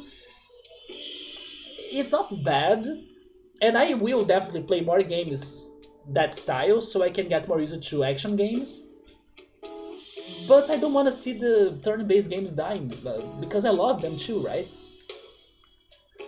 You like this game's turn-based... Wait, turn system best? Which Cthulhu Saves Christmas also has? Is Cthulhu Saves Christmas the one Gabriel was talking about earlier? That was by the same game developers of this game? Because Cesium, I have met Cthulhu in this game. He seems to be a super boss. So hopefully at some point I go back to his sanctuary and can have this fight against him. But yeah, this game's battle system is great. I was expecting it, to be honest, to be a little bit closer to Chrono Trigger's, because what brought me to Cosmic Star Heroine was the comparison of it with Chrono Trigger. And right now I think the biggest comparison that I can make is regarding the graphics. Like the character models, they feel a lot like Chrono Trigger. Or maybe Alyssa's Heroine Shield that kinda has the tag or dual tag thing, where she combines her special with somebody else's. That's very Chrono Trigger too. But its battle mechanic is very specific, like the battle here is very its own, right? And it does have the recharging thing that's very strategic as well and gives it some good spice. But it's not the same at all, like it's not very action like in Chrono Trigger, right? Maybe it is, now that I'm thinking about it. It is a little bit more action because you need to do the recharging thing than like normal or regular turn-based games.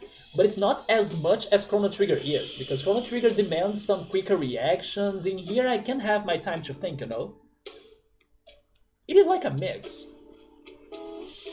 Evil Dragon Age, Mass Effect, and Knights of the Old Republic allow you to play it turn-based. I mean, if that can be a thing, like, okay, this is a somewhat action RPG, but you have the option to play turn-based, I'm down for that. Maybe it is actually the best choice, because then both sides of this battle will be happy. Not only that, you can replay the game by playing it the other way. Maybe a little bit just like Sonic. Sometimes they release... Sometimes Sega releases a Sonic game that you can have like... Oh, you can play 3D Sonic style or 2D classic style, right? Even though they are very, very, very different, it makes both sides or both fans happy. Speaking on which, people have been criticizing the newest Sonic a lot, right? Sonic Frontiers, I think. I haven't checked the reviews or even the trailers that much, but I heard some people getting a little bit disappointed on that game. Do you guys have an opinion on that? The freaking open world Sonic game? Which also makes me think that Nintendo should make a more open world Mario game. Around the lines of the DLC for Super Mario 3D Land? Yes, I think it's called Super Mario 3D Land. That they got that Bowser's Fury or something DLC, right? I have a friend that played that DLC and he loved it because it was super open. It was like a big and huge level. So, if I can guess, Nintendo coming up with another Mario game soon, and I hope it happens, and also a Donkey Kong game. Maybe that's my bet, that the next Mario game could be a more open world Mario game, you know? So Dragon Age, Mass Effect, and Knights of the Old Republic allow you to choose for turn-based. Like the whole, you can pause anytime to program a turn, or at least pick what your party member will do while you will be doing something else. And then also Baldur's Gate and Divinity, they do that too. So most games or games will become action, but they can allow you to pause as you wish. I mean, pausing is not my complaining. For example, Tales of Symphonia, you could pause the game to use, I don't know, a magic or something. The thing is that the main mechanic is action still, right? Unless you keep on pausing every freaking time or every freaking second, that's a little bit annoying.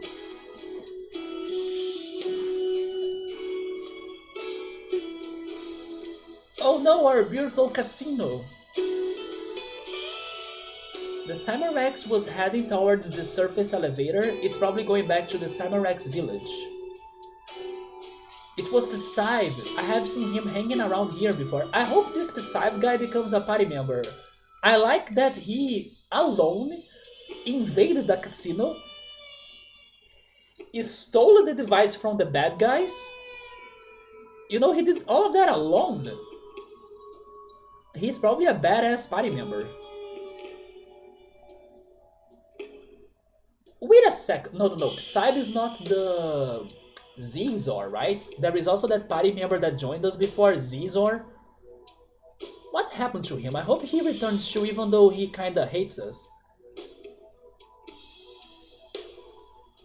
Gentlebot, you are not freaking Johnny Walker.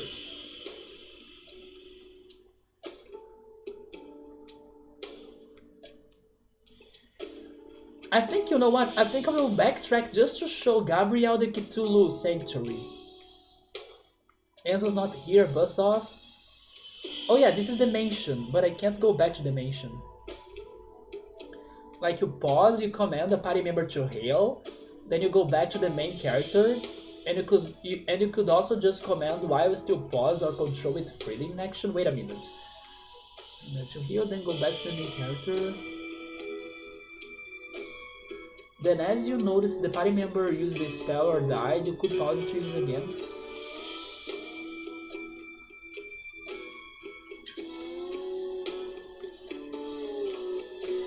While it's still paused. Okay, that's better. Because in Tales of Symphonia, I had to give commands one by one, right? So you can have full control of the turns, okay.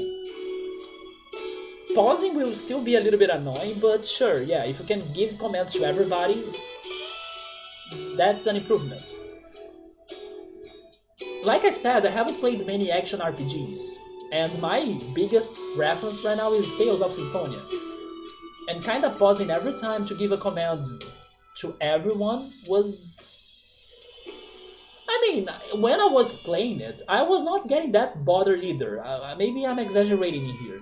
Like, I was enjoying Tales of Symphonia, but as a practical idea, it's not very practical.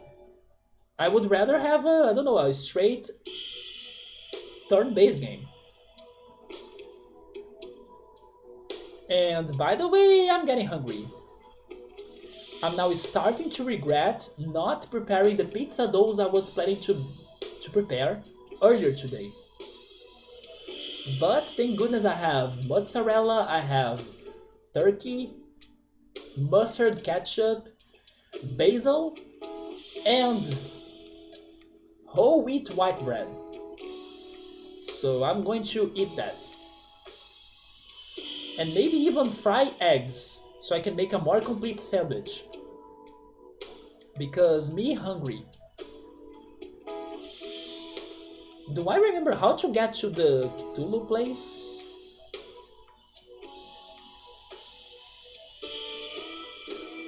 Oh, Final Fantasy VII Remake does it like that too? And then in Final Fantasy XII, Final Fantasy XII is a game that I really want to play. It is that the Zodiac thing, right? They will have you giving your party comment. Oh, okay. Is it action though? Final Fantasy XII was an action RPG?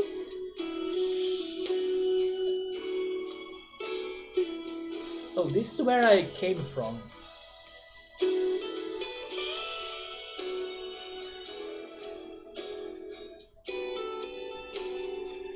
Let's go back to New Rhomu, and then from New Rhomu I believe I'll be able to find a way to Cthulhu.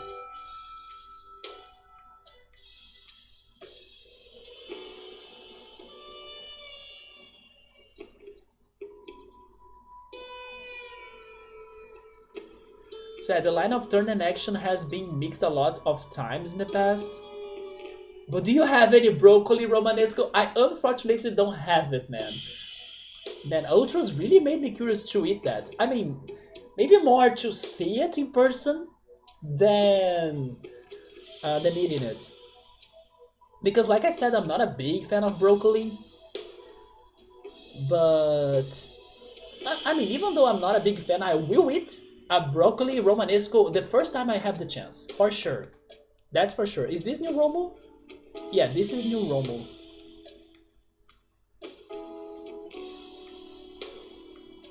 So, how did I get to freaking Cthulhu? Was it from here?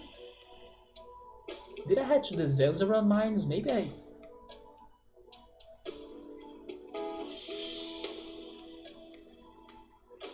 I will try going to the Zenzaran mines. Maybe it was that path. What I really wanted to buy when I went to the supermarket this week was arugula. But unfortunately they didn't have arugula. Oh yeah, I think it's this path.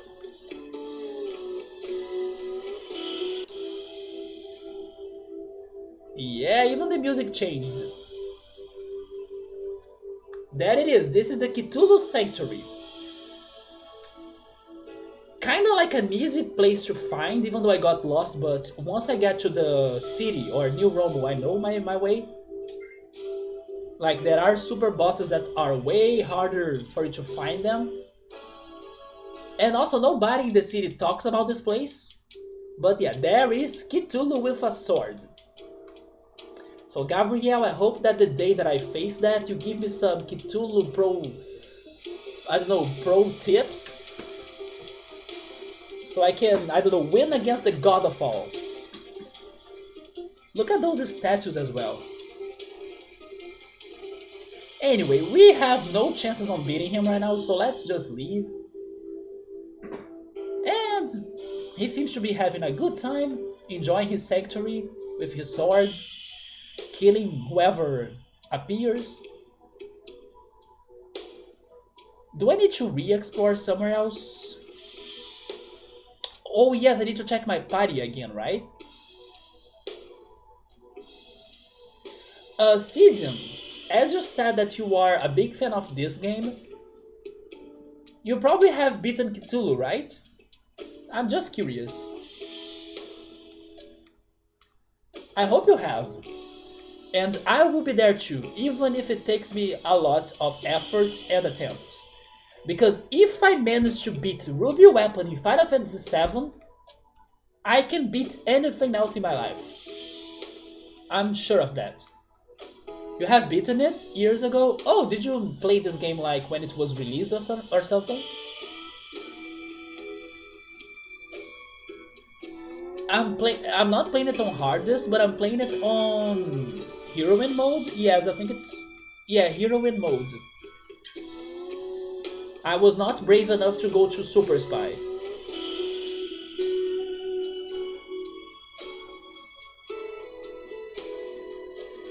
Something is kind of telling me that I should re-explore this place.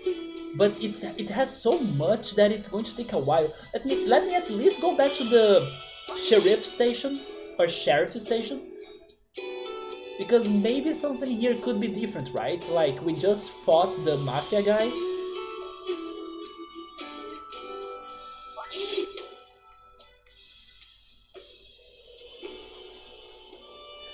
Wait, can I actually negotiate this?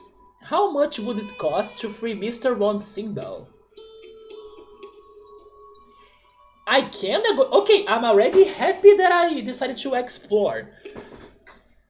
His casino debts come out to $20,000 currency of this game, I don't know. Are you going to pay them off? Yes. I do have that. I actually have a lot of money. I'll go get him out for you. Gee, I didn't think you would actually do it, thanks. If you are as good as an engineer as you brag, we could use it aboard on our ship. Oh, okay, this is like a support. Say no more, your word is my... Okay, I'm re-exploring this area, guys, I'm sorry. Maybe this will take a while, but I already found a side quest. I don't know if it is listed on my notes. Cesium, I take notes on like character names, places, side quests that I think that are something important. So like every time I boot up the game, I can refresh my mind on things that I want to investigate or complete. I don't remember this though.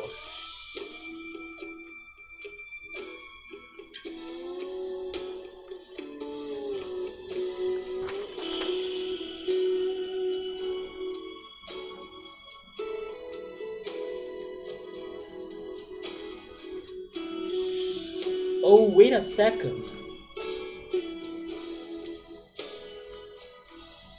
Lost coin in Stakes Casino. Okay, I was able to retrieve the lost coin to the old man, so this is complete. The police headquarters in Areno, I still couldn't go there. The game corner in Areno. But I was just saying that nobody talks about the sanctuary that has Cthulhu. I think I'm wrong. Because there is a note in here on my side quests that it says Dark One calls south of New Rhomu. Now I know that the Dark One calling is Cthulhu. So at some point in this game there was a hint about that, and now I know it's Cthulhu. So the Dark One that calls south of New Rhomu is Cthulhu. So that's kind of complete because I know what it is. Then there was a locked door in East New Rhomu. Locked door in East New Rhomu? I can check that, I guess. Yeah, and then my last note in here was the password for the mansion. So I don't think I have this situation in here, but thank goodness I returned here. Yes, old school in here for sure. And no backseating, no guides. What I find in the game will be by my own efforts of exploration, attempts, and like luck as well, like this. It's okay if I miss something important, like the objective here is to try finding the most things I can, but by my own effort. Like, if I ever get the need of like asking for help, I will be clear on that, and the more vague people can be by giving me advices, the better. So we got a new support. Let's see. Oh, extra damage. Okay, I appreciate they are already telling what he does. Extra damage to robotic enemies. Although that costed 20,000 money, right? But like I said, I have a lot. So I will re-explore this area. But first I want to check my party. Let's check Dave, Fan, and Arit. Do you guys have new attacks? Wait, it's abilities, right?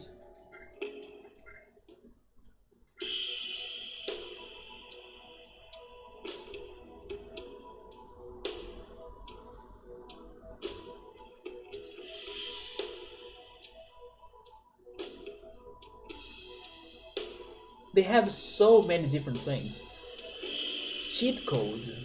It buffs, next move deals more damage. I think that's new. And also DDoS, what the heck is that? Inflicts stun on all enemies, but it's only 50%. So Dave's new attacks are not that great, he's more like a support character. You can't backseat because you don't remember any of the details, only the vibes. That's actually good, because then you'll be remembering the game with me, right? With my playthrough.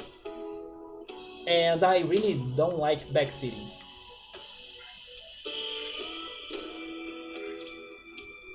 My favorite thing so far about this game though is the soundtrack. This soundtrack is amazing, especially considering an indie game. He got Arrest, Disarm and Stunning, and also Burn. Okay, Burn is interesting. Finn doesn't have something very strong on his attacks. Except one attack, where is it? This one. Cover Fire is his best attack. So I need to give him Burn. I'm going to change the defense stance. Then let's check Arit. Yeah, this soundtrack is slaps for sure. I believe actually that this song right now is my favorite in the game. Because it's very smooth and soothing, right? Extra damage against robots? Isn't this like 80% of the enemies you fight? Yes. I shouldn't underestimate that, right? But it was Charming. So Charming does have an effect on robots. I was just getting unlucky today with Lauren. But I got pissed off about Charming, so I'm not picking that suburb. Let's take a break on Charming. Maybe let's try Poisoning, let's try Paralysis. Let's try other things. And let's try Arit as well. What does she have? She has Purity Field and Chill Vial. Those two are new for sure. I will try this one. What am I replacing though?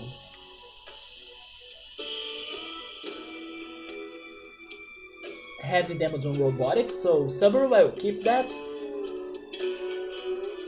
I-Beam. Viva la Revolution!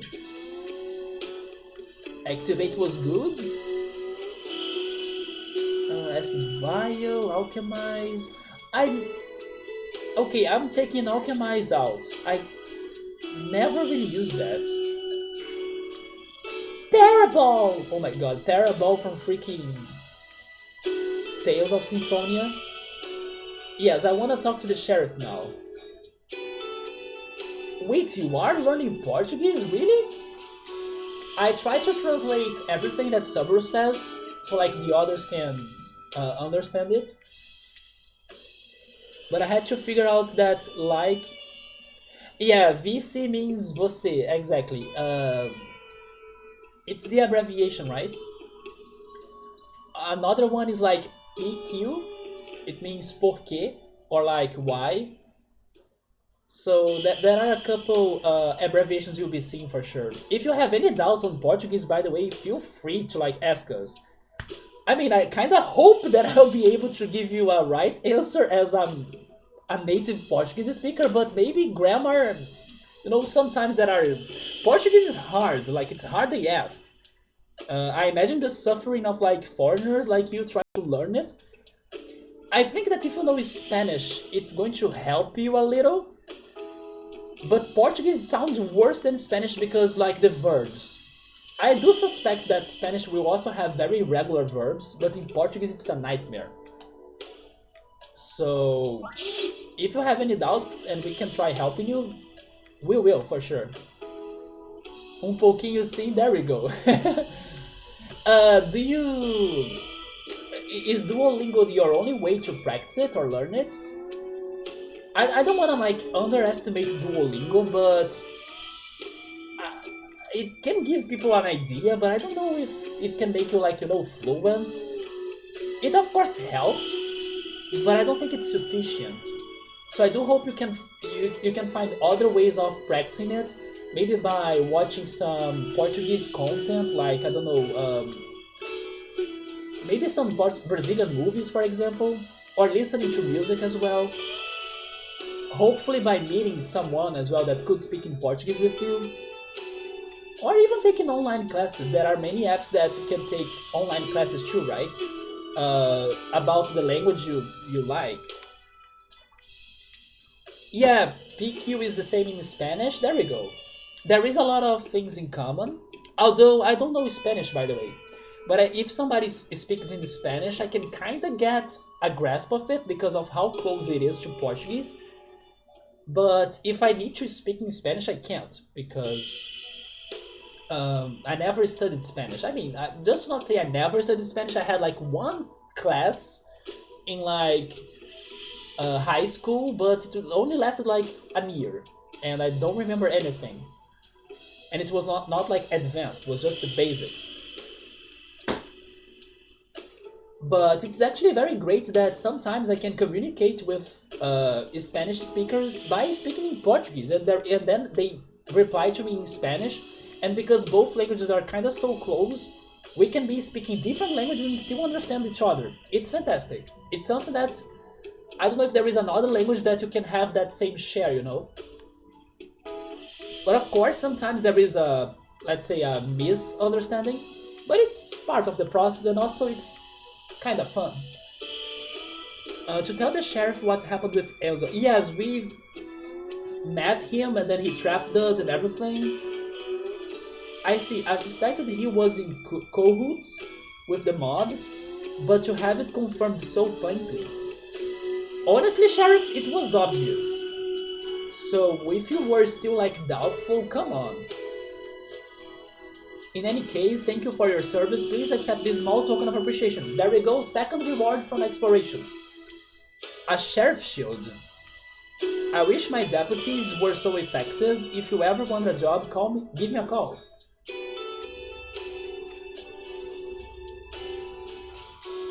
So let's check that shield. So you took a lot of Spanish in school, so Portuguese is not that hard. There is a close connection also between English and German, believe it or not. Because after I learned English, I decided to take German classes by following friends' advices because they were like, oh, let's start German, and then I was like, why not? And then I went there with them, but it's funny because I was the only one that stayed studying German and then they all left. But unfortunately, because I didn't have ways of using and practicing German, I forgot everything I learned. And then today I can't speak or like understand German that greatly anymore. Only if maybe some words or the basics. But it's surprising how German and English also have a lot in common. Sometimes I think it's like, how can I put this? The vocabulary, at least, for many words, of course, not everything, but the vocabulary has many words that they are kinda only spelled differently, but they are very close to each other, For example, some colors. Blue in English, blau in German. Or yellow and gelb. You know, it's different, but you can see something in common when you see the way they are spelled. Red and rot. Um, and then even the numbers, even though the numbers are also sounding differently. One and eins. Two and zwei. Three and dry. There is some music rhythm, maybe there is some rhythm that, it's kind of the same thing, but in an alternative reality. That's how I see German and English. They are very close, but they are different still. Five and fünf, six and sechs, seven and sieben, eight and acht, nine and neun, 10 and 10. And it is very close, but it's sounding different.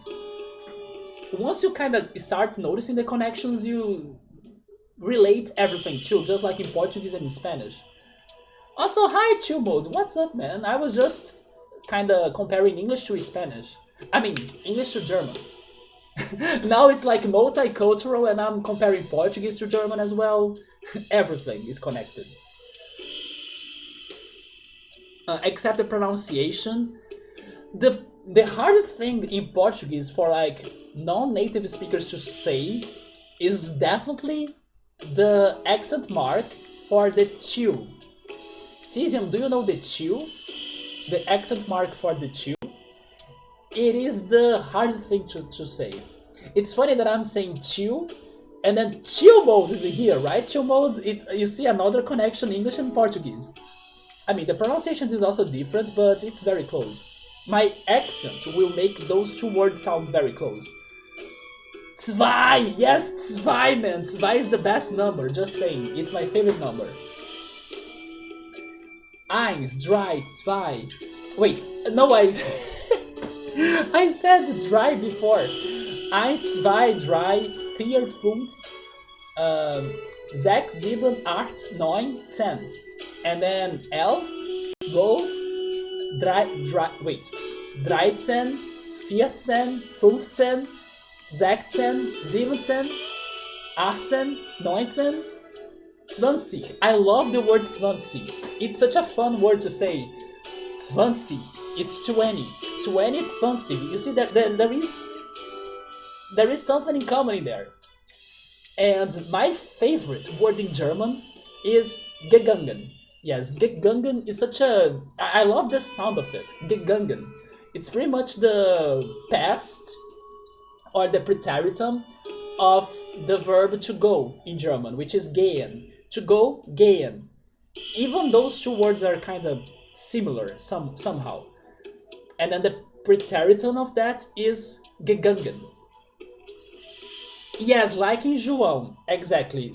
That accent mark is the hardest thing, in my opinion, for the foreigners to learn how to pronounce it. It is a nasal sound. It is very challenging.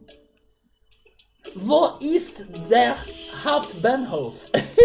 You guys are making me miss German. I wish I could go back to learning German. It's actually a very fun It is actually a very fun language to learn. Especially because of how mind-blowing some things are. Not only the order of the numbers, for example, you don't say 22, you say 2 and 20 in German. It's like 22, wait, 22 actually, it's not 12, 12 is 12. 22, 23. You see, the accent of English is getting to my German. It's not the word dry in English, it's dry. 24. So that's actually a mind-blowing change in the way to say the numbers, but especially the hours. Like when you are saying the hours in German, it's crazy. Because we say, oh, it's like 5 to 10 or something like that. In German, they say it's in such a weird way. It's like 5 for halb 7 or something. It's like 5 to uh, how can I don't even know how to translate this to English actually. 5 to it's like 5 to 30 to 6 for example. You know, they are always thinking on the next hour, not the current hour. You don't say, oh, it's 5:35. No, you say it's 5 after half hour to 6. That's how they say the hours in German. It is 5 after half hour to 6. They are always thinking on the next hour to come, not the one you are currently living. So that lesson, that class was mind blowing to me. Need to say it's um, 5 nach half 6 or something. Anyway, my German is kaput. It's like broken right now, so I can't speak German anymore. But I remember that lesson being freaking like I do not believe or I cannot believe they speak the hours or talk about the hours or time like that. It is so different. It's like you need to reprogram your brain to accept that DLC, right? Of like, what the heck? Not to mention their 3 articles. In my opinion, the 3 articles is the hardest in German because there aren't rules or many rules for you to know the articles for the nouns. And then they have feminine, masculine, and neutral. And then you need the articles to do everything in German. So I'm every time juggling, like, is it neutral? Is it masculine? Is it feminine? I have no idea. In Portuguese, at least, most nouns, when they end with O, it's masculine. When they end with A, is feminine. Not like 100%, there are exceptions. But in German, it's a whole mess. Like, there aren't specific rules like that, or they are very limited. So the articles, in my opinion, are the worst to learn in German. You really gotta know it. Otherwise, you pick the wrong article. I know German better than you? Not really, man. Definitely not really. When you talk German, you need to say it aggressively. Ich bin Niederländisch. Ich bin Niederländisch. Ich kannst eine bitte Deutsch sprechen? Difficult. Ich kann ein bisschen Deutsch sprechen or auch sprechen? Auch sprechen, because the verb needs to be in the end, right? Or something. They have those rules that are so hard as well. Yeah, the owl hates your yeah, you gotta practice that sound. It's the I know I have heard about a tip like so people could make that noise more easily, but I forgot it now. It's been forever since I had a conversation about that sound in Portuguese. Because I know there are English words that sound could be close. So that could be a way to get used to it, right? But right now I can't think of anything. Das Bahnhof reiten eine BMW. Although, how are those letters in German right now? I can't remember either. Because I said them in English, right? Chanel! Chanel is like fast, right? I should have taken German instead of Spanish. You can't speak Spanish for nothing. Yes, I can't speak German for nothing though. Spanish, I mean, I also think I wouldn't be speaking Spanish for nothing, or like, even though I live close to like, not that close, but you know, Argentina, Uruguay, Paraguay, everything's kind of close to Brazil. I don't travel there, or like I don't talk to many native Spanish speakers. But definitely Spanish is way more common in Brazil than German. Spragen! Chanel! Clear throat. Seagull sounds the same. Seagull? No, not the sound of the Portuguese accent mark. Cesium, do you know, or let me tell you. a very great word in Portuguese. I follow some YouTube channels that, in case you wanna some recommendations, by the way, of like foreigners trying to learn Portuguese, I do follow a couple of them, and some of them even try teaching English to Brazilians. That's how I actually found their channels. But they also learned Portuguese, or they are trying to learn Portuguese. And there was this one YouTuber that his channel is like Small Advantages. That's his name. He was once saying that his favorite word in Portuguese was insubstituível. Yeah, his favorite word in Portuguese was insubstituível. It means irreplaceable in Portuguese, or something that you can't substitute, basically. And he loved that word because he loves the way it sounds. Like it has a lot of musical notes in there, right? Insubstituível. Insubstituível. It has a lot of, rhythm. Just a fun fact that I will always remember that American saying that his favorite Portuguese word was that one, a word that I would never stop to pay attention to it at all. But it's like his favorite Portuguese word because it sounds, I don't know, musical. Insubstituível. Anyway, fun fact. Spanish and Portuguese is sort of the same. It is, yeah. And then Dutch and German is also kind of like the same for you.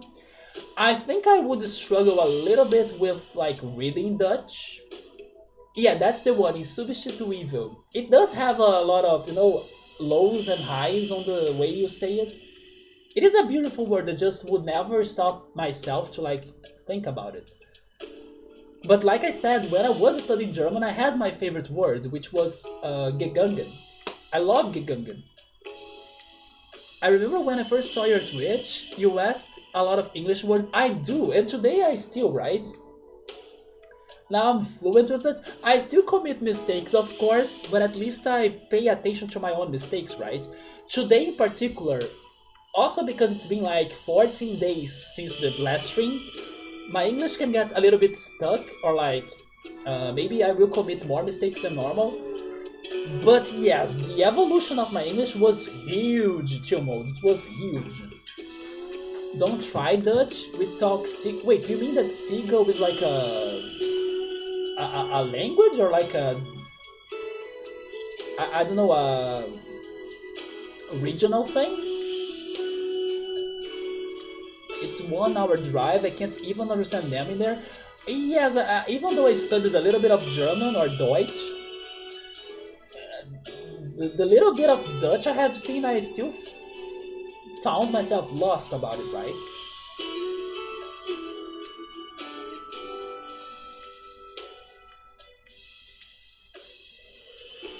You look like a tough bunch. You should consider joining up as deputies. Or deputies? Maybe deputies, right? The open door taunts me with the promise of escape, but if any prisoner sets foot across the threshold, zap! Some characters will have the same dialogue. Like that character. So let me focus on the people that speak different things than before. I don't know why you paid to get my husband out. He's just going to get thrown back in again. Oh my god, those two definitely should divorce. I'm just here to request access to the subway. Oh yeah, there is also that subway. I should return there.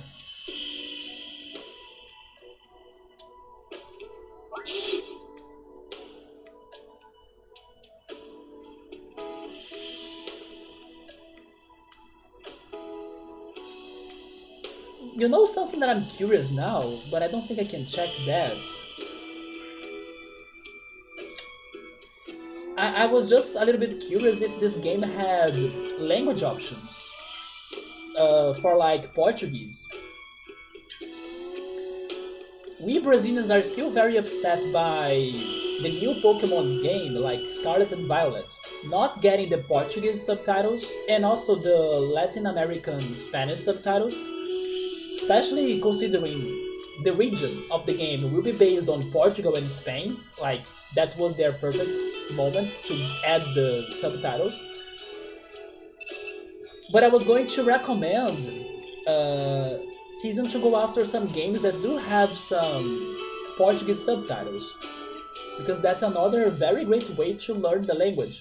Actually, when I was a kid, I used to play all sorts of games in English on my Super Nintendo, and my favorite game, Super Mario RPG, helped me a lot to learn English, at least the vocabulary. I will never forget how I also got stuck in that game for months with my friends because we didn't know like English that fluently or anything like that.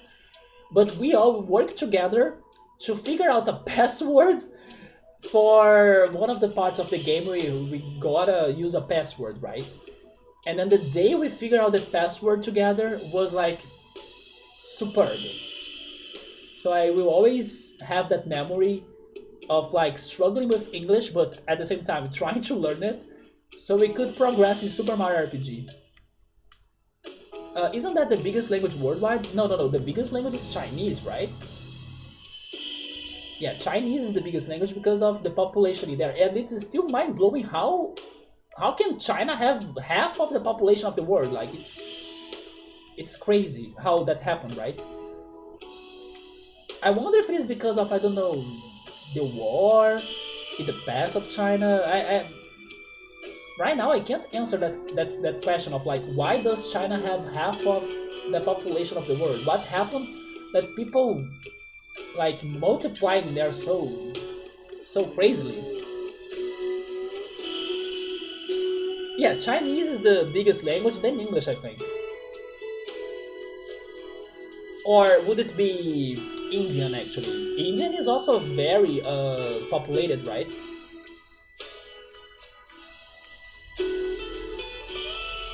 No, Portuguese is down.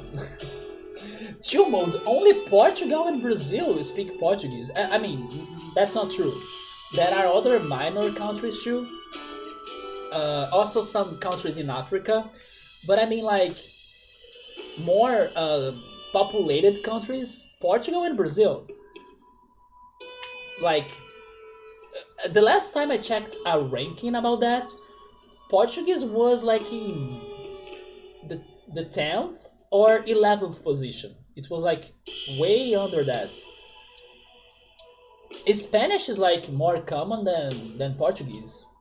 Also because many people in the US also try to learn Spanish. Wait, you learned English in Cartoon Network? Oh, never mind. Cartoon Network went to Dutch language instead of German. Oh, you did a quick search? Yeah, Spanish is way more spoken than Portuguese. Although Portuguese is like 10th, 11th. If I'm not mistaken, people say that the hardest language to learn is Hungarian. I have heard of that before. And Chinese is also very hard because they have intonations, right? So depending the way you say the words, they can have different meanings or something, even though they are kind of the same word. The sheriff set up some new security measures to try to cut down on crime.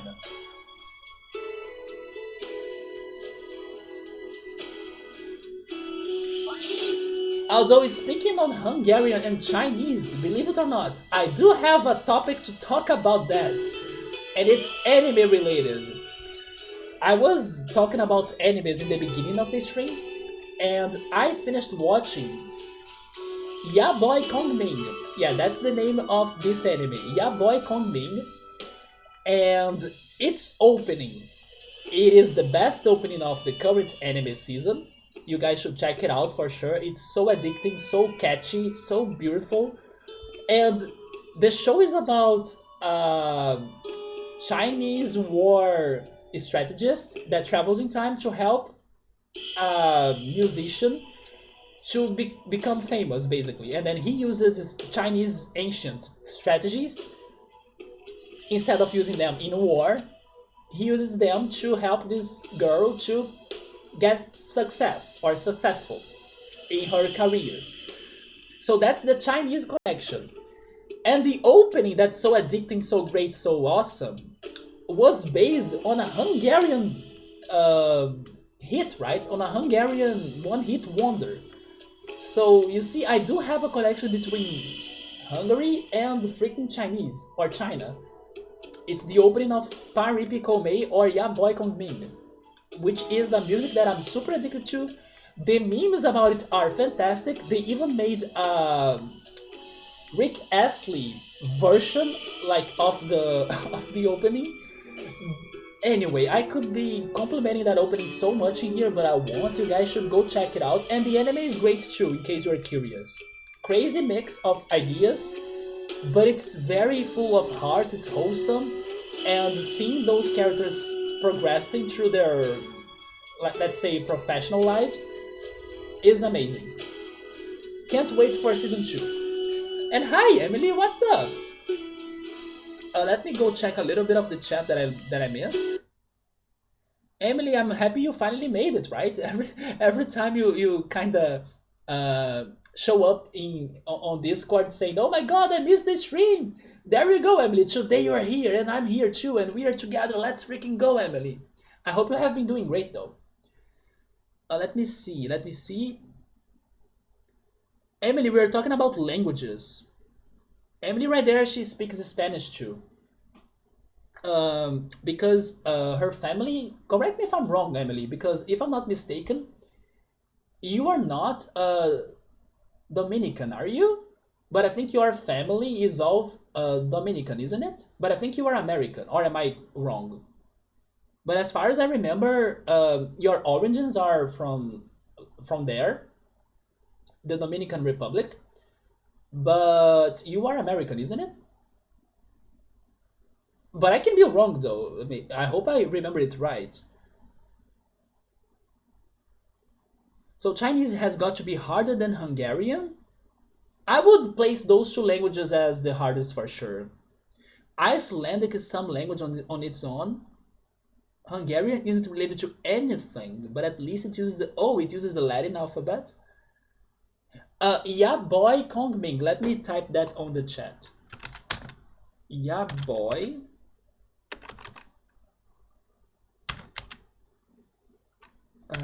Kongming. Yeah. There we go. Or you can also search it as Paripicomei. That's how it's known in Japanese and also here in Brazil. But it's different in English. Like in English, they decided to change the name of the show to Ya Boy Kongming. Let me go back.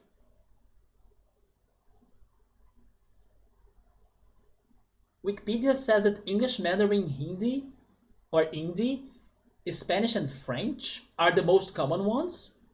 Okay, yeah, so I got that Hindi was also one of the most spoken ones. It makes sense. India has a lot of people too. But English also makes sense in my opinion. That must be overall speakers, not native speakers. Oh yeah, there is also that difference, right? True. Portuguese is number 9. Wait, we are progressing on Portuguese there because last time I checked it was like 10th or 11th. More people are learning Portuguese, huh? Oh, top languages by population, not native. You know something that I learned that I didn't know? I knew already that Brazil had the biggest Japanese population outside of Japan. Believe it or not, but Brazil has a lot of Japanese things in here. I think that at first glance, you would never make the connection between Brazil and Japan, but that's why I grew up watching animes, for example. Like in Open TV, we had all sorts of animes in there. Dragon Ball, Sailor Moon, Pokemon, Digimon, Dragon Quest. I was even talking too early that I watched Dragon Quest 20 years ago because it was my childhood. Japan and Brazil, like, they have a lot of cultural exchange. But I learned recently that Brazil has the biggest Italian population outside of Italy as well. I had no idea on that. I knew that like we had many foreigners living here or like immigrants, but I was thinking that, oh Emily, thank you so much for the bits. It's been so long since I got bit, so I'm actually very happy. Thank you so much, Emily. Oh yes, Emily, I need to show you the new computer as well. I will show you the new computer in a bit. Speaking on bits. But yes, I was shocked that we have so many like Italian people living here. Because I would guess, I don't know, some other country could have a bigger population, you know? But yes, we have such a mix of different cultures in Brazil, you know? Like people from all sorts of places. But let me go back again because I need to catch up with the chat. Oh, Emily is doing good. There we go. I'm visiting my friend who lives in another state. Where are you? Oh no, Emily was Dominican, but she was more in America. Okay, I see. So I need to remember that. I got confused. The newest language you were learning? Oh yes, I remember you were learning that. Yes, and I love how it's been kinda. I mean, it still needs to like become even more common, but I do like that it's starting to show or to show up in some series. You know, in some. Have I seen it in animes? I also think I have seen it a little bit in animes too, but especially on series. But there was an anime that I saw that like sign language. I just can't remember which one. But I'm glad that it's kind of growing on popularity, right? And it sounds something fun to learn for sure, completely different than anything else, like any other language.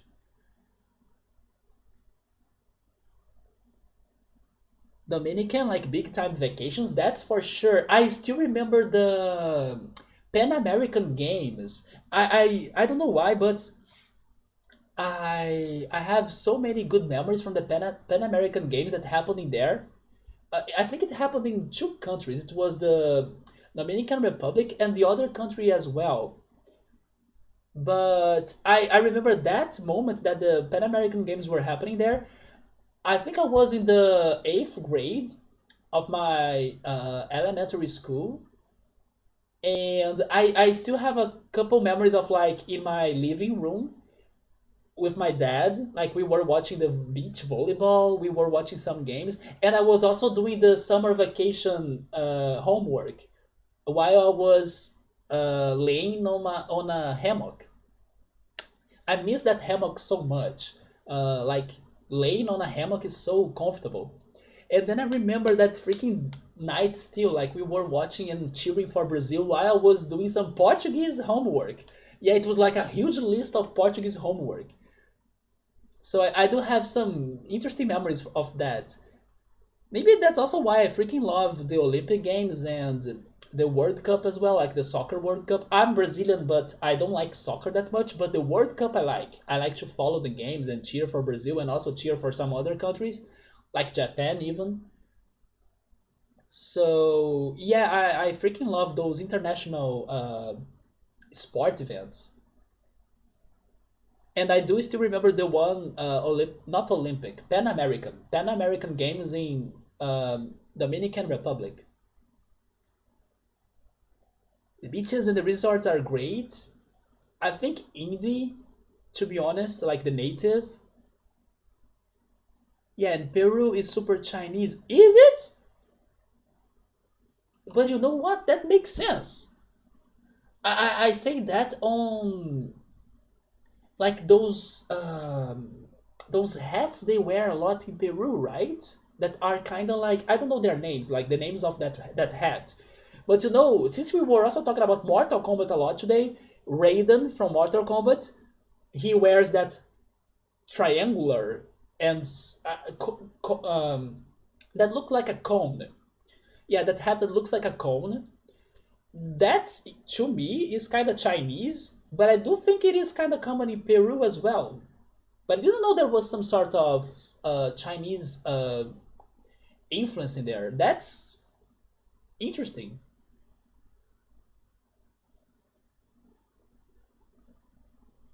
Is sign language not universal?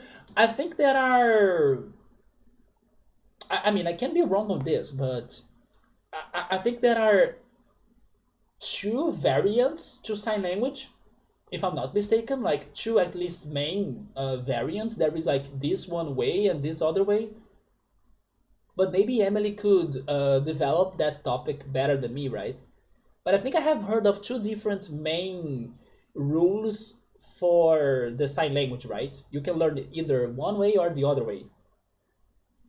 Yeah, there are different sign languages. Yes, I have heard of that.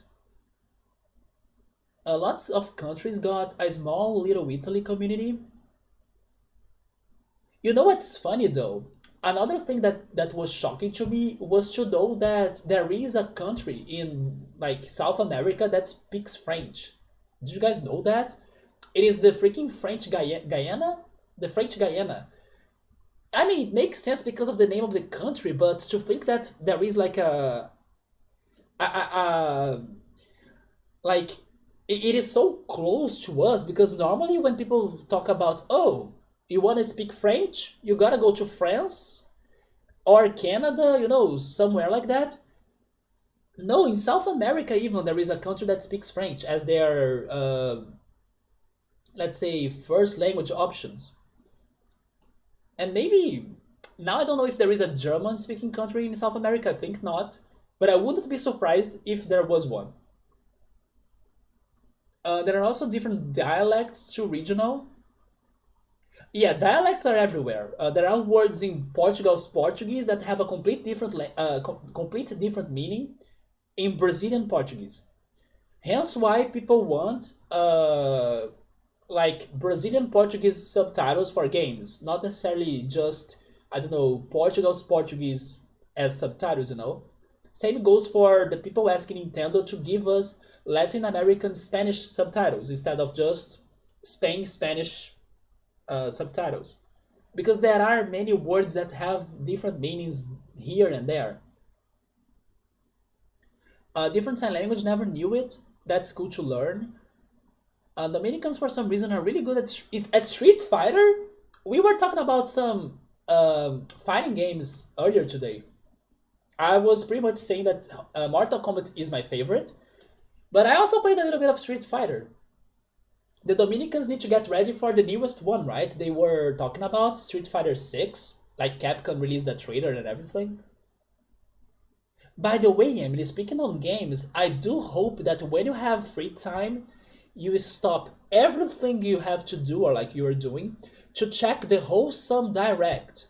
We are not having an official. Actually, everyone in here should do that, by the way. But I'm saying Emily because I know she'll love the things I saw there. But the wholesome direct is the most underappreciated and underrated thing during the E3 time. So if you guys go on YouTube and Google there or search in there wholesome direct games or something, you find what I'm talking about. It is like a whole presentation of 1 hour long or something with those indie games that are so good. Many of them are just chill and like cozy and comfortable and wholesome, of course, but there are so many other hidden gems in there. There was a game that I would totally play that I was even talking about it earlier today that's called A Frog's Tale. The soundtrack was like Chrono Trigger. It's an RPG game that looks appealing and like super fun. There is another one game that feels a lot like Paper Mario. It even has a crowd that cheers for you. I was like, I cannot believe they are doing that. So, especially now that Nintendo still haven't dropped any like direct for us in this month, there are rumors for it happening by the end of the month. This presentation of the wholesome indie games is so good. It's like when I was watching the Xbox presentation, I was almost sleeping because their games are not for me, besides Cocoon and the Persona announcement. But the wholesome indie games was like in paradise. And then they have many harvesting games too, cooking games, simulators and puzzles, some adventure, some platforming. There is one very simple platforming game that was called A Chicken's Journey. Even the name of it is simple, but then once they said that this game will be about, like the plot of the game will be about a chicken figuring out what came first, the egg or the chicken, I was like, count me in. I want to play a game that will have this discussion to see where is it going to get. So yeah, like the wholesome indie games, I ask Emily and the others to go check it out because I freaking love it. And then after the presentation, I'm on Steam like wish listing almost everything. And you guys be ready because I'm probably going to play many of that shit in here. Even though it's not what normally people tell me to play, I freaking love those games. The last one game too was a rhythm game that looked super fun, Melatonin. I swear to God, that presentation deserved way more recognition. It's so good. I wish I could even buy the shirts they sell in there, although the shipping will be like super expensive. But if you guys like cozy, chill, and simple games, wholesome indie games for you all. And especially Emily because I know she loves those games. Hydration reminder, I need that. Thank you so much, Emily, because I was like promoting the wholesome indie games like non-stop, no breathing, but deserved though. I can give all of my energy for to promote that right here because it does deserve it. I'm ready to see you play some new stuff. So Emily, I do have some news though. I do plan on coming back to Saturday streams, at least Saturday streams. I just don't know still when I'm doing it, but I do think about it. So it will happen. Especially when I do the transition to the new computer. I was going to show it to you, right? Let me do that. First, let me catch with the chat. Hammock study feels good? Yes, for sure. I do hope I can somehow install a hammock on this apartment. Same with Filipinos, they heard you are good with games, but wait, they bust your ass on Street Fighter? Be careful because Brazilians are good on Street Fighter as well. And Mortal Kombat too, but maybe even Street Fighter more than Mortal Kombat. The arcade games are 2.0 there. There is also a Caribbean island that speaks French. Oh, I didn't know that. By dialects, I mean like, or I meant like the sign would be signed differently. Yeah, yeah. Oh, you have seen a little bit of it. There we go. Isn't that like French Guiana? Yes, French Guiana speaks French. Although the French Guiana is in the continent, right? It's not like an island or in Central America. Not like Caribbean, yeah. I want to watch it because it look yes, even the voices of the people presenting it is super ASMR, super relaxing. I I like it so much, guys. I will confess that in here. I liked it so much last year that I watched the previous edition as well, like the first one. I think this is their third year. And I sometimes just to relax and to pass time, I do look for like people reacting to the presentation of the wholesome games. So I have kind of watched it 3 or 4 times already because I was watching people reacting to the games.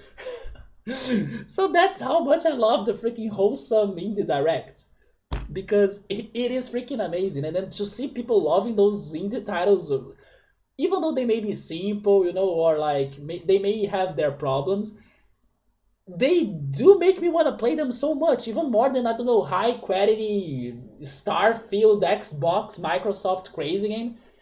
It is just not my game. So as far as Nintendo is not showing up with some Nintendo games, and as I don't have like Nintendo Switch, for example, I have a PC. Most of those indie games will be out for PC, so I could play them. And I do learn about many games that I will love to play or try at least. You made some dinner tonight. What are you having? Oh, you sent a picture. Okay. I'm actually very hungry right now.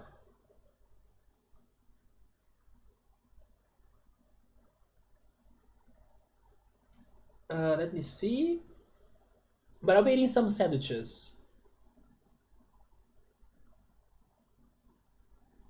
Oh, is that mashed potatoes? I think Emily is, or is that, what is that even? It could be mashed potatoes or ice cream.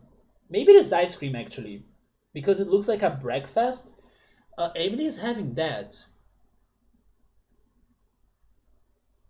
Oh, never mind. It is mashed potatoes. Now you made me envy. And then yeah, there are ribs on the back right there.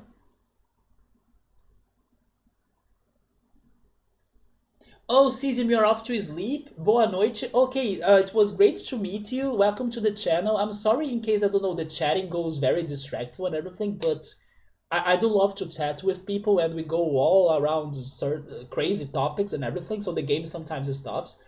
But thank you so much for stopping by. I'm also glad that you are trying to learn Portuguese. It's not easy, but I hope you can think it's fun or like you have fun with it. Have a great night, take care, and until next time, I see you. Then let me see what else people are also saying. Indie games need more love for sure. Emily still remembers the Tuesday streams, right? Yeah, I used to play Roller Coaster Tycoon in there at first, right? Ah, yeah, right. When I used to play Roller Coaster Tycoon. Wait, this is the first time you're hearing about it, Emily? The wholesome indie games direct. Emily, you gotta do that. Or are you hearing about the first time about something else? Don't worry, I will go back with Roller Coaster Tycoon. It is just that I don't know. I have so many things going on in my life right now, especially in the personal matters, especially regarding like my friendships and stuff, that it's like I can't focus that much on Twitch or streaming that much, you know. So I want to believe that the time that I feel more, I don't know, more stable on those matters, that I would find some sort of organization to like focus on streaming as well, or like have more days of streaming, maybe like with less amount of time, because in case I stream on more days, I think I would like not go for too long as well, like not go for many hours, you know, otherwise I would be exhausted. But I do have ideas, like I want to go back to the like simulator games like Roller Coaster Tycoon. Maybe I could have a day that I only play indie games and minor titles as well. And then on, let's say, the most important days, like today, for example, I focus on the RPGs and like the big games.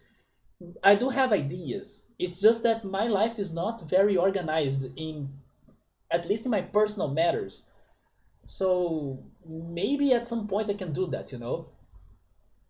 But it's like it's been a whole mess, honestly. I was super angry and frustrated on Friday, for example, and then tomorrow, not tomorrow, yesterday, I was still like calming down, and then today I'm feeling better, you know, hoping and focusing on like the upcoming plans for this next weekend and the other one.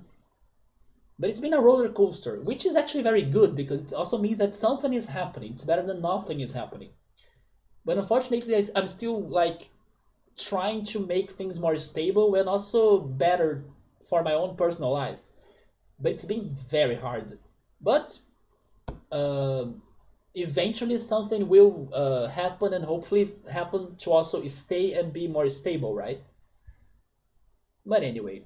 But I do have the plans, I do think about it, like returning to more days of streaming, especially with the new computer. Like I do think this new computer will be like a motivation or like it will help me to want to stream more and more often. Also, hi Ritsuru, what's up, man? Oh, Ritsuru, have you been binging Summertime Rendering? You promised. I wanna hear from you about that. But what's up, man? Then let me go back again on the chat.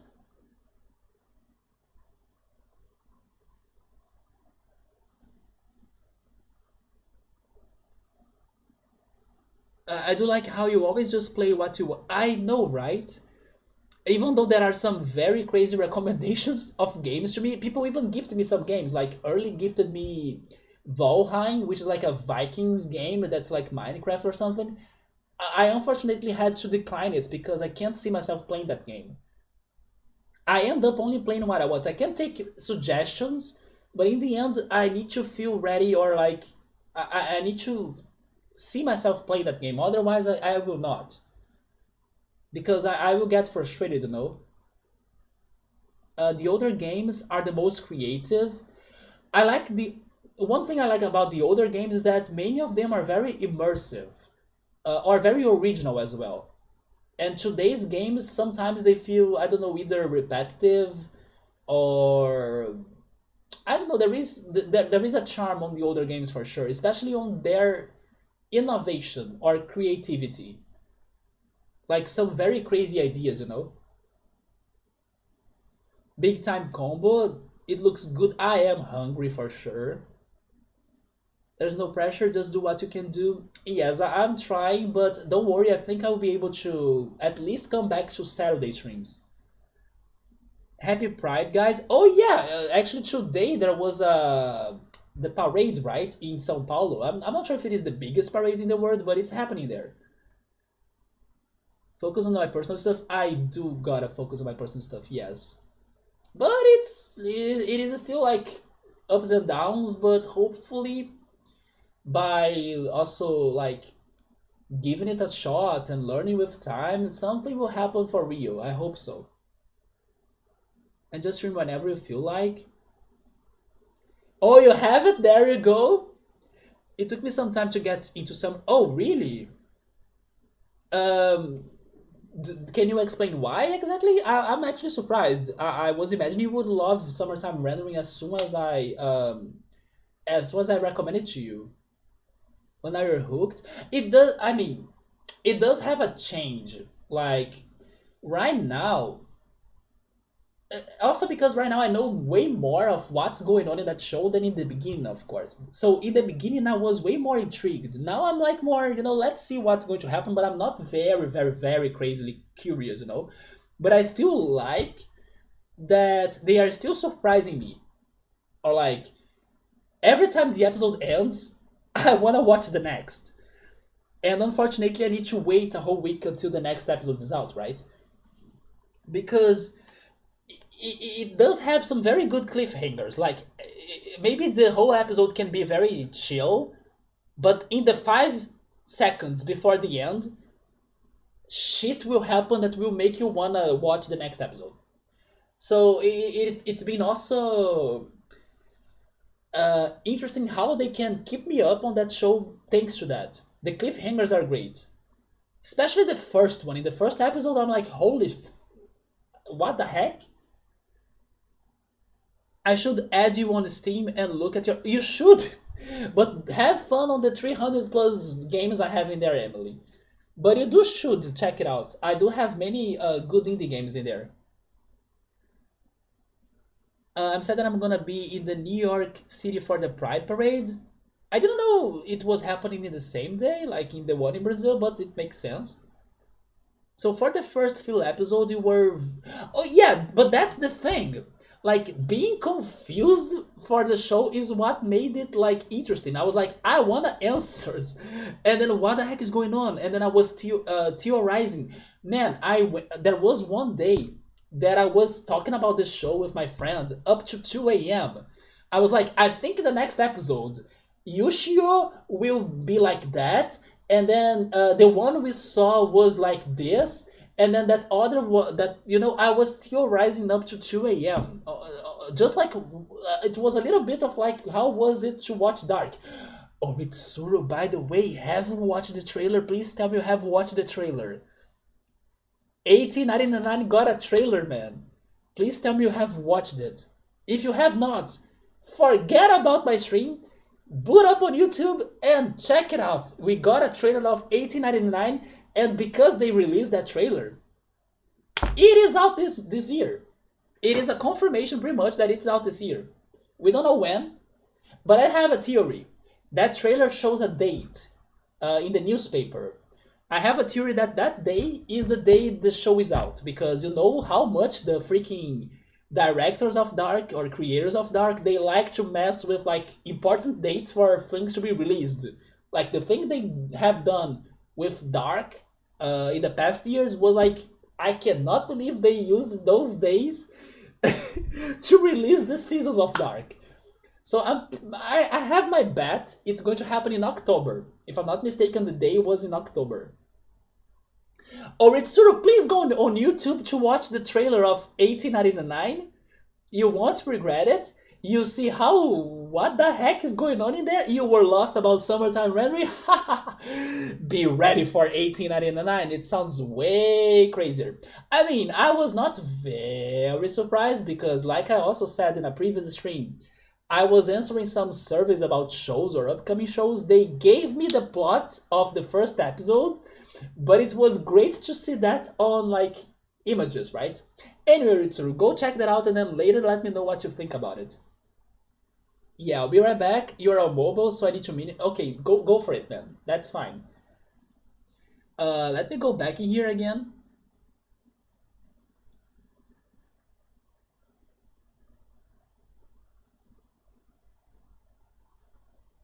But around episodes 5 and 6, he started to like it more because it was making more sense. That's for real. That's when you start getting more answers. It has many cliffhangers. There are some mid episodes. Yes, there is one that got me unprepared. It is happen. Oh, it is not happening already. Okay, so I was thinking it was happening today because today the Brazilian one is happening. And you come home a couple days after.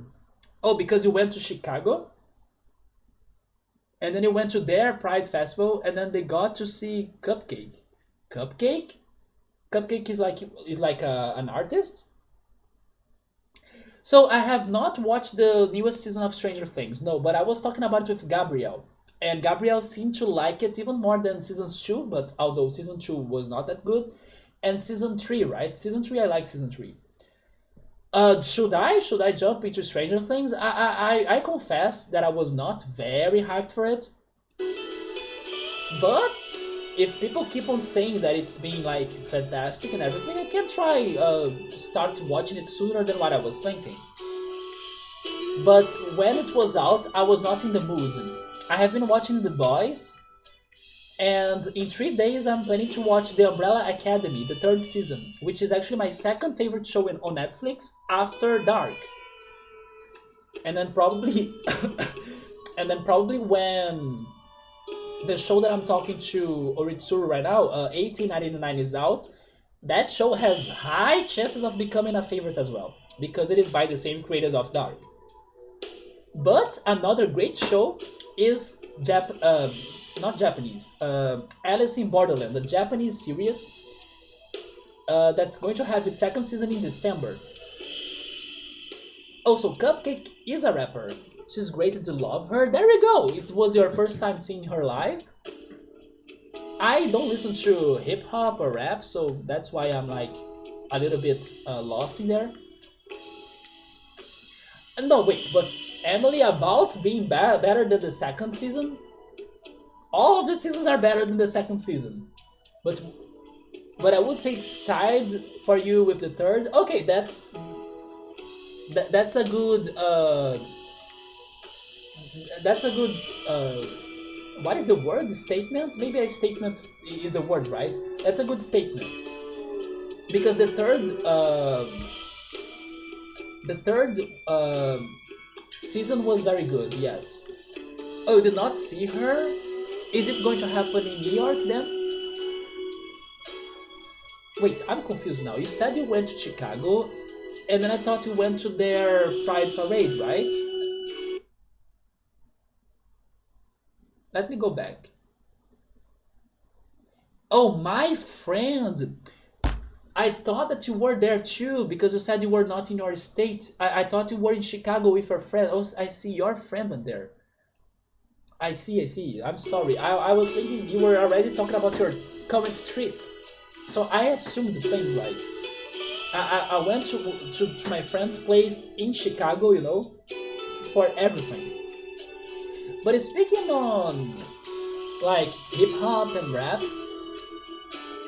I was mentioning Paripico Main or Ya Boy Kongming. That show has a rapper in there. And he's great actually. I liked his character a lot.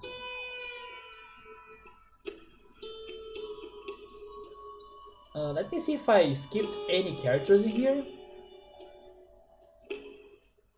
Have I checked the casino itself? Emily, are you on vacation already? like the summer vacation. It's Louis Hoffman. Louis Hoffman. Who is Louis Hoffman though? I know we have like Jonas from Dark in there. We have the guy from Elite. We have Jonas in the show. Yes, he's like a sheriff this time. Yes. Oh, never mind. Louis Hoffman is the name of the actor. There we go. So yes, we have him. He's back for more, but he's not the main character. I think the main character this time is Maura, which is like a woman, right? Oh, you don't listen to rap that often either? Me neither. But my favorite hip-hop or rap music is 2000s. Ashanti, Ja Rule. Those songs are very nostalgic to me. I have been on summer vacation. Oh, there we go, since June, since the beginning. I'm asking that because thanks to the pandemic, like some universities here in Brazil, they kinda are still having their classes going, right? And the vacation was kinda postponed because of the delays on everything. For example, my friend that's studying on the university, he's still like taking classes. I think it's only over by mid-June. I mean, mid-July actually. And then it comes back in mid-August, the classes. This trailer gets you so hyped. There are so many things to theorize already. Because there are so many references already, right? Like the name of the ship that disappeared was Prometheus or Prometheus. And I'm pretty sure when I got the summary of like the first episode many months ago, I think I got to that summary actually last year. It took that long for them to give us the trailer. The name of the ship that they are in also has a name of like a, you know, Greek myth or something. And that symbol of the... Yes, Ritsu, I have already watched a video about theories about this show or this trailer. But that symbol that is like on the logo of the title, it is not only the symbol for the Bermuda Triangle. So I'm pretty sure this show will have something to do with the Bermuda Triangle. But also in... I forgot what was the reference, but it also means, I think it's the symbol of Earth, or something like that. But then I don't remember the name of like the language, right, or the signs. But the person that was telling me, he said that was a symbol of Earth, while the symbol of like fire, air, and water were a little bit different in that some sort of language, right? Welcome back, Gabriel. And what else is there? There is that date in the newspaper that they were already theorizing if like, is she reading some news of something that happened? Or is she reading news of something that will happen to her? Like, or does she know? I mean, they were theorizing if this show will have time traveling. Maybe it doesn't. But what if she knows about what will happen to her, and she was like, she learned about it thanks to that newspaper? Anyway, people were already like talking about all of that. One thing that I loved about the show is that it's going to have all sorts of actors and actresses from all sorts of like crazy countries or different countries, and they will be speaking their languages in the show. It's going to be a multi-language show, right? Probably with like, of course, subtitles for everyone to understand. But there will be people speaking in Japanese, in Chinese, in English, in Portuguese, in Spanish, in German. It's going to be a mess of languages, and that idea is so great in my opinion. So there is also that. Oh wait, you need to drive home now? Alright man, drive safe for sure. I love to keep on chatting, that's fine, but it can't be. Have a great rest of stream. Thank you so much for stopping by, Ritsu. Drive safe man. I'm happy that at least I could give you the the alert for you to check the trailer. And also in 3 days, Umbrella Academy, man. We'll be talking about that soon as well, right? And also, I'm glad you are enjoying summertime rendering. I also hope you have a nice time at the Pride Parade, Emily. There we go. Yes, Umbrella Academy. I'm remembering you. You're remembering me. I won't forget anymore, man. Don't worry. It's on my brain. So next time, I hope we'll be talking about it. But drive safe, take care, have a great night. I also started enrolled into a new degree earlier this year. BSN? What is BSN? What is BSN? I have no idea what's that. But good luck, man. Good luck on your studies. BSN?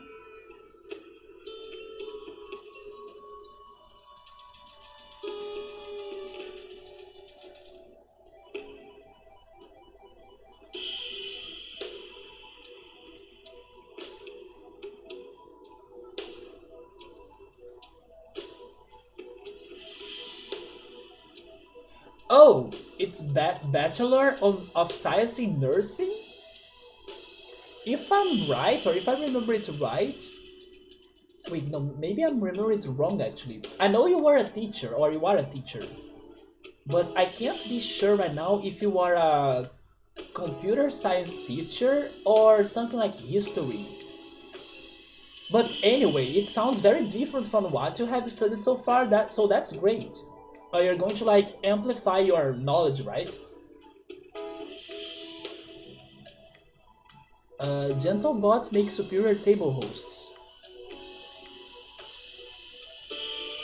Okay, everyone in here are still with their old dialogue.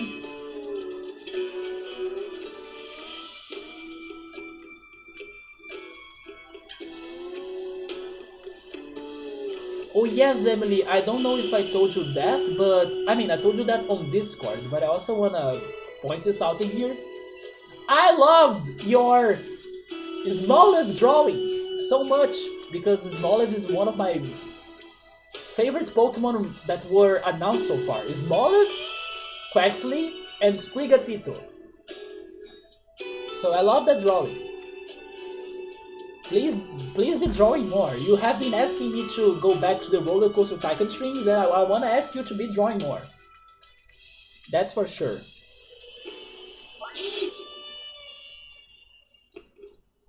Okay, so it was something computer related. It was from graphic design to advanced programming, and now the nursing. There we go. Oh, you also teach English, and then computing and programming teacher. There we go.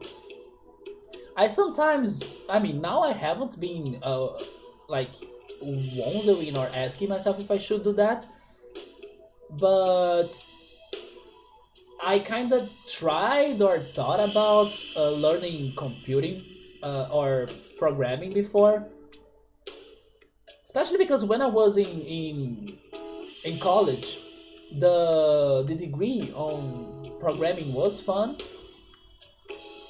but it's like one of those ideas that every time I kind of try to take the first step, I kind of don't go through it that hard, or like I kind of give up or something. Same goes with studying Spanish. Every time I kind of try to go, I backtrack or something. Right now I'm like not thinking about it anymore, but I had moments that I was almost going for it, Be sure to stay at the hotel.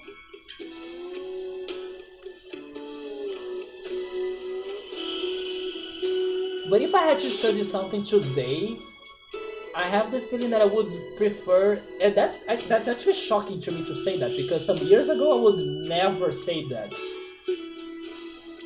But today I think I would like to study something about investments, actually, or finances, which is something that got to my to my life in the past 3 years, I would say. 3 to 2 years. Do you want to try to make something, like making your own game? Not really a game. Making a game sounds like too much work. But like knowing how to have a website, or understanding maybe how to, maybe make an app or something. Although Like making an app sounds also very hard, just like making a. I mean, not as much as making a game, but both are hard. But knowing some basics maybe. But it was never actually making a game. No, it was more like thinking about app development or website development. But that was years ago.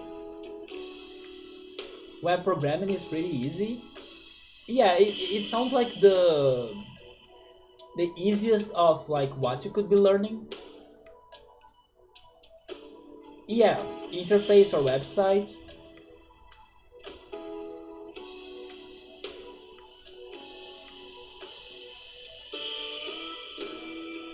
Can I go up?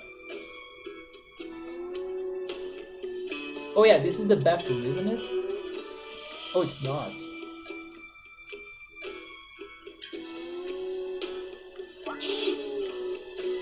This girl is still in here.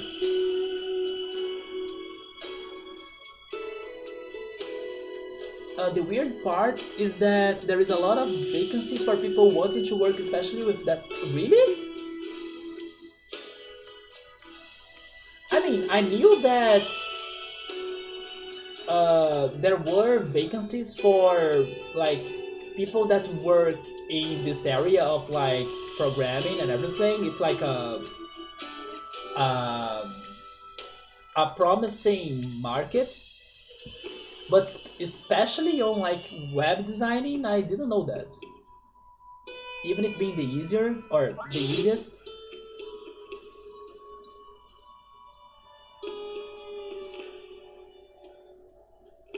Something else that I would love to learn is learning more about photography. Yes, I kind of wish I could take a photography course. That's something else that also pops on my mind sometimes.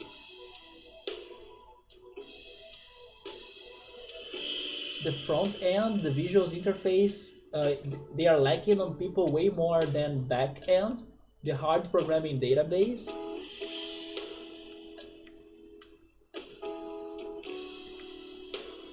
Maybe people think that because the second one is harder, it is what will give them more money or something. That's why they go for it.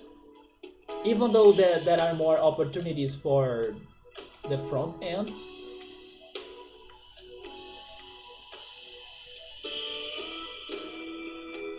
Have I been here? Oh, this was the hotel, yeah.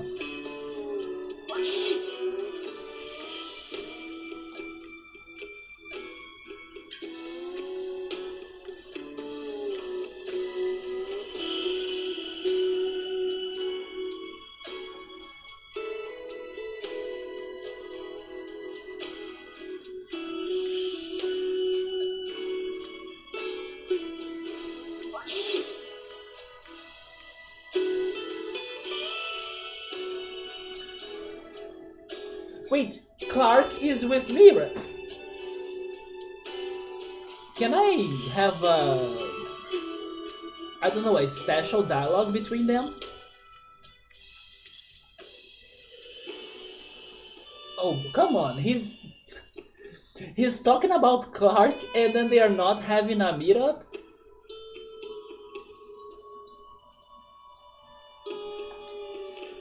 Ah, that's sad.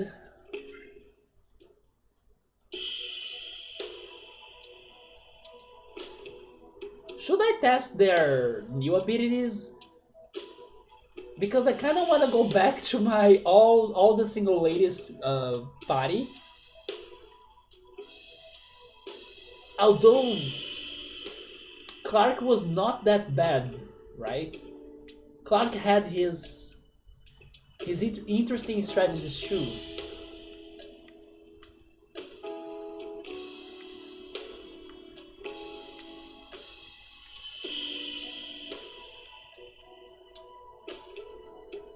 No, I kind of want to have a little bit more of playthrough with with them four.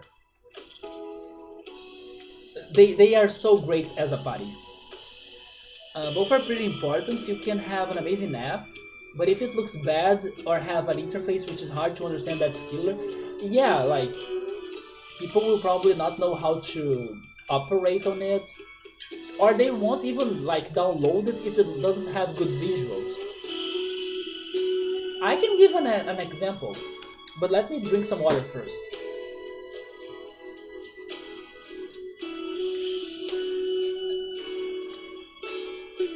For example, some bank apps in Brazil.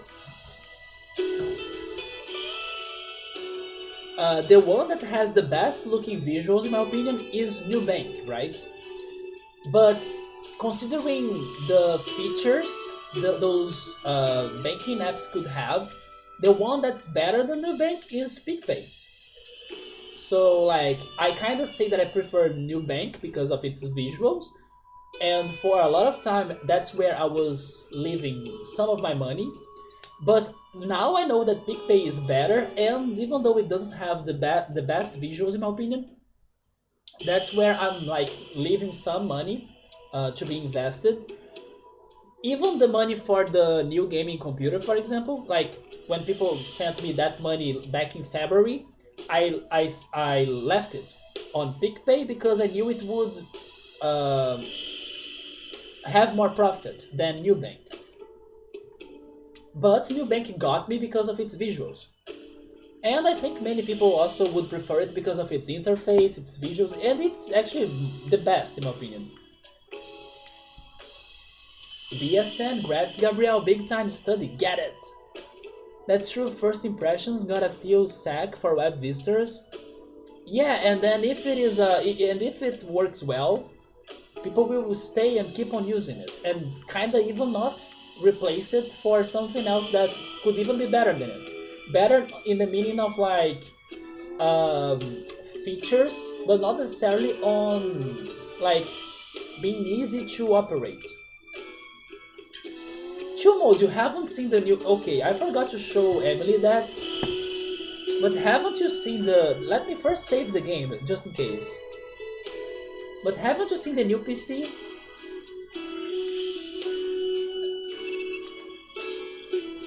I have the new PC next to me right now. Although I'm waiting for the internet cable so it can have an internet. Don't worry, it doesn't have Windows 11. It has Windows 10. Yeah, I have the new computer. It's right here. Let me turn it on. It has RGB, it has the cooler right there, the red cooler. Although I can't change the camera that much though. One day I will be able to show it better, I hope. There is the microphone, the new microphone. It's right here.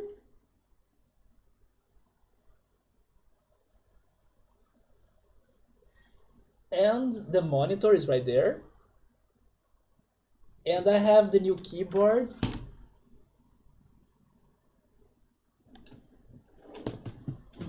Yeah, I'm only waiting for the internet cable to get to my home so I can start installing things on it. And then hopefully soon I will be streaming from it. But I'm still on my old computer. Wait. Go up. There we go.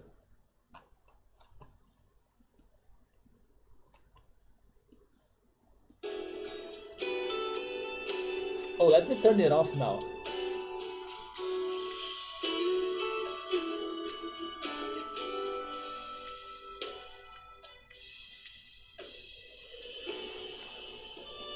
Oh, there we go. Emily was able to see it too. Although the webcam, because of its cable, it couldn't get very far, like or on the right front of it. But it's right next to me, it's working, it's operating, it just needs things like softwares and files, the games, OBS. But I will work on that as soon as I get the cable for the internet, because it doesn't have an antenna for Wi-Fi. The RGB mic, yeah, the mic, I got the mic from China. Unfortunately that, oh yeah, I need to show you this though. Unfortunately, the mic has a problem. It's not perfect, and the problem was in the RGB animation. But at least it does have some RGB, because it could be much worse, right? The mic could not even have any RGB.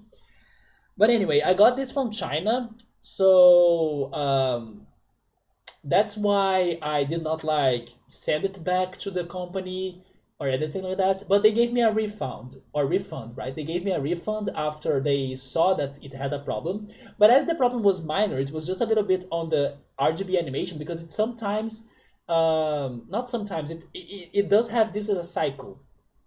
It starts the animation, and then there is a moment that the lights go out and it goes back again and it returns to the beginning of the animation. That animation should be like unstoppable. It should be like with more colors even, and not having that, turning off moment. And that was the problem of this mic. But as far as I tested it, it is recording audio. It was very cheap as well, and I even got the refund, or at least a little bit of a refund for this one problem. I spoke to the company, to the brand, right? So I'm still happy with it, but it does have that little problem on the RGB animation, but it still has some animation, so that's good. Like, imagine if I got this mic with like no RGB at all, then it would be a way bigger problem. So I'm going to keep it. And it has this happy face, even without the RGB. That's like the noise filter or something, pop filter. And then that's the happy face. That is actually the brand's logo as well, right? The Fifine. This is a Fifine mic. So you saw the RGB, but I'm pretty sure you did not see the happy face. Yeah, big points, right? Unfortunately, this one is not perfect, but I will love it the way it is, because it is operational. I paid way less for it, like it was cheap, and I got a refund, so I'm happy with it. UIX, user interface experience, it needs a balance of being easy to use, understand, and being nice to look. So it's like the Triforce of programming. It needs to look good, it needs to be easy to use, and you gotta understand. Big time project. Yes, it was a whole May working on that, like learning and getting the parts and buying the parts and waiting for the parts, and the beginning of June to assemble it as well, and also get some parts like the cabinet.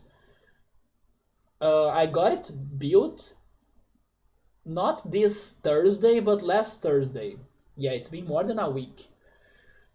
China Prime. I got the mic and the processor from China. Yes, I stopped in there because some other parts could be too risky for me to import. For example, the memories. Although I'm planning to buy 2 memories from China though.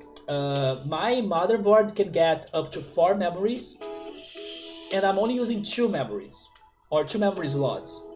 But I decided to use those 2 memory slots with like reliable brands, which were Crucial Ballistics memories. But the other two memory slots, then I think I will get the ones from China because they are cheap, and then I will hope they will work. And then I will be able to have in the future 4 memories of 8 gigabytes on this computer. Not that I need that, but if an upgrade comes in the future, that's one thing I'm going to get from China then. But I also try to not get some other parts like the motherboard from China, because I could be getting taxed, right? So I also had that. The processor I knew I wouldn't be getting taxed, and the mic not as well, because I got the mic from the official store, so that's pretty much the only way you can buy this mic officially, because in Brazil, like, there are a couple of stores that sell it, but when you get from something that's like the freaking factory is there, it kind of helps you to, at least that's what I thought. It helped me to not get taxed. And of course, the price of it also helps. It's better than your Chinese purchase. Although I was even saying earlier, I am thinking on getting a Nintendo Switch from China. I may be getting taxed, but even if I get taxed, it's going to be cheaper than buying it in Brazil, believe it or not. So I am thinking on getting a Switch from China, maybe next year. If this computer can emulate Switch games, and I think it will, I hope it will, then this buying can wait for longer. But I'm also considering doing that. You bought an RGB shower head? Wait, what is I need to Google that. What is that? An RGB shower head.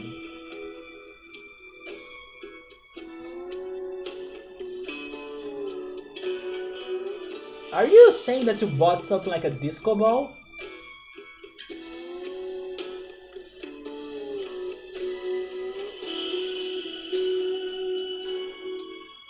Which, by the way, I should buy a disco ball. Imagine this stream with a disco ball. It would be awesome. Wait. What? Chill mode, what the heck is this, man? Okay, this is actually interesting. I did not know this was a thing though. But chill mode, you bought... I mean, he actually meant a shower head. I was thinking shower head was, I don't know, another word for something different. No, it is actually a shower head that gets RGB colors. This is... I mean, I was not ready for that, but I could consider, I guess. I think I would have... I would rather have my bathroom with like colorful lights instead of the shower, but this is cool as well. This one, and was it like were you disappointed? From the way you said it, it looked like disappointed. Man, what the heck? That's awesome, right? Now everything will have RGB. Like, your shower is a gamer computer, because everything that owns RGB is gaming computer, right? The more RGB, the better. A disco ball shower type. Buying products from China is like a lot. It is like a lottery, yes. My friend said the same to me. They come, it may never come. At least there is some guarantee or refund, but it may take forever to, for you to get it back. They come broken. Yeah, this microphone came with that problem, but again, it was cheap. It does what it should do, which is like recording my audio, and it could be worse. Like, maybe I could not have any RGB working at all, and it has some. Plus, by talking to the company, they saw the problem and they gave me some money back. They gave me 1/4 back of the price, full price of the mic. So it's even worth way cheaper, like, than what it already was. Anyway, in the end, it was a great buy, because that's a minor problem, in my opinion. It is annoying, but it's, I can live with that. I think I forgot to check the second floor of this. Wait, it doesn't work? Oh no! Couldn't you at least, I don't know, negotiate again with the person that sold it to you?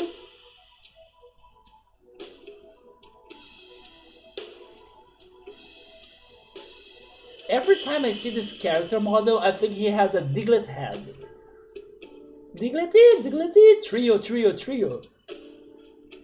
It's because of his nose. It's just like Diglett's nose.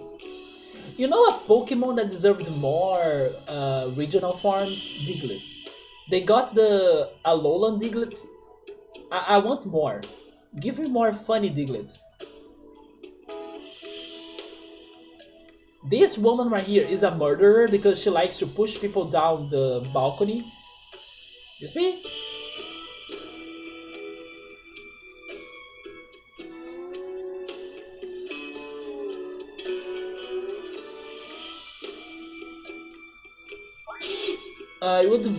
You would, wait, I do buy 20 earbuds. Oh my god, my English. let's do it right now. I do buy 20 earbuds, 10 of them break, but this one works for 4 years now. Not bad for 10 bucks.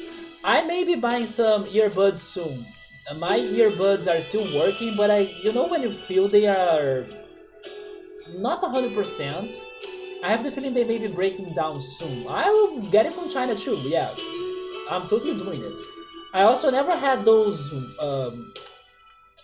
Bluetooth earbuds. Maybe I could try those. Diglety, diglety, trio, trio, trio.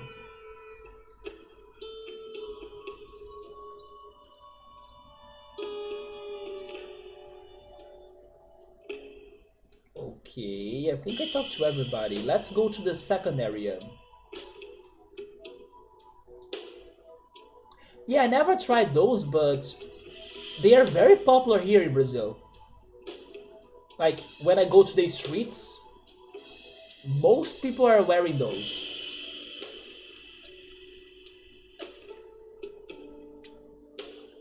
I wanna buy an old Sennheiser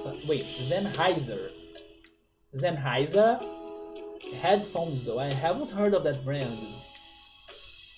The thing is, the music is a new experience. Sennheiser.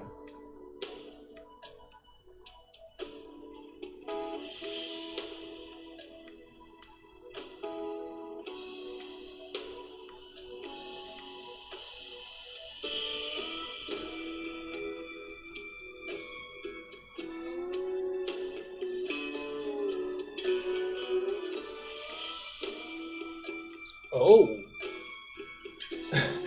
man, those are huge. Dude, those are huge. Look at the size of that.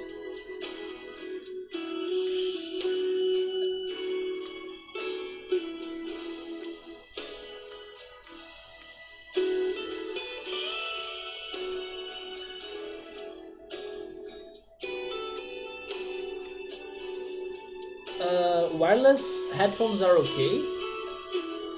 Then wireless mouses are horrible. I agree. My current computer right here, this one, the all-in-one computer, it came with wireless mouse and wireless keyboard. I could not keep them up because they were so bad. So I have USB everything. I was going to say something else, I think, about the wireless headphones, but I forgot what was it. Yes, I forgot what was it. I'm just using two cabled white earbuds. I normally get the black ones, not the white. I wore some good headphones once, and then they Music 360. Then I forgot what I was going to say.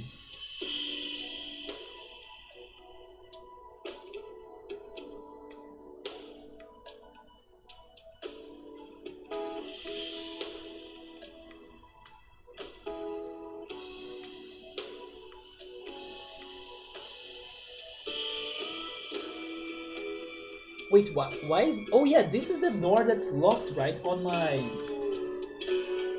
side quest list.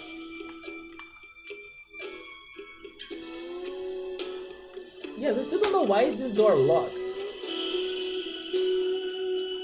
It's up to your time, Gabriel. Alright, man. Have a good night. Talk to you later. I may be ending the stream soon too. I'm getting super hungry. I'll just finish talking to people here and then I will call it.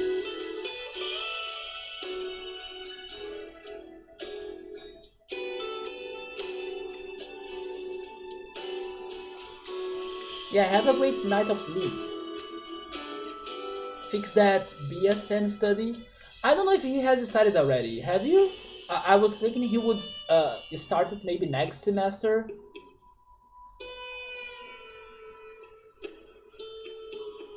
Yeah, he's on vacation for now.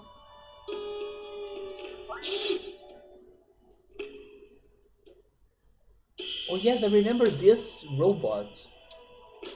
Oh yeah, he was the tailor bot. You also gotta go. I think I will finish the stream soon too. I will just finish like double checking on everybody here. Nothing has been happening, just the sheriff station. But chill mode, have a great night as well. I mean, have a good morning, right? Have a good day, man.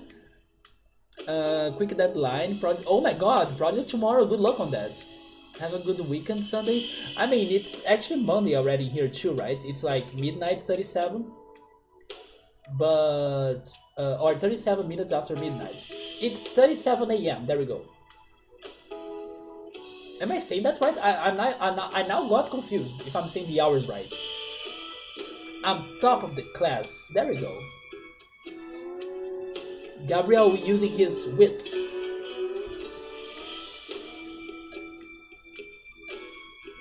Oh my god, I need to, you know what? I'm going to make like extra. I'm going to make my sandwiches extra. They are going to have eggs and sausage. They didn't need to, but they will. Because I wanna eat great tonight.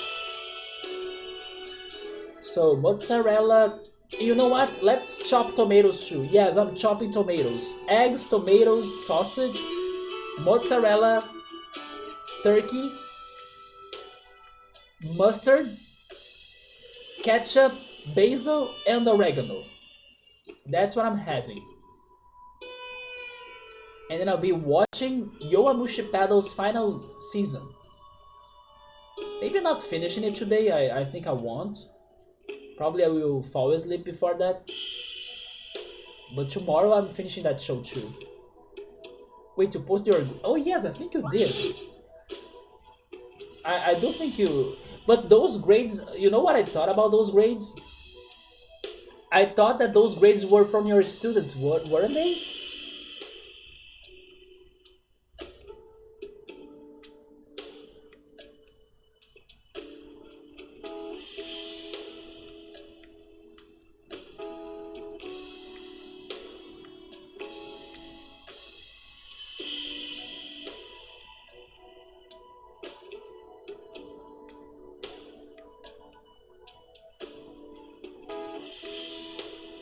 Oh no, was this yours? I don't know why when I saw that I thought you were, I don't know, giving the grades to your students. You did get many great grades.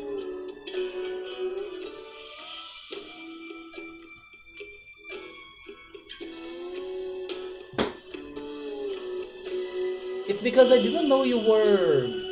I mean, you said that you would start the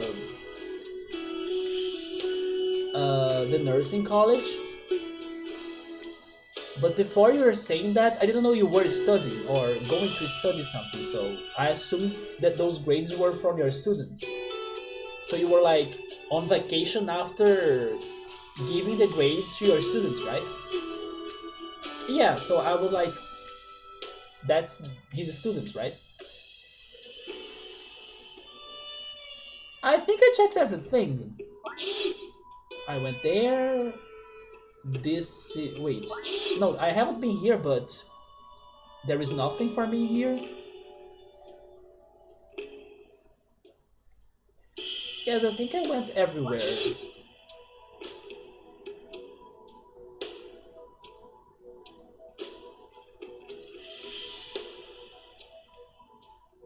Okay, let's leave New Rhomu. No, never mind. There is something else I need to check. The subway station. Especially because now it's probably operating.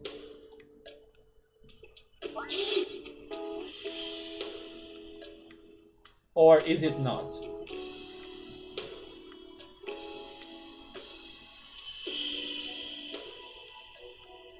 It is ready for departure.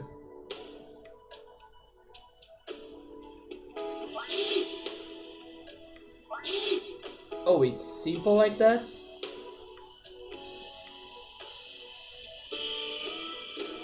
Then there was another station, right? Or am I crazy? Anyway, bye to anyone lurking. Until next time, Gabriel, take care, dude. I'm also just confirm this and then I'm leaving too.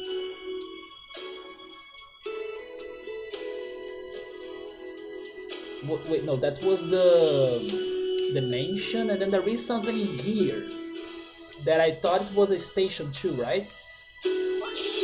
Oh no, it is Las Rocas, so it's the... No, it is a subway station. To the surface access? Wait, what? I don't know if I have ever been here. Is this where I had to go? And then I did it accident. Don't forget to check back at your home base spaceship periodically. You never know what opportunities will be open there. Wait, I couldn't read that. Will open up. There you go. I was thinking about the text at the same time.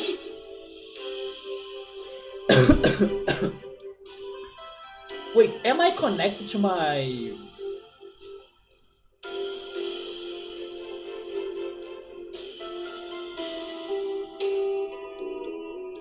to my spaceship? I'm not.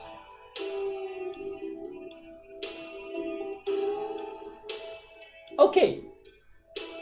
Final thoughts about what just happened. I'm happy that this location was not a subway station like I was thinking. Because the first time I read it, I was like, wait, another subway station if there is another one like super close to it? What is the point of that? It is not a subway station, it is actually a passage for the surface. Or to the surface. So this is good, because I can explore here as well. And maybe this is actually where I had to go before.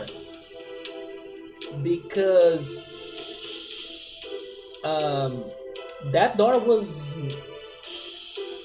At least the second door was not open. Like, this elevator was not open before.